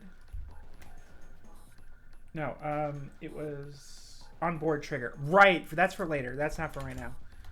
For trigger. There we go. So now, next, I didn't make a thing for it because I wasn't sure what I was doing first. I was probably going to do bumpers first, so I don't know. Let's make a new, wait for it to finish. Actually, do we have to wait? Do we have to wait first? Yeah, we do. Fuck. Annoying. Script, create C# script, and we will call this bumper. And I'll actually just make a subfile folder for my OCD, and we'll just call this one board items. Did that not go through? No. There we go. And we'll put the board item and the bumper in there. There we go. We might put flipper in there too, depending on how it goes, but okay. So, oh jeez, I have to reload everything because I moved it. Oh well, it's fine. It's fine. No big deal. Then bumper. So start, we do board item start. Like that. It's okay because we're going to inherit from board item. Now that should just run board item start. It should turn our layer to 6, and then we will have an on ball hit. Override. Do you have to do a virtual to do override? I think so. I think you do. You do. Public virtual void. Public virtual. Override void on ball hits. There we go.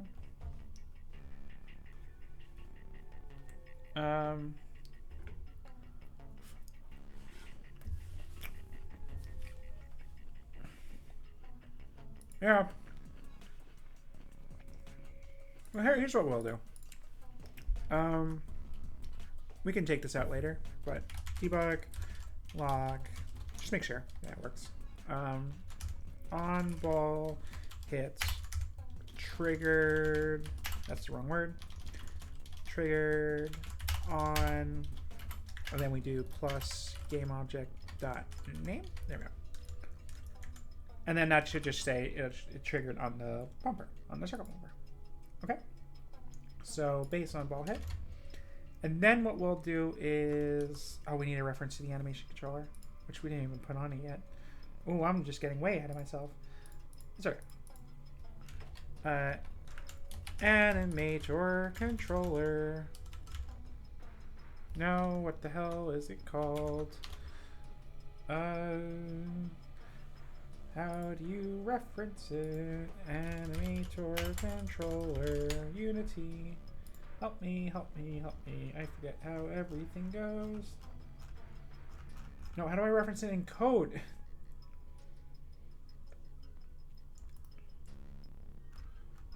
I'll do animator controller assets, controlling animations. How do I reference it in code again? Give me code. Give me code. Just give me code. Thank you. Thank you so much for my life. Animator. It's just animator. Okay. Animator. Anim. And then in start, we just get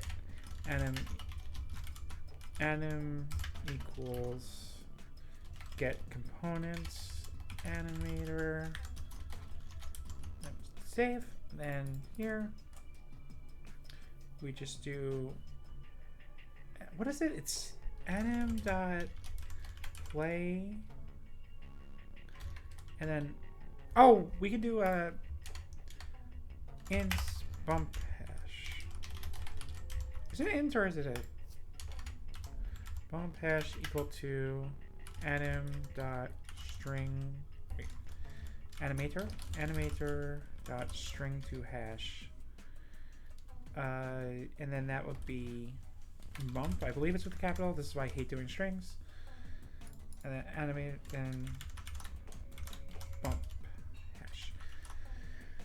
All right, I think that's good.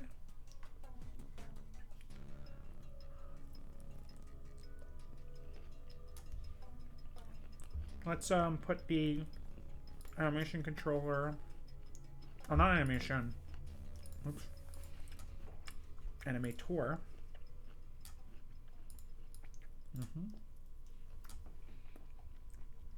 Avatar doesn't need one. I don't think it needs one. Maybe it doesn't need one. I don't think it needs one.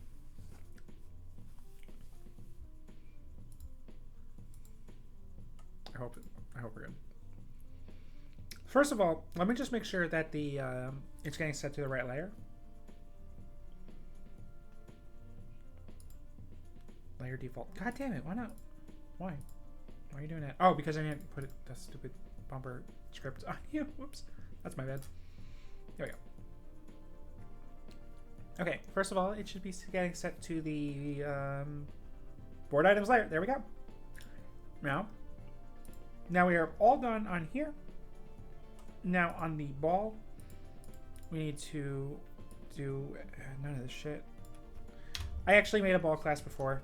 I was just warming up Visual Studio because sometimes Visual Studio takes a while, so I just made a couple of classes I knew I would need. So let's do void on collision enter. And then we do game objects. No, game with the capital Go is equal to collision dot game objects. Oh wait, no. Wait. I'm doing this wrong. If collision dot layer, no. Get layer, no. All right, we're gonna look up the documentation for collision.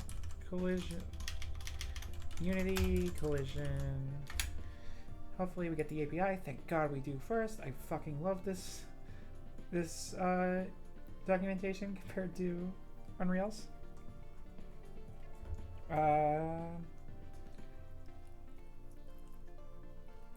Oh yeah, that's actually a thing.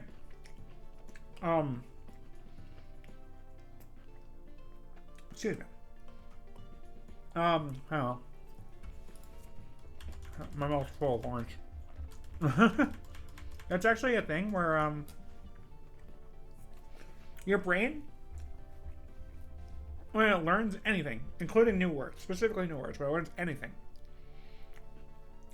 the way memory works is that it makes a neural connection, but the neural connection, if it's not maintained, it gets weaker and stronger. So if you think of a word a lot, if you think of the word that, just in a sentence, and you're saying it constantly in sentences because that's just a word that comes up often, right? Or the word is, or whatever, right? That neural pathway is pretty fucking strong. But when you have a word that you don't say that often, such as flippers, and I say flippers again, and I just going to keep saying flippers in a row, and I'm going to keep saying the word flippers, even though flippers is not a word that gets said in normal conversation. Flippers is a word that I'm saying over and over again to make a point. That neural pathway is not nearly as maintained, so it's quite weaker.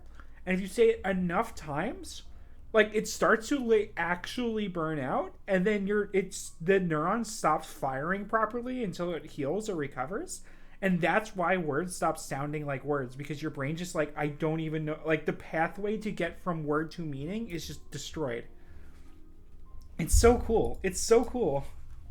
It now by destroyed, it gets healed over time as like you eat shit, but like, you know, it gets weakened.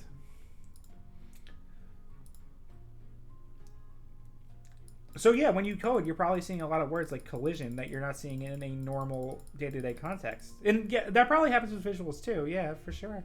I can't think of an example off the top of my head for visuals, but yeah, that definitely happens with words specifically. That is what that phenomenon is. It's really cool. GameObject.lay. Oh, GameObject. Okay, we should just do if go.layer is equal to 6. Hang on. Right. It's equal 6. Then we do try get component. Does try get component try get component? Does that actually return it? If it exists. Okay.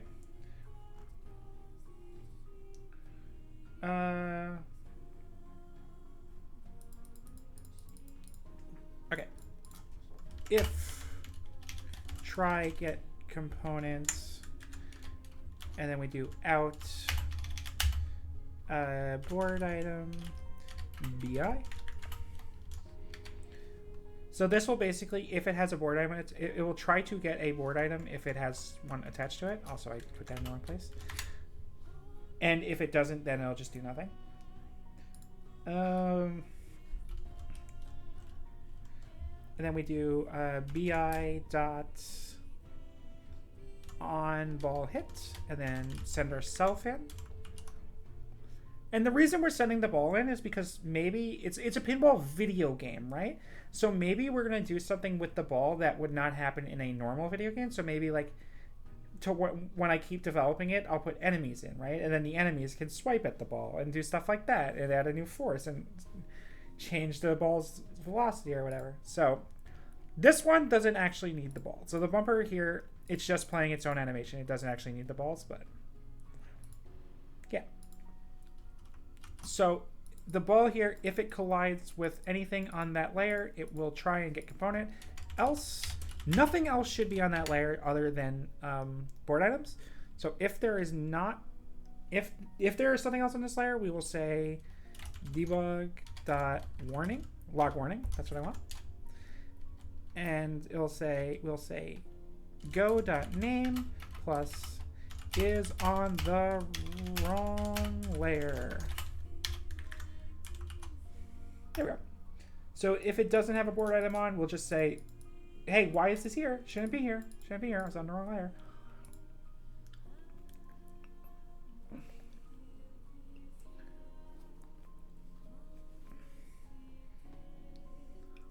Let's see. Why?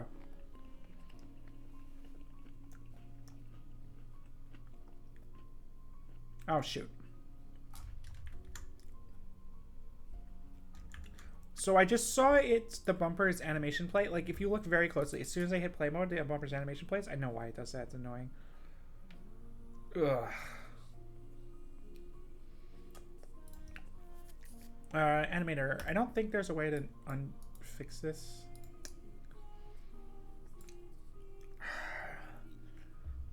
There isn't a way of fixing this. I know there is a way of fixing it. It's just fucking stupid.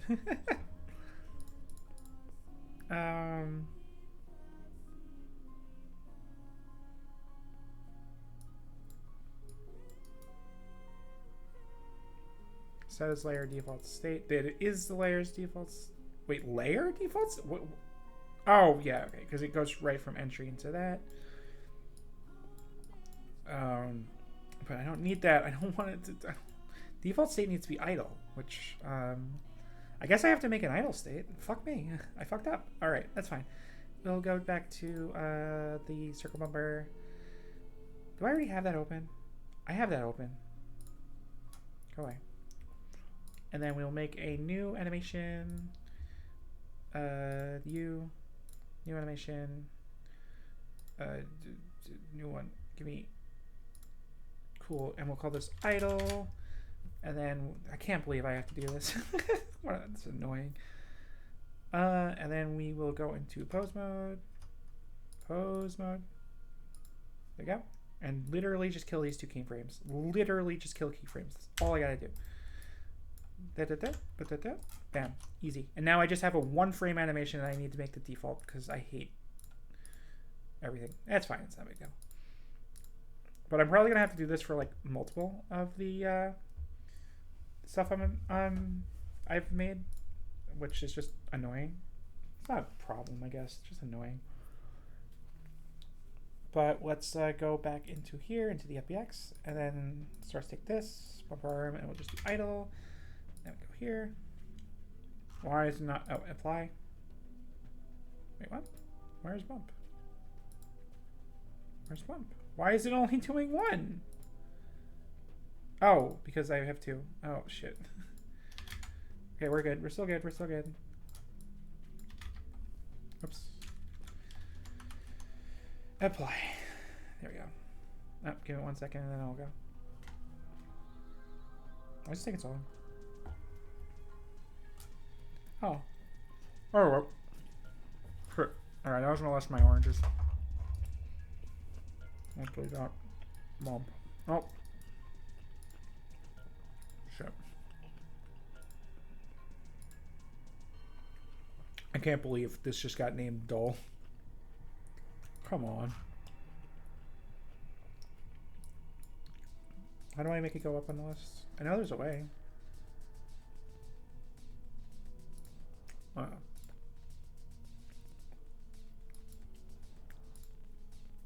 There we go. It doesn't matter. We're just going to call this one dull. I don't care. There we go. And then we have bump and dull.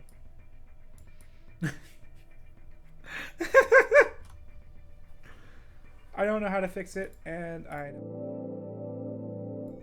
Sorry, I clicked on the wrong thing when I was clicking over to check something in OBS. Whoops, my bad. Anyway, bumper int dull hash. I don't think we'll need this, but just in case, we'll just have it. We'll just Control D.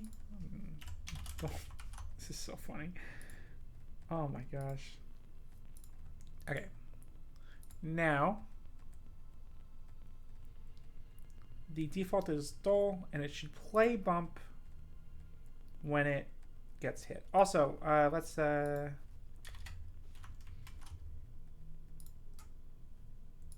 we'll do the on ball hit triggered on game object.name. Okay, that's what I want. Now, if that debug log doesn't play, then we know we've made a mistake with the ball. We have made a mistake with the ball. Oh, let's kill that flip unflip debugs, because that's going to get in the way real fast. Okay, that's that. Bam.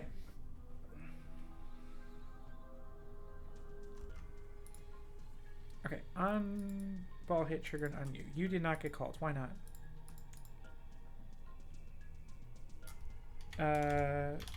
Debug log on ball hits on ball, because that's because you know on ball hit and we're doing it from the ball. The only thing I can think of is the game objects not being set to the right layer, but I think that was fixed, right? Because that should be layer defaults.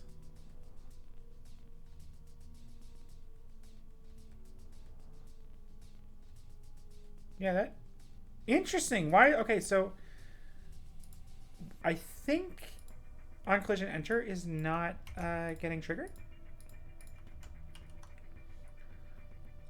Huh. Is there something I'm forgetting about on collision enter?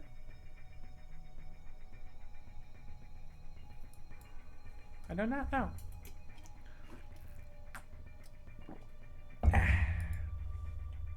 Water's good. Everyone should drink water.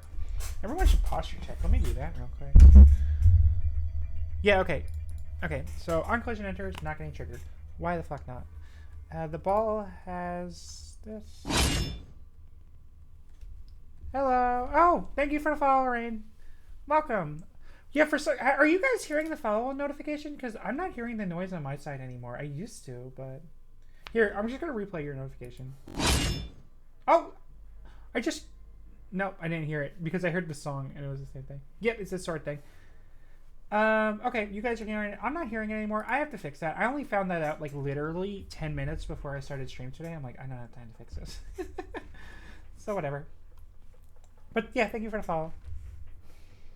I know that there's an easy way of doing it. I remember when I fixed it the first time and it took me like 10 seconds, but I just don't remember what it was.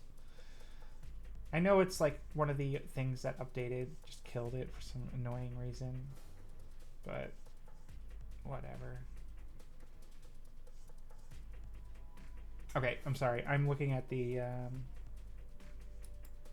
wrong thing. Also, I didn't. Yeah, sorry, I was just trying to think about it, but let's get back to game dev. So, on collision enter, not being called. Okay, good to know. On collision enter, not working. Why not? See, problem without a discussion. For me, the problem is I was making 2D, and that's not helpful. Not working. Toggle ice trigger on both objects. Ice trigger should not be it. No, I should have done the whole internet except for you. I don't care. It's not a 2D thing. Both objects have a collider attached. Correct. There is a collider here, and there is a collider on you. Neither one is trigger. One of the objects is a rigid, non-kinematic, non-static object. Yes, the ball is non-kinematic. Okay? Is this non-kinematic? The circle bumper could be. It is a static object, but it doesn't really. Shouldn't matter. Due to computational differences, mesh collider might have hard times colliding with other mesh colliders. Use them with caution. Make sure both the objects are in the same layer? No way. No way. No way. No way. That ruins my whole thing. No way.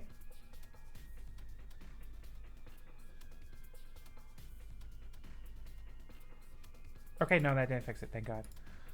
But also, that's wrong because this is just the list. And you see this is checked. If I unchecked it here, that would mean that anything on board... What am I doing? What am I... Let's just make a new layer for the ball. Why not? Head layer. Ball. Okay, cool. Cool. Let's just say ball can't collide with board items, right?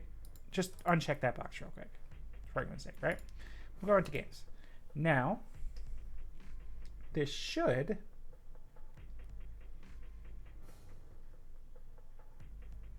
What? What? Oh, I didn't apply the ball. Whoops. Whoops. You didn't see nothing. You didn't see nothing. You didn't see nothing.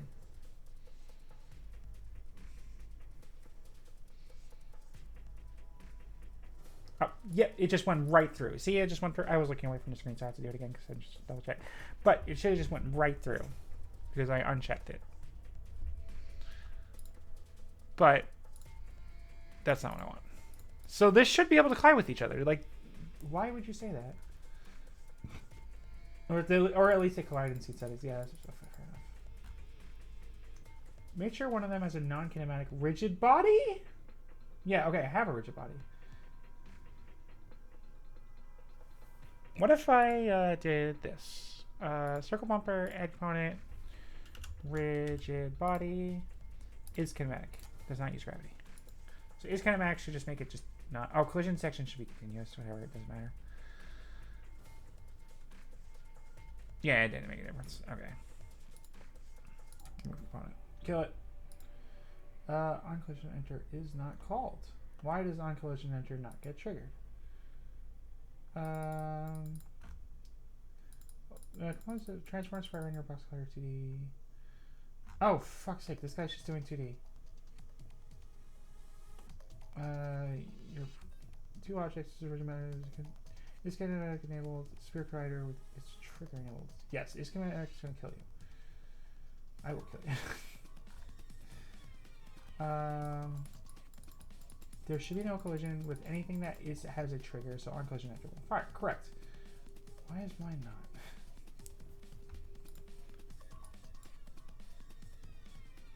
Am I doing it right? Like, did I make a mistake? Like, did I call the function wrong? Like, there's no way, right? Yeah, just void on collision enter. It adds private by default, but that's the same thing. Void on collision enter, collision, collision. Why is it not fucking working?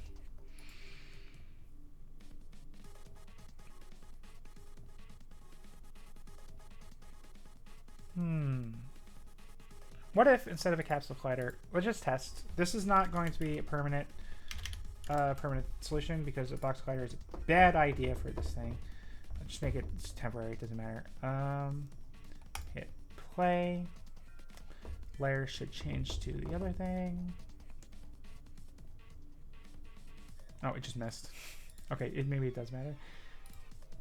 Make it bigger. Make it wider. There we go. Just 3 times as big. Does not fucking matter. I don't care. Just let it, give it a second to load. Yeah, okay. It doesn't trigger. It's not the castle collider. I saw somebody say that 2 mesh colliders might have issues working with each other, but that's annoying. And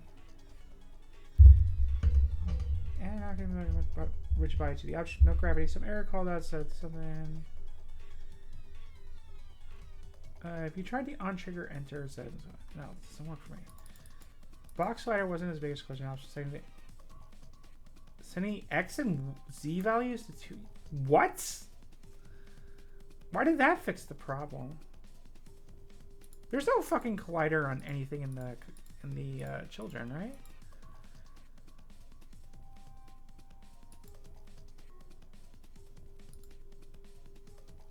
Because it doesn't have a mesh. Yeah, because you can just have not have a mesh thing active and that's fine.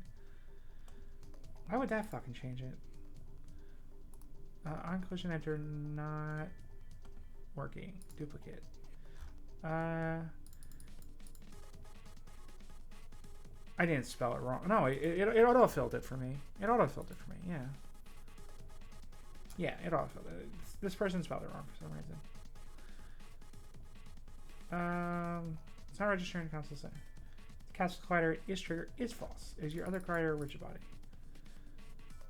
On collision will only be called when one of the colliders has a rigid body, which I do. The ball has a rigid body. Look, you can see it right there. Also, I shouldn't be freezing position. Actually, let me make sure that that was a temporary fix that I meant to not keep going. Let me just make sure that it's still good.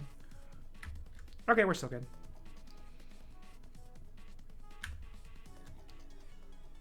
Yes, that worked. That worked. Okay, I need to redesign the board a little bit more, but good. Oh, thank God that worked. Oopsie. But okay, let's see if there's anything wrong with the ball. Ball mat. Rigid body is this. Interpolate none. Continuous dynamic. Info.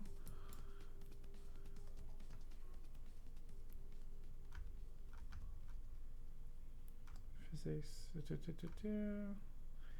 He set the other collider to be a trigger only, but I need it to collide. The order of rigid body and collider components on the game object. The requirement is not documented. What? No, this isn't what it's supposed to be. No, that doesn't fix it. This person is lying to me in the forums. This person's lying to me. There's no way.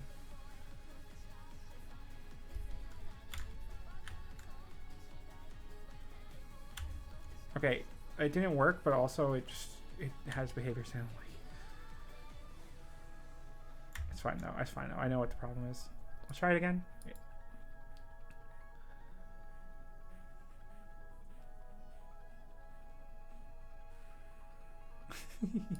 Okay, I know what the problem is. Let's just fix that.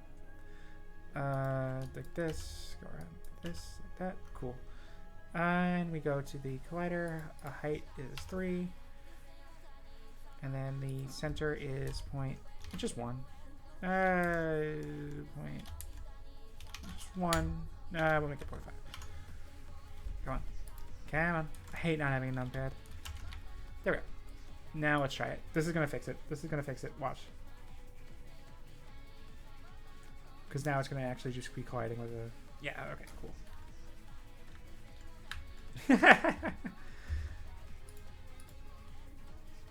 I wonder if the bounciness is causing the overlap to bounce out.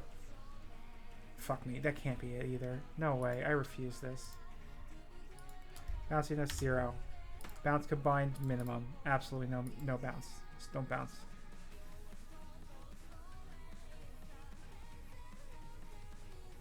No, okay.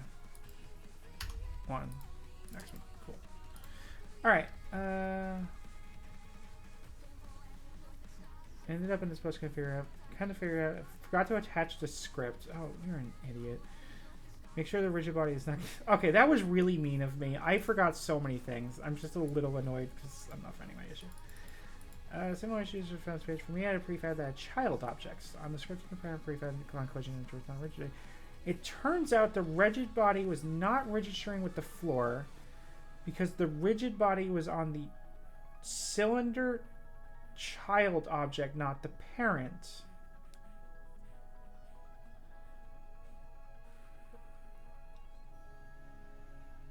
But this is the parent. The cylinder, this is the parent. Right here.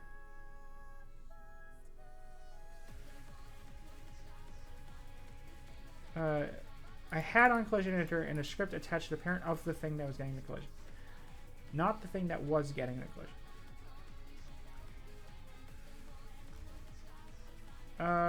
Do this. Just had this one. Turn to my game object name is important. It needs to match your object as doing the collision. What the fuck? What error? How did you get that error? That's wild.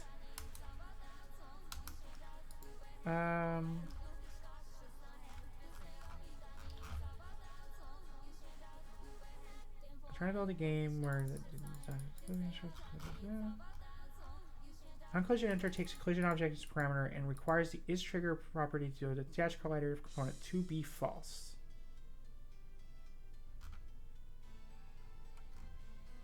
The rigid body must be attached to the moving object. Does anyone know anything about rigid bodies in my chat? Why the fuck is it not working? Actually, fine. You know what? I'm being defeated. Void on trigger enter. Collision. What is it? It's trigger. What is it? Wait. On trigger enter. And it's... Does it not have... Wait. Your body is rigid, you should do some stretching. This is true. Collider. Yeah,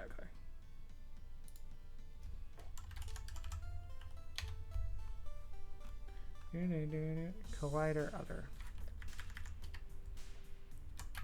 Other.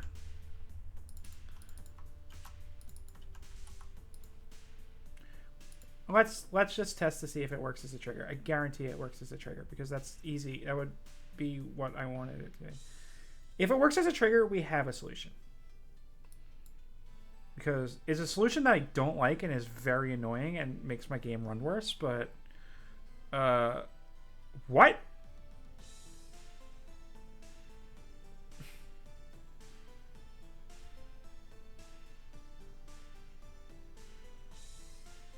Hold up. Explain to me.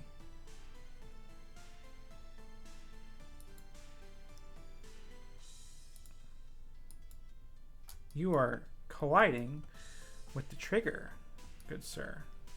You are colliding with the trigger. Why is it not fucking calling it?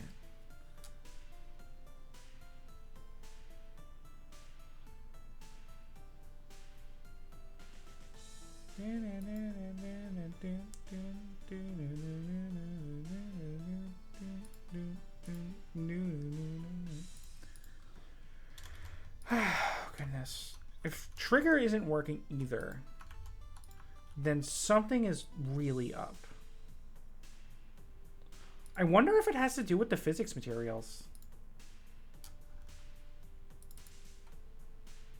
Probably not. On collision enter physics material.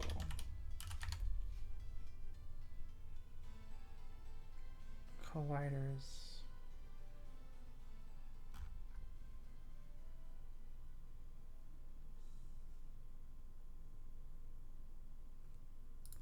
On collision enter. And on trigger enter not work. Oops, I made a space. Enter not working.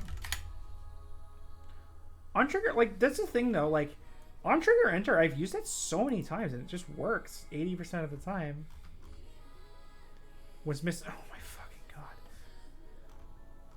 Neither on collision or on trigger enter are working because oh, I was missing a collider on the other thing. There's a collider on my other thing. God damn it.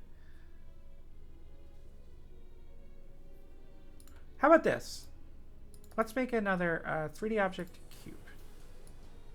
Cool.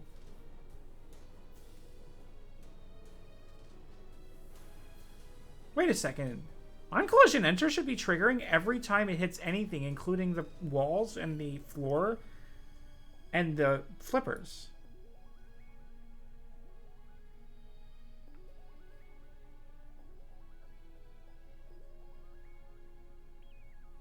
Why did it not touch the ball? Touch the cube.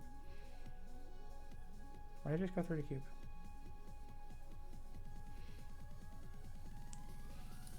Right? Isn't that how on collision enter works? On collision enter not being... Okay, wait. First of all, documentation, please. Model behavior.on collision enter collision. Gets called when this collider / rigid body has begun touching another collider's rigid body. In contrast, is passed to collision class and not a collider. Collision class contains information. Right. On collision enter. Shut up, shut up, shut up, shut up, shut up. Watch me move it off the ground for a second. This can't be the solution. No. Okay. For a brief second, I was like, maybe it's actually die. Oh wait, that was on trigger enter. On Alt C, Alt V, and then we just do that. What? Control C, Control V, save. I was just, for a brief second, I was just like, oh no. What if it's the fact that it's touching the floor, which means it's never stopped colliding, which means on collision enter? But that can't be it. That can't be it. No way. Okay, yeah, that's not it.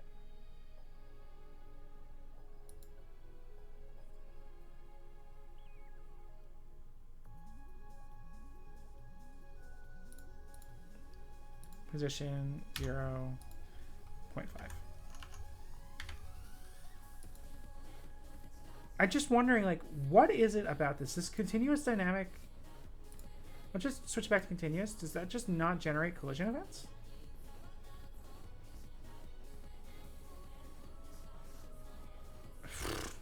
Oh, that's why I moved it over, right? Well, I guess that's actually pretty good for testing, huh?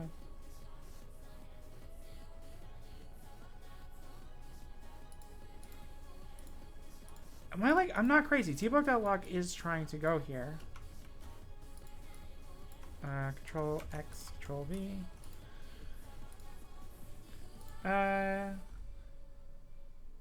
to use it? Is events... And the ball... In the ball, the code is pretty much the same.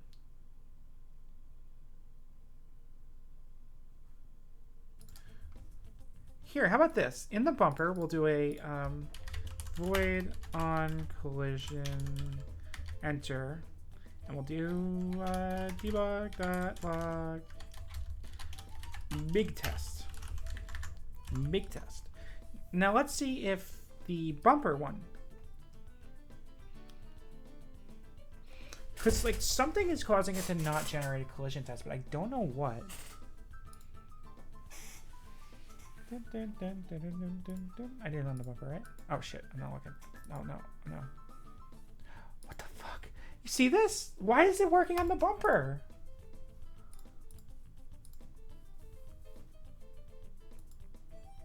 Is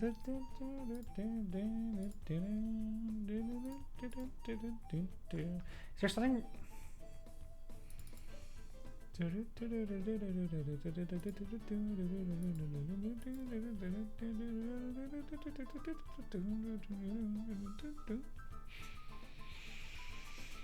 Sorry, this song is really good and I got distracted. So okay, let's see. Maybe there's something different about the colliders we're using. The sphere collider might be a problem.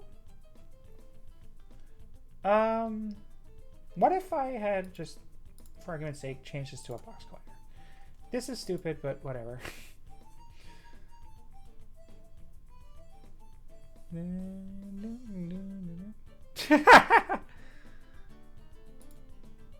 Okay, the box collider, yeah, okay, that didn't fix it. So it's nothing wrong with the collider itself. Remove component, there we go.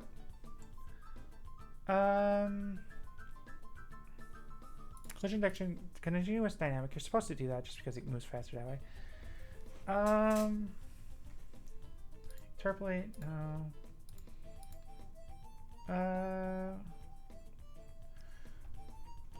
On collision enter, not working on rigid body. Solved on called. It does.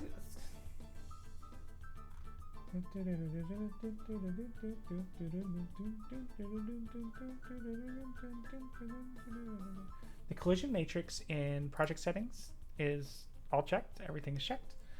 We're good. Make sure they aren't marked as triggered. That's correct. Collision action matrix. Is that the same thing that the person above you just described? Collision detection. Our messages are served. Oh! Static collider. How do you know when the collider is static?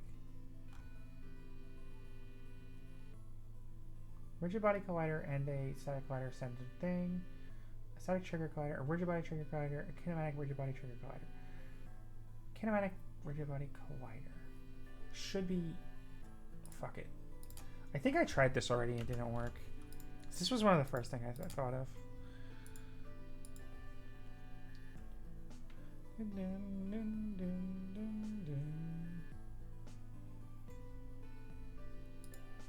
Yeah, that didn't work. So, why? Oh my gosh, I love Unity. This is why when I made my fighting game, I literally didn't even try to use Unity's collision system, I literally just wrote my own, and it was so much faster. They're spawning inside. They're not. The collider and/or rigid body are disabled. They are not. They are both children and other objects, which also have a collider. Rigid body, in which case they're considered a compound collider, will not collide with their parent.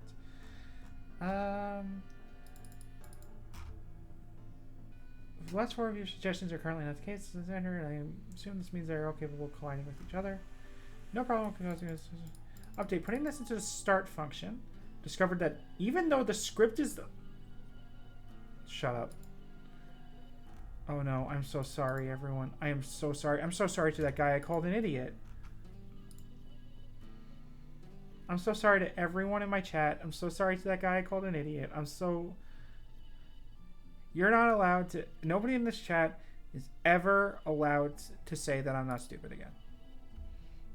Nobody's allowed to say that. Nobody's allowed to say that. That was stupid. I can't believe that.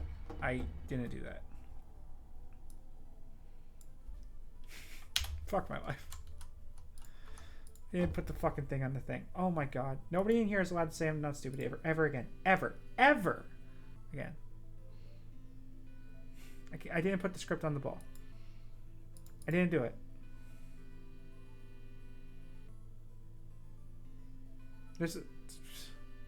I'm supposed to get a 2 hour... Wait, no, I'm not. It's an even. I got a mistake. It's even number. It's odd numbers on my 2 hour breaks. I was going to say I'm supposed to get a break, but I'm not actually going to. So, circle bumper's on the wrong layer. No, it's not. What? It's not. It's on board items. Board items is 6.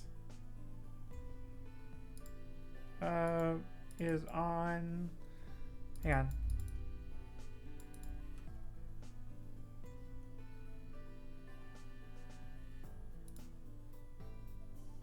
This inherits from board items, so it should be fine, right? Do I misunderstand how this works? Bumper. I don't misunderstand how this works, right? If I do misunderstand how this works, I'm gonna fucking cry.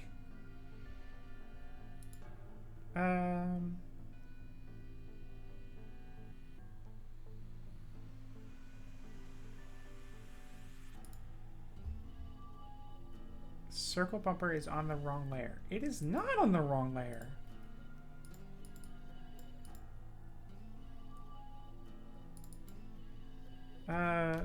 Board item.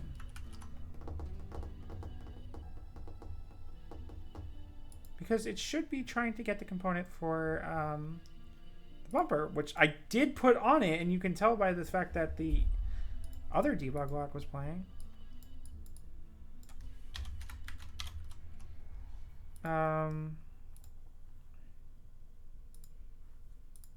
Jesus Christ. Hang on. See, this takes a second each time, and at least it's just a couple seconds. Not like 30 fucking minutes. Bumper's on here, yeah. You know what? I'm just gonna let this fucking code crash. I don't care anymore.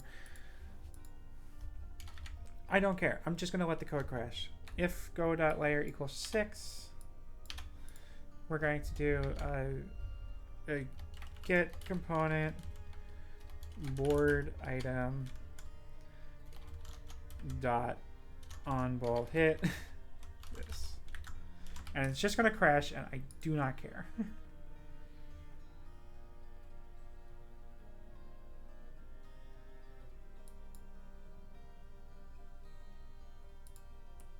Let's go.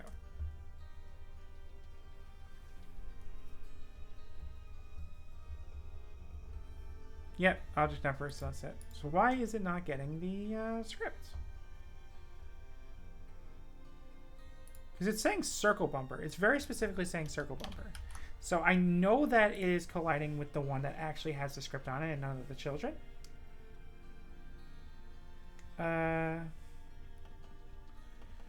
Oh boy. Okay, now I'm out of on try, or was it try get components, not finding script.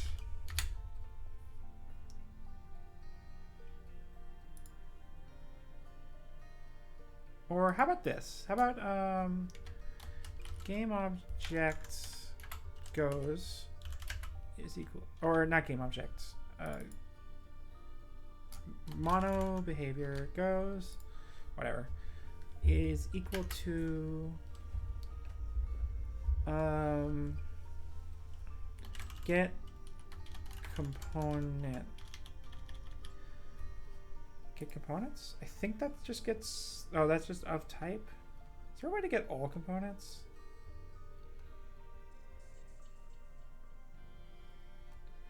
Try get components in children. Did I do this wrong? I did this wrong. I never know how to do this. See if this code crashes. And not mono behavior, we'll do board item. Get components in children, board item. And then we do debug.log. Oops. Goes dot length. Is it parentheses? No, it's not parentheses. It's always confusing. Every single language has a different version of dot length. It's dot size, dot count, and they all have different parentheses, and it's a pain in the ass.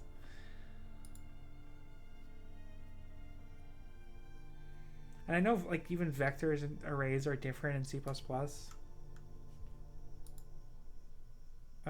0, 0, so it's getting nothing.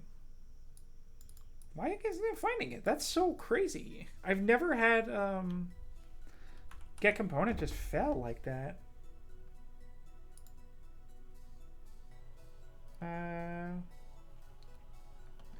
Not finding script problem. I've never had get component fail like that. That's crazy. Which vector means to find the same reference to the record. Oh, do I really need to do that? No way. No, that's not how that works. No, that's not how that works. I was gonna say, is it a using thing? But that's get component, not finding scripts. Pretty definite, and yeah. Man, I was ready for this stream to be so productive, and everything that could go wrong just went wrong, huh? That's how it be, though. Get component, so it errors compile 9, runtime is constant. Get component problem, since it's not appear anywhere in your screenshots. It's not a problem. Get component, you're red herring. Oh, for fuck's sake.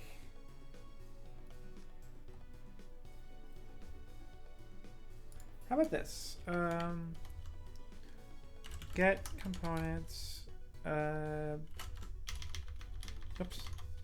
Bumper.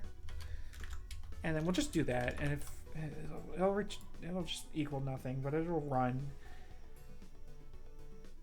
Dun, dun, dun, dun, dun, dun, dun, dun, dun, dun, dun. Dun, dun, dun. What? See that? It didn't kill me. Bumper B equal to that.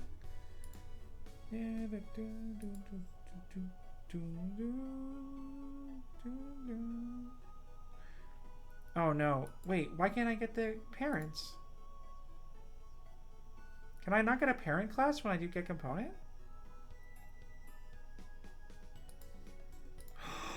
No, no, no, no, no, no, no. Get component. Parents class. Yeah.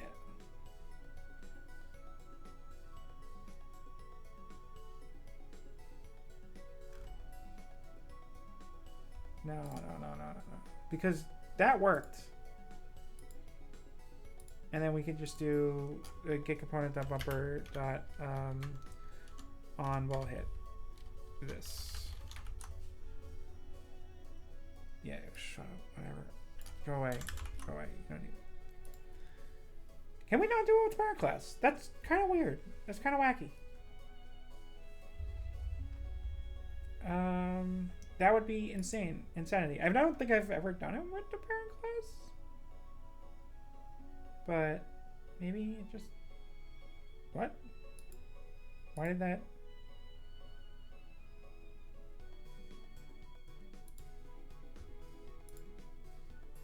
Oh, fuck me. Wait, okay, hold up. Let's do back to what we had before, and then we do Control X, and then we just do B dot and see if we still get an error. And if we get an error, it'll be on line 12. Now it hit the ground, and then it gave me an error. Right, I forgot that Sky Tower just cuts off like that. Also, wow, we're really just looping already? I guess I did listen to my playlist a little bit before stream started, so I guess that makes sense.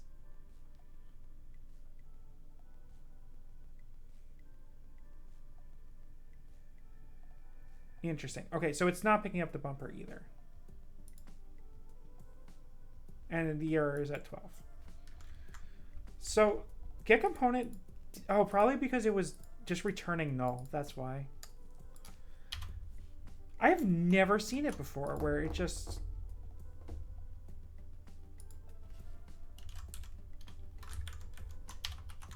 Shut up. Everyone shut up. Nobody saw anything. Nobody saw that. Nobody saw that. I promise you guys I'm good at coding. I've made some good cool stuff before. I promise you guys I'm good at coding. This is fixing it.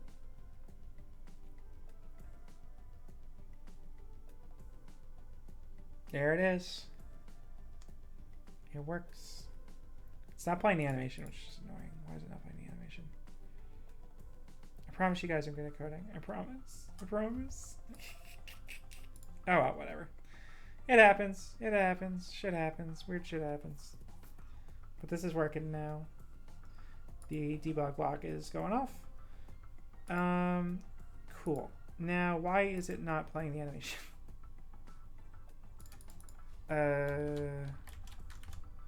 Bump. I think it's just capital B, right? Yeah, it is. Is it because I didn't set it?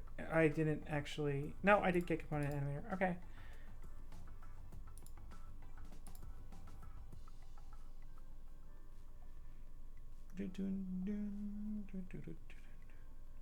There it is. Okay, so I just, what? Why did I only do it once?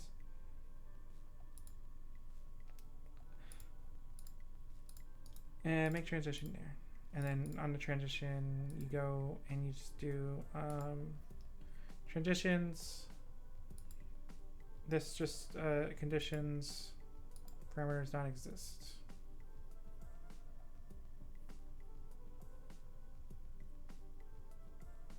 How do I just make it go back when it's done?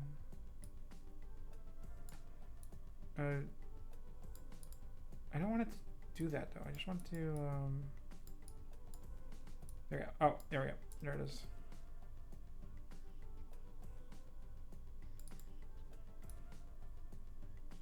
There we go. Like that.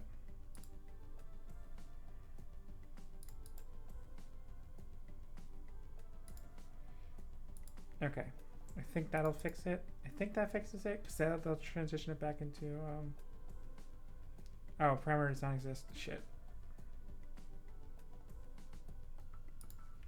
Man. God, I am so bad at coding. Tell you what, let's make it just a trigger. I don't care. Not a layer. Oh, it's parameters. That's what I want. I want a trigger and just say idle. Why did this set hash not work? I've never seen this set hash not work. I probably just fucking made a typo or some stupid bullshit. Conditions idle, yeah. So the trigger just, it's a boolean that automatically gets set to false. So let's just do an m.set trigger. And we do idle with a lowercase. There we go. Did I fucking... Why did that not work? Oh, whatever. Oh, was it because I did bump hash twice? Because I'm bad at video games? That'll fix it. That will fix it. bump hash. There it is. Okay. Okay, sorry about the wait. Oof. Okay, I think we're speed running after this, because after this, nothing else should go.